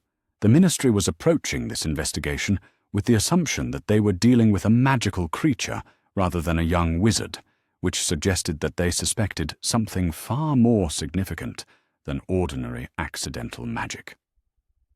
Umbridge stepped forward with her characteristic toad-like smile, her pink cardigan and matching bow making her look like someone's harmless maiden aunt rather than one of the most dangerous bureaucrats in the Ministry hierarchy. Her small eyes fixed on Harry with an intensity that suggested she had already identified him as the primary focus of their investigation. "And you must be Harry Potter," she said, in her sickeningly sweet voice, the tone carrying undertones of condescension and barely concealed hostility. "We've been very interested in learning more about your recent magical development, dear. The Ministry takes a very special interest in young wizards who exhibit unusual magical signatures." Harry met her gaze with the wide-eyed innocence that he had perfected during his confrontation with Dumbledore, allowing just enough confusion and nervousness to show through to maintain his cover as a bewildered child who had no understanding of the magical forces surrounding him. But internally, his mind was racing through the strategic options that Mrs. Figg had outlined for dealing with Ministry interference in his development. "I don't know anything about magical signatures," Harry said in a small voice, perfectly capturing the tone of a 9-year-old boy who was intimidated by adult authority figures. "The nice insurance man already came to look at our electrical problems. Uncle Vernon said everything was fixed now. The reference to Dumbledore's previous investigation was a calculated risk, designed to suggest that any magical anomalies in the area had already been properly investigated and resolved by competent authorities. But Umbridge's expression suggested that she was not easily diverted by such simple explanations. "Oh, I think there's rather more going on here than simple electrical problems," she said, with her horrible smile growing even wider. "The magical signature we detected last night was quite extraordinary, showing characteristics that we've never encountered in connection with ordinary accidental magic. It suggests the presence of magical abilities that are far beyond what we would expect from someone your age." Vernon Dursley's face had gone an alarming shade of grey as he processed the implications of what Umbridge was saying. The idea that Harry's freakishness had attracted the attention of government officials threatened everything about the carefully constructed normalcy that defined the Dursley household. "Now see here," Vernon spluttered, his voice cracking with barely controlled panic. "We're a respectable family. We don't want any trouble with your sort. If the boy's been causing problems, we'll handle it ourselves. There's no need for official involvement." But Umbridge was clearly not interested in Vernon's protestations or his desire to handle the situation privately. Her attention remained focused on Harry with the intensity of a predator who had identified particularly interesting prey. "I'm afraid that's not how these matters work, Mr. Dursley," she said, with false sympathy that did nothing to disguise the steel beneath her bureaucratic pleasantries. "When we encounter magical signatures of this magnitude and complexity, the Ministry has a responsibility to ensure that all safety protocols are properly followed. Young Harry will need to come with us for a comprehensive evaluation." The demand sent alarm bells ringing through Harry's consciousness, confirming his worst fears about the Ministry's intentions. This was not a routine investigation, but an attempt to take him into custody for study and evaluation. Exactly the kind of scenario that Mrs. Figg had warned him to avoid at all costs. But before Harry could formulate a response, the situation became even more complicated by the arrival of Mrs. Figg herself, who appeared on the Dursley doorstep with the kind of perfect timing that suggested she had been monitoring the situation through magical means. Her transformation from scattered cat lady to competent magical advocate was so complete that even Harry was impressed by her performance. "Cornelius, Dolores," she said, with crisp authority that cut through the morning air like a blade.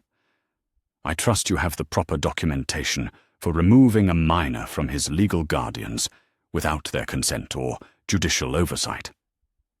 The intervention caught both Fudge and Umbridge off guard, as they had clearly not expected to encounter organized resistance to their investigation.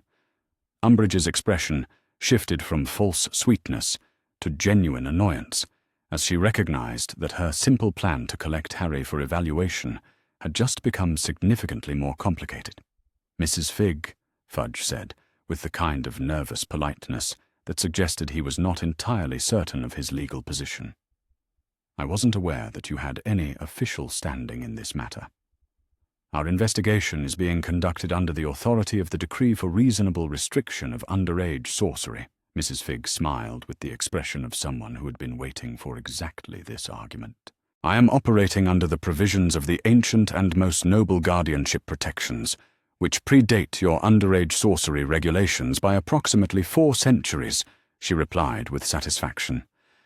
"As a registered squib with documented connections to the Potter family, I have legal standing to challenge any ministry action that threatens the welfare of Harry Potter."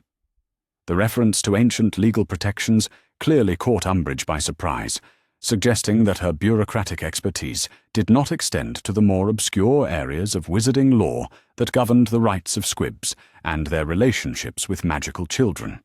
Her expression shifted from annoyance to calculation as she attempted to determine the strength of Mrs. Figg's legal position. "Even if you do have some form of guardianship claim," Umbridge said with renewed hostility, "it cannot supersede the Ministry's authority to investigate dangerous magical phenomena that pose a threat to the International Statute of Secrecy. The magical signature we detected last night was of sufficient magnitude to risk exposure to the Muggle population." Mrs. Figg's smile grew even more satisfied as she pulled out a leather folder that contained what appeared to be extensive legal documentation. "I think you'll find that the magical signature in question falls well within the parameters established by the Potter family's historical research into Phoenix magic," she said, with the tone of someone delivering a decisive argument. "All activities have been conducted in accordance with proper safety protocols and with appropriate regard for secrecy considerations." The mention of Phoenix magic caused both Fudge and Umbridge to freeze, their expressions shifting from bureaucratic confidence to something approaching alarm. Harry realized that Mrs. Figg had just revealed information that the Ministry considered highly classified, suggesting that his Phoenix abilities were known to magical authorities at levels far above routine, underage magic monitoring. "Phoenix magic," Fudge repeated slowly, his voice carrying undertones of disbelief and growing concern. "Mrs. Figg, are you suggesting that young Harry here has somehow developed Phoenix magical capabilities? Because if that's the case, this matter falls under entirely different jurisdictional authorities." The shift in Fudge's demeanor suggested that Phoenix magic was not just rare or unusual, but carried political and security implications that went far beyond routine ministry oversight. Harry could see the gears turning in the minister's mind as he processed the ramifications of what Mrs. Figg had revealed.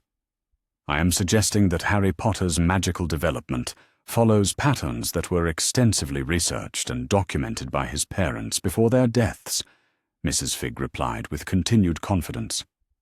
"All materials related to that research are properly filed with the Department of Mysteries and the Goblin Liaison Office at Gringotts. Any investigation of Harry's abilities must be conducted in accordance with the protocols established by those departments." Umbridge's expression had shifted from calculation to something approaching panic as she realized that her simple plan to collect Harry for evaluation had collided with layers of bureaucratic complexity that she had not anticipated. The involvement of the Department of Mysteries and Gringotts suggested that Harry's case fell under security classifications that were far above her administrative authority. But even as the adults argued about jurisdictions and legal precedents, Harry was becoming increasingly aware that the real test of his abilities was about to begin. The ministry officials had come prepared for resistance, and their investigation would not be deterred by legal technicalities if they became convinced that he posed a genuine threat to magical security. The moment of crisis arrived when Umbridge, clearly frustrated by the legal obstacles to her plans, decided to take a more direct approach to evaluating Harry's magical capabilities. Without warning, she pulled out her wand and cast what appeared to be a detection charm designed to reveal magical auras and energy patterns. The spell struck Harry like a searchlight, attempting to penetrate his consciousness and catalogue his magical abilities for ministry analysis. But the probe encountered the same barrier of phoenix fire that had protected him from Dumbledore's legilimency attempts, creating a feedback effect that sent Umbridge staggering backward with her wand smoking in her hand. The defensive response was far more dramatic than Harry had intended, creating a brief flare of golden flame that surrounded his body like a protective cocoon before dissipating into the morning air. The display lasted only seconds, but it was more than sufficient to confirm the Ministry's suspicions about his unusual magical capabilities. "Extraordinary," Fudge breathed, his eyes wide with a mixture of fascination and fear as he stared at Harry. "The boy has natural magical defenses that are strong enough to repel Ministry detection charms. I've never seen anything like it in someone so young." Umbridge had recovered from her surprise and was now looking at Harry with an expression of hunger that made his skin crawl with revulsion. Her bureaucratic mask had slipped completely, revealing the calculating predator that lurked beneath her harmless exterior. "This confirms that we're dealing with magical abilities that are far beyond normal parameters," she said, with barely contained excitement. "The boy clearly requires comprehensive evaluation and possible containment until we can determine the full extent of his capabilities and the threat they might pose to magical security." But Mrs. Figg was prepared for exactly this development, having anticipated that any Ministry investigation would eventually escalate to direct magical confrontation. She pulled out a scroll that was sealed with official-looking stamps and ribbons, presenting it to Fudge with the authority of someone delivering legal documents that could not be ignored. "This is a formal injunction issued jointly by the Department of Mysteries and the Goblin Nation, prohibiting any unauthorized magical testing or evaluation of Harry Potter without the express consent of his designated magical guardian," she announced with satisfaction. "Any violation of this injunction will result in immediate diplomatic and legal consequences for all involved parties." The scroll clearly contained information that both Fudge and Umbridge recognized as genuine and legally binding, as their expressions shifted from aggressive confidence to bureaucratic panic. The involvement of both the Department of Mysteries and the Goblin Nation suggested that Harry's case had ramifications that extended far beyond routine ministry authority. "This is highly irregular," Fudge protested, though his voice lacked the conviction of someone who believed he had the authority to override the injunction. "The Ministry has a responsibility to investigate magical phenomena that pose potential threats to the wizarding community." Mrs. Figg's smile was razor-sharp as she delivered her final argument. "The Department of Mysteries has classified Harry Potter's abilities as a matter of national magical security, subject to protocols that supersede routine ministry oversight," she said, with the tone of someone who had been looking forward to this moment. "Any further investigation must be conducted through proper channels with appropriate security clearances and diplomatic approvals." The bureaucratic maze that Mrs. Figg had constructed around Harry's situation was clearly beyond Umbridge's ability to navigate, as her expression shifted from predatory hunger to frustrated rage. She had come prepared to collect a magically talented child for evaluation, only to discover that her target was protected by layers of legal and diplomatic complexity that would require months to unravel. As the ministry officials retreated to discuss their limited options, Harry marveled at the effectiveness of Mrs. Figg's defensive strategy.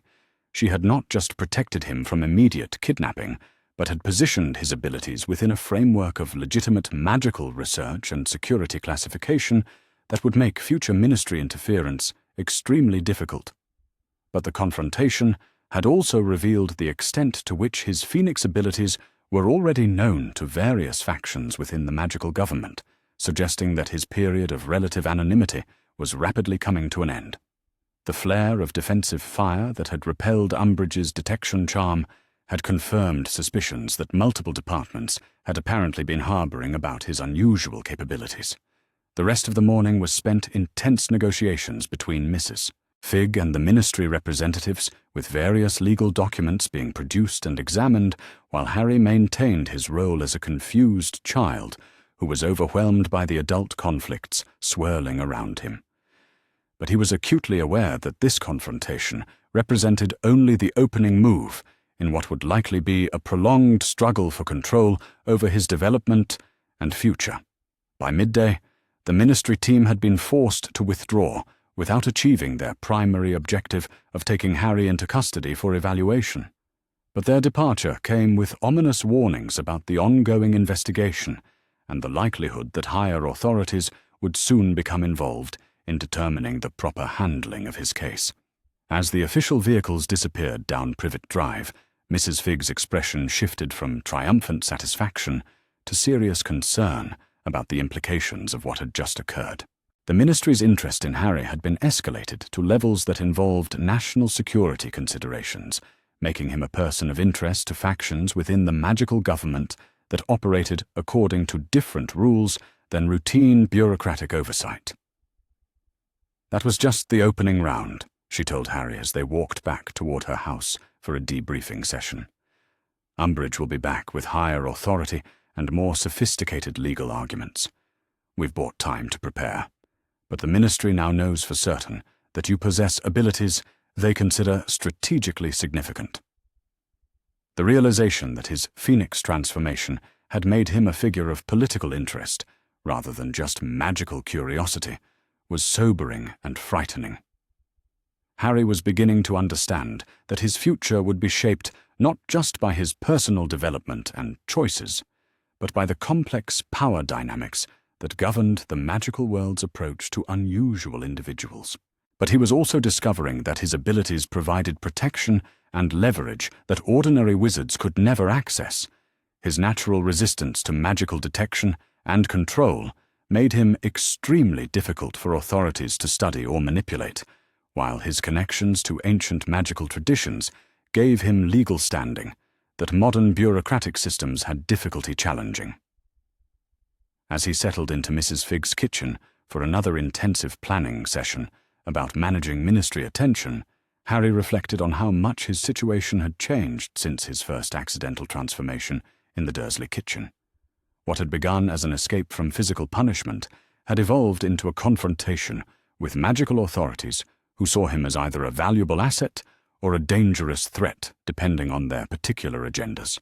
The warmth in his chest pulsed with steady intensity as he considered the challenges that lay ahead.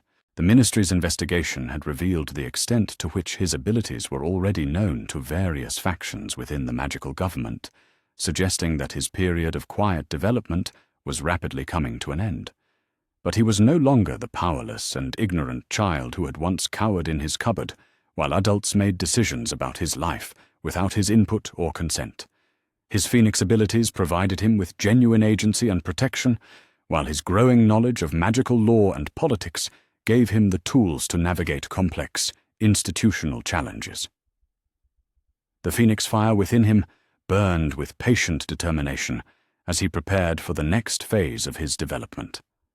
The ministry's attention was both a threat and an opportunity, forcing him to accelerate his learning while providing him with chances to establish his independence and authority within the magical world's power structure.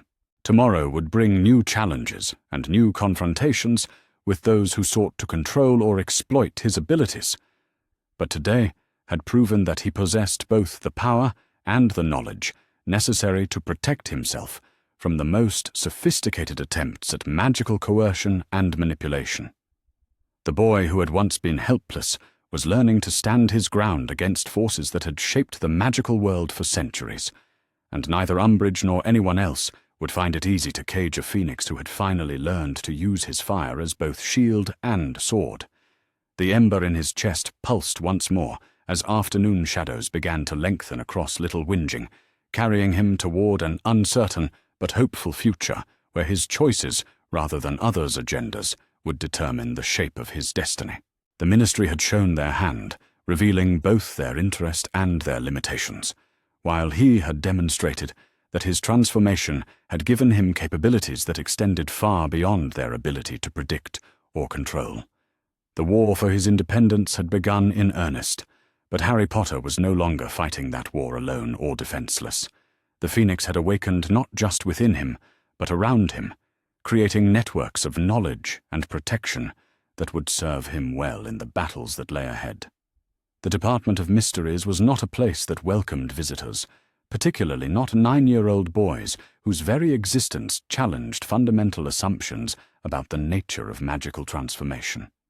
But 3 days after the Ministry's failed attempt to take Harry Potter into custody, he found himself standing in the sterile white corridors of Level 9, surrounded by unspeakables whose faces were hidden behind masks that seemed to absorb light rather than reflect it.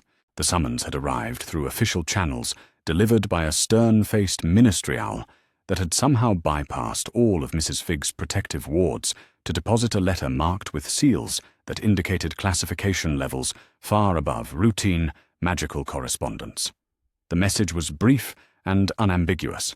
Harry Potter was required to appear before a special committee for evaluation of unusual magical phenomena, and failure to comply would result in immediate activation of emergency protocols that neither he nor Mrs. Fig wanted to test. Mrs. Fig had argued strenuously against allowing Harry to submit to ministry testing, pointing out that once the Department of Mysteries had him in their controlled environment, there would be no legal protections that could prevent them from conducting whatever experiments they deemed necessary for magical security. But the alternative appeared to be a full-scale ministry operation that would devastate any hope of maintaining his privacy and autonomy. The compromise that had been negotiated was a supervised evaluation session, with Mrs. Fig present as his designated guardian and with strict limitations on the types of testing that could be conducted without his explicit consent. But as Harry walked through corridors that seemed designed to strip away any sense of individual identity or personal agency, he understood that such agreements would prove meaningless once the department had what they wanted. The evaluation chamber was a perfect sphere, its walls covered with instruments that hummed with barely contained magical energy. At the center of the room stood a single chair surrounded by detection apparatus that looked more like torture devices than scientific equipment. The unspeakables who operated the facility moved with mechanical precision, their anonymity making them seem more like magical constructs than human researchers. But it was not the equipment or the sterile environment that made Harry's skin crawl with unease. It was the presence that he could sense watching from behind one-way viewing panels, observers whose magical signatures felt familiar in ways that made the warmth in his chest pulse with defensive intensity. Dumbledore was here, along with other powerful wizards whose interest in his abilities extended far beyond academic curiosity. The lead unspeakable, identifiable only by the silver trim on his otherwise featureless robes, gestured for Harry to approach the examination chair, while Mrs. Fig took her position in the designated observation area. His voice, when he spoke, was distorted by magical filters that made it impossible to determine age, gender, or emotional state. "Mr. Potter," the unspeakable said, in tones that carried no trace of human warmth, "we appreciate your cooperation in this evaluation. The magical phenomena associated with your development have reached levels that require official documentation and classification. We assure you that all procedures will be conducted according to established safety protocols." Harry settled into the chair with apparent reluctance, maintaining his carefully constructed facade of nervous compliance while internally preparing for the magical probes that he knew were coming. The months of training with Mrs. Fig had taught him techniques for controlling his defensive responses, allowing him to reveal precisely as much or as little of his abilities as strategic circumstances required. The first phase of testing involved passive scans designed to map his magical aura and identify unusual energy patterns without triggering defensive reactions. Harry allowed the detection spells to wash over him like gentle waves, providing the researchers with baseline measurements that would satisfy their need for data while revealing nothing about the true extent of his capabilities. But it was during the second phase of evaluation that the real test began. The Unspeakables activated a series of increasingly sophisticated probes designed to penetrate his magical defenses and catalogue the specific characteristics of his Phoenix abilities. Harry felt the familiar sensation of invisible fingers attempting to rifle through his consciousness, seeking information that could be used to classify and ultimately control his development. Unlike his confrontation with Dumbledore, Harry decided that this was the moment to reveal the true extent of his defensive capabilities. Instead of simply blocking the mental intrusion, he allowed his Phoenix nature to respond with active resistance, creating a feedback effect that sent several of the Unspeakables staggering backward as their detection spells encountered barriers that they had never imagined possible. The resistance was controlled and deliberate, designed to demonstrate his abilities without causing permanent damage to the researchers or their equipment. But the display was more than sufficient to confirm that Harry Potter possessed magical capabilities that operated according to principles that the Department of Mysteries didn't understand. Extraordinary. One of the Unspeakables breathed, his voice carrying traces of awe that penetrated even the magical filters that disguised his identity.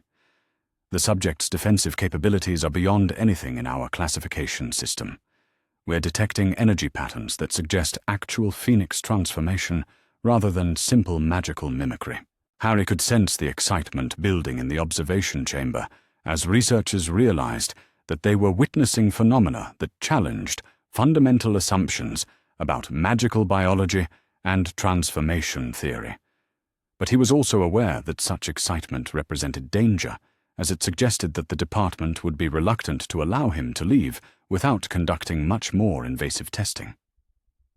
The moment of crisis arrived when the lead Unspeakable activated the chamber's primary analysis array, a collection of instruments designed to force complete magical revelation from subjects who proved resistant to conventional evaluation techniques.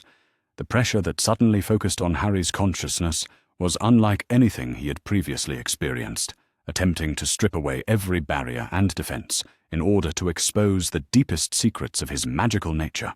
But the Phoenix fire within him responded to the assault with instinctive fury, erupting outward in a display that transformed the sterile evaluation chamber into something that resembled the heart of a star.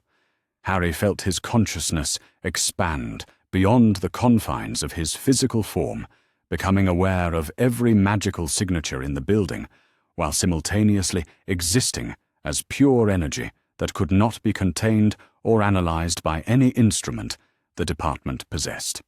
The transformation was more complete and dramatic than any he had previously achieved, revealing capabilities that extended far beyond simple shape, changing into Phoenix form. In this state, Harry existed as living flame that retained human consciousness while possessing access to magical forces that operated according to laws that predated modern wizarding theory by millennia. From his position as pure Phoenix essence, Harry could perceive the true nature of the Department of Mysteries research programs, the political agendas that drove their classification systems, and the specific threats that his existence posed to the established order of magical society. The knowledge was overwhelming and terrifying, revealing layers of conspiracy and manipulation that extended far beyond anything Mrs. Figg had suspected. But most importantly, he could sense the presence of Fawkes, Dumbledore's Phoenix, somewhere in the building's upper levels. The ancient bird's consciousness touched his own across the magical barriers that separated them, offering recognition and kinship that transcended the political conflicts that had brought him to this place. The communication that passed between the two Phoenixes was conducted in harmonies that human minds could not fully comprehend. But the essential message was clear and urgent. Fawkes was confirming that Harry's transformation was genuine and unprecedented, while warning him that the magical authorities intended to use their evaluation results to justify much more aggressive intervention in his development. The Phoenix song that emerged from Harry's transformed state was hauntingly beautiful and utterly alien, filling the evaluation chamber with harmonies that seemed to resonate through the very foundations of the building. The sound carried power that went beyond simple magical energy, touching something fundamental about the nature of life and death, creation and destruction, that made every researcher in the facility stop their work to listen in wonder and fear. When Harry finally allowed himself to return to human form, the evaluation chamber had been transformed from a sterile scientific environment into something that resembled a natural cave illuminated by phoenix fire. The walls were covered with patterns of light that pulsed in rhythm with his heartbeat, while the detection instruments had been rendered completely inoperative by the magical energies they had attempted to measure. The silence that followed his transformation was profound and absolute, broken only by the gentle hum of magical energy that continued to emanate from his position in the examination chair. Every unspeakable in the chamber was staring at him with expressions of wonder and terror that penetrated even their anonymizing masks, while the observers in the viewing areas were conducting urgent discussions in whispers that carried overtones of panic and excitement. The lead unspeakable was the first to recover from the shock of what they had witnessed, his voice shaking slightly, despite the magical filters that were supposed to maintain professional detachment. "Mr. Potter," he said slowly, "what you have just demonstrated goes beyond anything in our theoretical frameworks for magical transformation. You have achieved genuine phoenix manifestation while retaining human consciousness and will. According to everything we know about magical biology, such a transformation should be impossible." Harry looked up at the researcher, with eyes that still glowed with residual phoenix fire, allowing just enough of otherworldly presence to show through to emphasize the significance of what had just occurred. "I don't understand what you mean by impossible," he said, with carefully controlled innocence. "This is just what happens when I get scared or upset. My parents' research said it was something about bloodline magic and protection rituals. The reference to parental research sent a new wave of excitement through the observation chamber, as researchers realized that Harry's abilities might be the result of deliberate magical planning rather than random mutation or accident. The implications for their understanding of transformation magic and bloodline inheritance were staggering, suggesting entire new fields of research that could reshape magical theory. But it was the arrival of Albus Dumbledore himself that marked the true significance of what had just occurred. The ancient wizard entered the evaluation chamber with an expression of wonder and concern that suggested he understood the full implications of Harry's demonstration. His blue eyes, usually twinkling with gentle humor, now burned with intensity that matched the residual phoenix fire that continued to dance around Harry's form. "Hello, Harry," Dumbledore said gently, his voice carrying warmths that seemed designed to calm and reassure. "That was quite an extraordinary display of magical capability. I think it's time we had a more comprehensive discussion about your development and the choices that lie ahead of you." But Harry was no longer the confused and frightened child who had been intimidated by Dumbledore's presence during their first encounter. His phoenix transformation had given him access to perceptions and knowledge that allowed him to see through the legendary wizard's carefully constructed facade of benevolent authority. "Hello, Professor Dumbledore," Harry replied with polite neutrality that carried undertones of steel.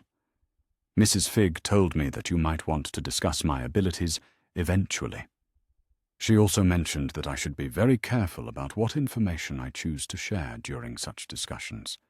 The reference to Mrs. Fig's coaching clearly caught Dumbledore off guard, suggesting that he had underestimated the extent to which Harry's magical education had been supervised and directed by competent advisors. His expression shifted from gentle concern to calculation as he processed the implications of Harry's response. "Indeed," Dumbledore said thoughtfully, his penetrating gaze never leaving Harry's face. "Mrs. Fig has always been a most dedicated guardian. But Harry, what you have just demonstrated represents capabilities that carry responsibilities and dangers that extend far beyond any individual's guidance. The magical world needs to understand the full extent of your abilities in order to ensure everyone's safety. The appeal to collective safety was exactly the kind of manipulation that Mrs. Fig had warned Harry to expect from Dumbledore, and he was prepared with responses that would deflect such arguments while maintaining his apparent innocence and cooperation. "I understand that people might be worried about my abilities, Professor," Harry said with apparent sincerity. "That's why my parents left detailed research notes about Phoenix magic and safety protocols. Mrs. Fig has been helping me follow their instructions to make sure I don't accidentally hurt anyone while I'm learning to control my transformation." The mention of parental research and safety protocols clearly frustrated Dumbledore, as it suggested that Harry's development was being guided by planning and knowledge that predated any ministry or Hogwarts oversight. The ancient wizard's expression revealed his growing realization that Harry Potter would not be as easily managed or directed as he had apparently hoped. But the evaluation session was far from over. The Unspeakables had gathered sufficient data to confirm that Harry possessed genuine Phoenix abilities that operated according to principles they did not understand, but they had also identified capabilities that raised questions about classification and control that would require much more extensive investigation. The lead Unspeakable approached Harry with instruments designed to collect samples of his magical energy for laboratory analysis, devices that would allow the department to study his abilities in detail without requiring his physical presence. But as the detection arrays made contact with his Phoenix aura, they encountered the same overwhelming energies that had disrupted the evaluation chamber's primary systems. "Mr. Potter," the Unspeakable said with growing frustration, "we need to understand the specific mechanisms that govern your transformation abilities. Your cooperation in this matter is essential for ensuring that proper safety classifications can be established for your future development." Harry looked up at the researcher with an expression of helpful confusion that concealed his growing awareness of the political forces that were seeking to control his destiny.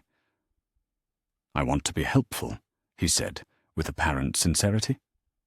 But Mrs. Fig explained that my parents' research included very specific instructions about what kinds of testing are safe for someone with Phoenix abilities.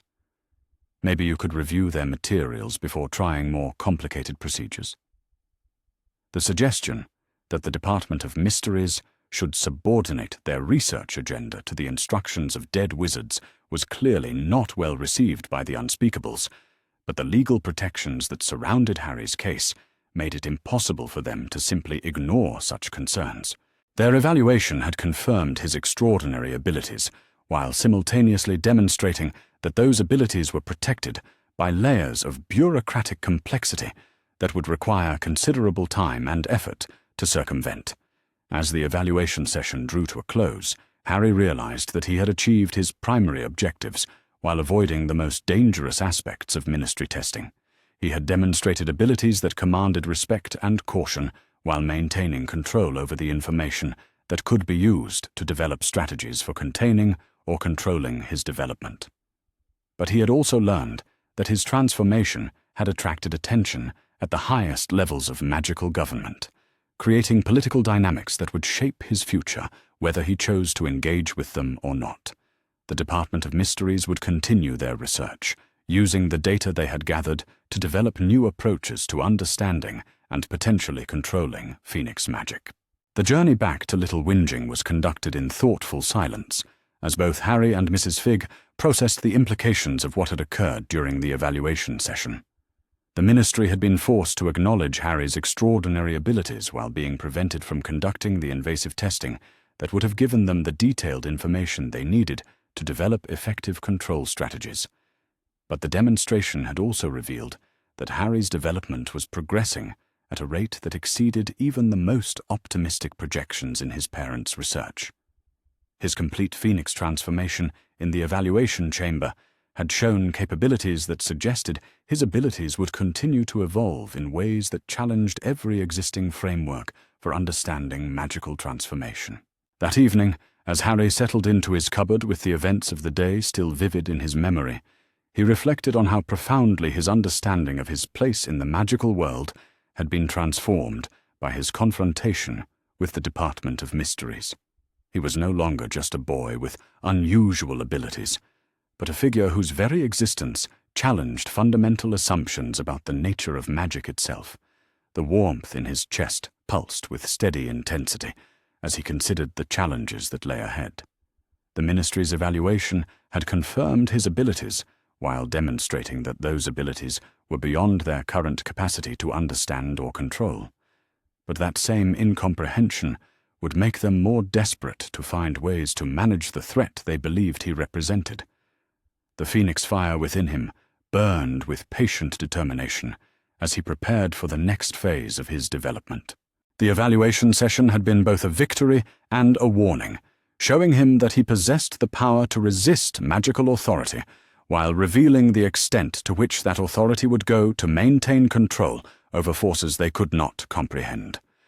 His transformation in the Department of Mysteries had established him as potentially the most magically significant individual since Merlin himself. But with such recognition came responsibilities and dangers that would test his growing wisdom and strength. The magical world had acknowledged his power, but they had also identified him as a force that needed to be either recruited or neutralized. The connection with Fawkes that he had experienced during his transformation offered hope that he would not face these challenges alone. The ancient phoenix had recognized him as kin, suggesting that he had access to knowledge and support that extended beyond the political conflicts that shaped magical society. Tomorrow would bring new challenges and new opportunities to prove himself worthy of the extraordinary abilities he had been given, but tonight he could take satisfaction in knowing that he had faced the most sophisticated magical evaluation system in existence and emerged with his secrets and autonomy intact. The ember in his chest pulsed once more as sleep finally claimed him, carrying him into dreams where he soared alongside Fawkes through networks of flame that connected not just locations, but entire civilizations that had learned to harness phoenix magic for healing rather than harm. The boy who had once been powerless was learning to navigate realms of possibility that stretched far beyond the narrow confines of ministry classification systems, and neither Dumbledore nor anyone else would find it easy to limit a phoenix who had finally learned to sing with the voice of eternity itself. The evaluation was complete, but the real test of his abilities and character was only beginning. Harry Potter had been acknowledged as a force that could reshape the magical world, and how he chose to use that acknowledgement would determine not just his own future, but the future of magical traditions that had been preserved against all odds by those who understood their true value. The Daily Prophet's headline screamed across the front page in letters that seemed to burn with their own inner fire. The Phoenix Boy. Extraordinary magical discovery shakes wizarding world. Below the dramatic proclamation, a moving photograph showed a young boy surrounded by golden flames, his eyes glowing with otherworldly power as he demonstrated abilities that every magical authority had insisted were impossible. Harry Potter stared at the newspaper with a mixture of fascination and horror, understanding that his carefully maintained anonymity had just been obliterated by whoever had leaked information about his evaluation at the Department of Mysteries. The article, written by Rita Skeeter with her characteristic combination of sensationalism and surprising accuracy, revealed details about his phoenix transformation that could only have come from someone with access to highly classified ministry files. According to sources within the Department of Mysteries, the article proclaimed with breathless excitement, 9-year-old Harry Potter has achieved genuine phoenix transformation while retaining human consciousness, a feat that violates every known law of magical biology. Researchers describe his abilities as unprecedented in magical history, comparing their significance to the discovery of magic itself. Mrs. Figg, who had arrived at number 4 Privet Drive within minutes of the Prophet's delivery, read the article with growing dismay as she realized the implications of such widespread publicity. Her carefully constructed legal protections had been designed to shield Harry from ministry interference, but they provided no defense against the kind of public attention that would now focus on his every movement. "This changes everything about your situation," she said grimly, her voice carrying undertones of anger and frustration that Harry had never heard from her before. "Once the general magical population knows about your abilities, there will be no way to maintain the privacy and security that have allowed you to develop your powers safely." The transformation from unknown child to international magical celebrity had occurred overnight, but the consequences were already becoming apparent as owl after owl arrived at the Dursley house carrying letters from magical institutions, government officials, and private individuals who had been electrified by news of Harry's unprecedented abilities. Beauxbatons Academy of Magic had sent an elegant invitation written on parchment that shimmered with protective enchantments, offering Harry immediate enrollment in their most advanced magical curriculum with personal tutoring from masters who specialized in creature magic and advanced transformation techniques. The letter emphasized that France's magical education system had always been more accepting of unusual abilities than Britain's more conservative institutions. Durmstrang Institute had dispatched their own recruitment letter, this one carrying the distinctive seal of their headmaster and written in multiple languages to emphasize the international scope of their educational programs. Their offer included not just academic instruction, but access to libraries and research facilities that contained knowledge about magical transformation that had been banned or suppressed in other countries. But it was the letter from Ilvermorny School of Witchcraft and Wizardry that caught Harry's attention most strongly, as it represented the possibility of education completely outside the European magical establishment that had already demonstrated such intense interest in controlling his development. The American magical education system operated according to different principles than its European counterparts, emphasizing individual achievement and practical application over institutional authority and traditional hierarchy.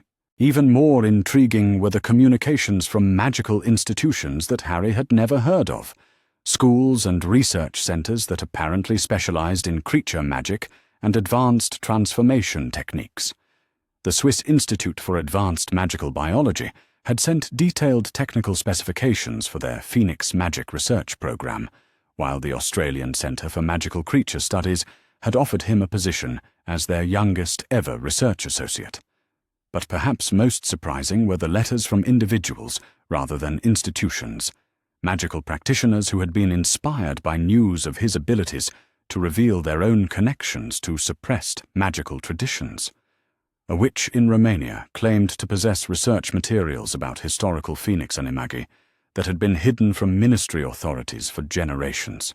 A wizard in Egypt offered to teach him transformation techniques that had been developed by ancient magical civilizations and preserved in secret libraries that predated European magical institutions by millennia.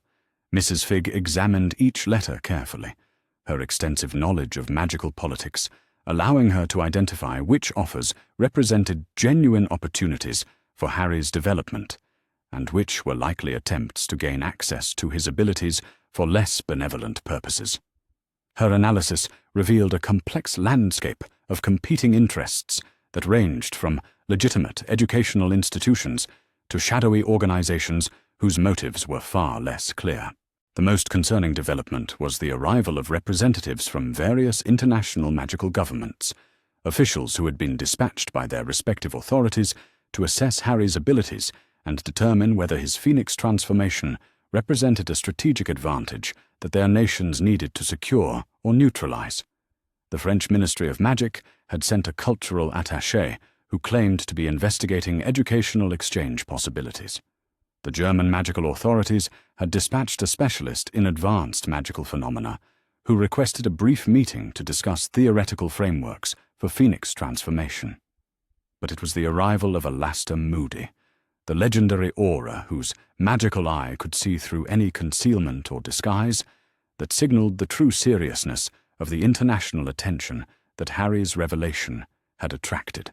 Mad-Eye Moody was not someone who involved himself in routine diplomatic missions or academic curiosities. His presence suggested that multiple governments had identified Harry as a potential security threat that required evaluation by their most experienced magical investigators. "Constant vigilance, Potter," Moody growled as he examined the Dursley house with his natural and magical eyes, cataloguing every detail that might represent a threat or opportunity. "You've stirred up a hornet's nest with that display at the Ministry. Half the magical world wants to study you, and the other half wants to control you before you become too powerful for anyone to handle." Harry had been preparing for this moment since his confrontation with the Department of Mysteries, understanding that public revelation of his abilities would inevitably lead to increased scrutiny from multiple directions. But experiencing the reality of such attention was far more overwhelming than any theoretical preparation could have provided. The Dursleys had reacted to the sudden influx of magical visitors with characteristic panic and resentment, barricading themselves in their living room, while foreign-looking individuals in strange clothing conducted meetings in their back garden. Vernon's face had achieved new shades of purple as he realized that his worst fears about Harry's freakishness were being confirmed by official representatives of multiple governments. But the international attention was only the beginning of Harry's challenges. The Daily Prophet article had revealed enough details about his abilities to inspire copycat attempts by young wizards who believed they could achieve phoenix transformation through determination and magical effort. The Ministry was receiving reports of dangerous transformation accidents from across Britain as children attempted to recreate Harry's achievements without understanding the unique bloodline, characteristics and protection rituals that had made his transformation possible. 3 children have been hospitalized with severe magical injuries after attempting phoenix transformation, Mrs. Figg reported grimly after receiving updates from her contacts within the magical medical community. St. Mungo's is reporting burns, magical exhaustion, and transformation failures that could have permanent consequences for their magical development. The knowledge that his public revelation had inspired dangerous behavior by other children added a layer of guilt and responsibility to Harry's situation that he had never anticipated. His abilities were not just personal achievements, but examples that others would attempt to follow, potentially with tragic consequences if they lacked the unique circumstances that had made his transformation possible. The political implications of the international attention were becoming clearer as representatives from various magical governments began requesting formal meetings to discuss Harry's future educational and developmental plans. The French ministry was offering citizenship and full magical education in their advanced curriculum, emphasizing France's historical leadership in creature magic research. The Americans were proposing a cultural exchange program that would allow Harry to study at Ilvermorny while maintaining connections to his British heritage. But beneath the diplomatic language and educational opportunities, Harry could sense the underlying strategic calculations that drove such offers. Every government wanted to ensure that his phoenix abilities would be developed in ways that served their national interests rather than those of their competitors. His transformation had made him a strategic asset whose ultimate allegiance could potentially influence the balance of magical power between nations. Dumbledore's response to the international attention was characteristically complex, combining genuine concern for Harry's welfare with obvious frustration that his carefully managed development plans had been disrupted by unauthorized publicity. The ancient wizard arrived at Privet Drive, accompanied by several members of the Hogwarts faculty, ostensibly to discuss educational options, but clearly intending to reassert his influence over Harry's future choices. "Harry," Dumbledore said with his usual gentle authority, "I understand that you've received numerous offers from international institutions. While such attention is certainly flattering, I think it's important to consider the advantages of remaining within the British magical education system, where your development can be properly supervised and supported." The emphasis on supervision and support carried implications that Harry had learned to recognize as attempts to maintain control over his abilities and future choices. Dumbledore's version of protection consistently involved limiting Harry's autonomy in favor of decisions made by authorities who claimed superior wisdom and experience. But Harry was no longer the confused and frightened child who had been intimidated by Dumbledore's legendary reputation. His exposure to international magical education options had revealed that there were alternatives to the British system that might better serve his need for independence and comprehensive magical development. "Professor Dumbledore," Harry replied with careful politeness, "Mrs. Figg has been helping me research the different educational programs that have been offered. Some of the international schools have specialized facilities and instructors who focus specifically on creature magic and advanced transformation techniques that might not be available through traditional British magical education." The reference to specialized facilities and transformation techniques clearly concerned Dumbledore, as it suggested that Harry was considering educational paths that would place him beyond the reach of British magical authority. The ancient wizard's expression revealed his growing realization that Harry's international options represented a genuine threat to his plans for managing the boy's development. The situation became even more complex with the arrival of Phoenix experts from around the magical world, researchers who had dedicated their careers to studying the legendary birds and who were eager to examine someone who had achieved genuine Phoenix transformation. Dr. Elsa Flamel, a descendant of the famous Nicholas Flamel and a leading authority on Phoenix magic, had travelled from Paris specifically to meet Harry and assess his abilities. "Young man, Doctor," Flamel said with the authority of someone whose expertise was recognized throughout the international magical community, "what you have achieved represents the most significant development in Phoenix magic research in over 3 centuries. Your transformation exhibits characteristics that we have only encountered in historical records and theoretical frameworks that most experts believed were purely mythological." Her evaluation of Harry's abilities was far more comprehensive and sophisticated than anything the Department of Mysteries had attempted, using detection techniques that had been developed specifically for analyzing Phoenix magic rather than conventional magical phenomena. The results of her assessment confirmed that Harry's transformation was not only genuine, but exhibited characteristics that suggested his abilities would continue to evolve in directions that exceeded current theoretical understanding. But Dr. Flamel's presence also attracted the attention of darker forces within the international magical community, organizations that specialized in acquiring and exploiting magical abilities for purposes that had nothing to do with education or research. The first assassination attempt occurred during her 3rd day of evaluation, when unknown assailants attempted to kidnap Harry while he was demonstrating controlled flame travel techniques in Mrs. Figg's warded garden. The attack began with a coordinated assault on Mrs. Figg's protective barriers, magical strikes that came from multiple directions simultaneously and were designed to overwhelm her defensive systems through sheer force rather than subtlety. Harry sensed the approaching danger through the enhanced awareness that his Phoenix nature provided, feeling the malevolent intentions of the attackers before their spells reached the garden. His response was instinctive and overwhelming, a burst of Phoenix fire that erupted from his position and expanded outward in a sphere of golden flame that incinerated the attacking spells while creating a protective barrier around the garden. The defensive display was far more powerful than anything he had previously demonstrated, revealing combat capabilities that had been dormant until triggered by genuine mortal danger. The attackers, revealed to be mercenaries hired by an organization that specialized in acquiring magical creatures and unique individuals for wealthy collectors, found themselves confronting abilities that their intelligence had not prepared them to handle.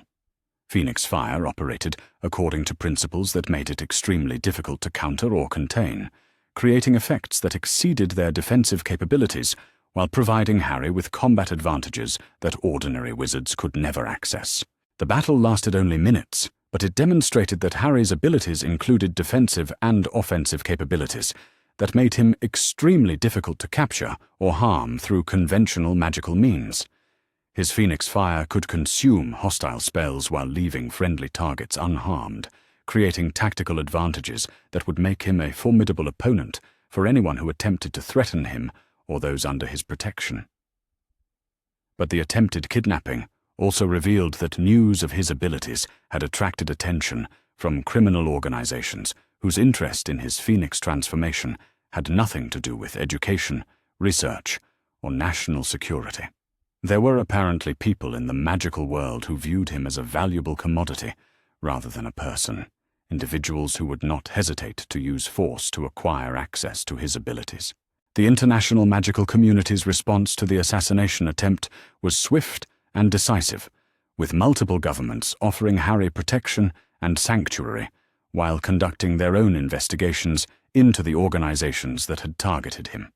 The French ministry proposed immediate relocation to their most secure magical facility, while the Americans offered witness protection programs that would provide him with a completely new identity in their magical community. But perhaps most significantly, the attack had triggered protective protocols that Mrs. Fig had established in coordination with international magical law enforcement agencies.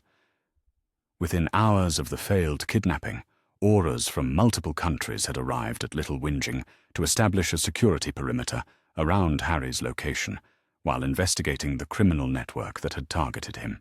The presence of international law enforcement officers conducting investigations on British soil created diplomatic tensions that revealed the extent to which Harry's situation had become a matter of international magical politics.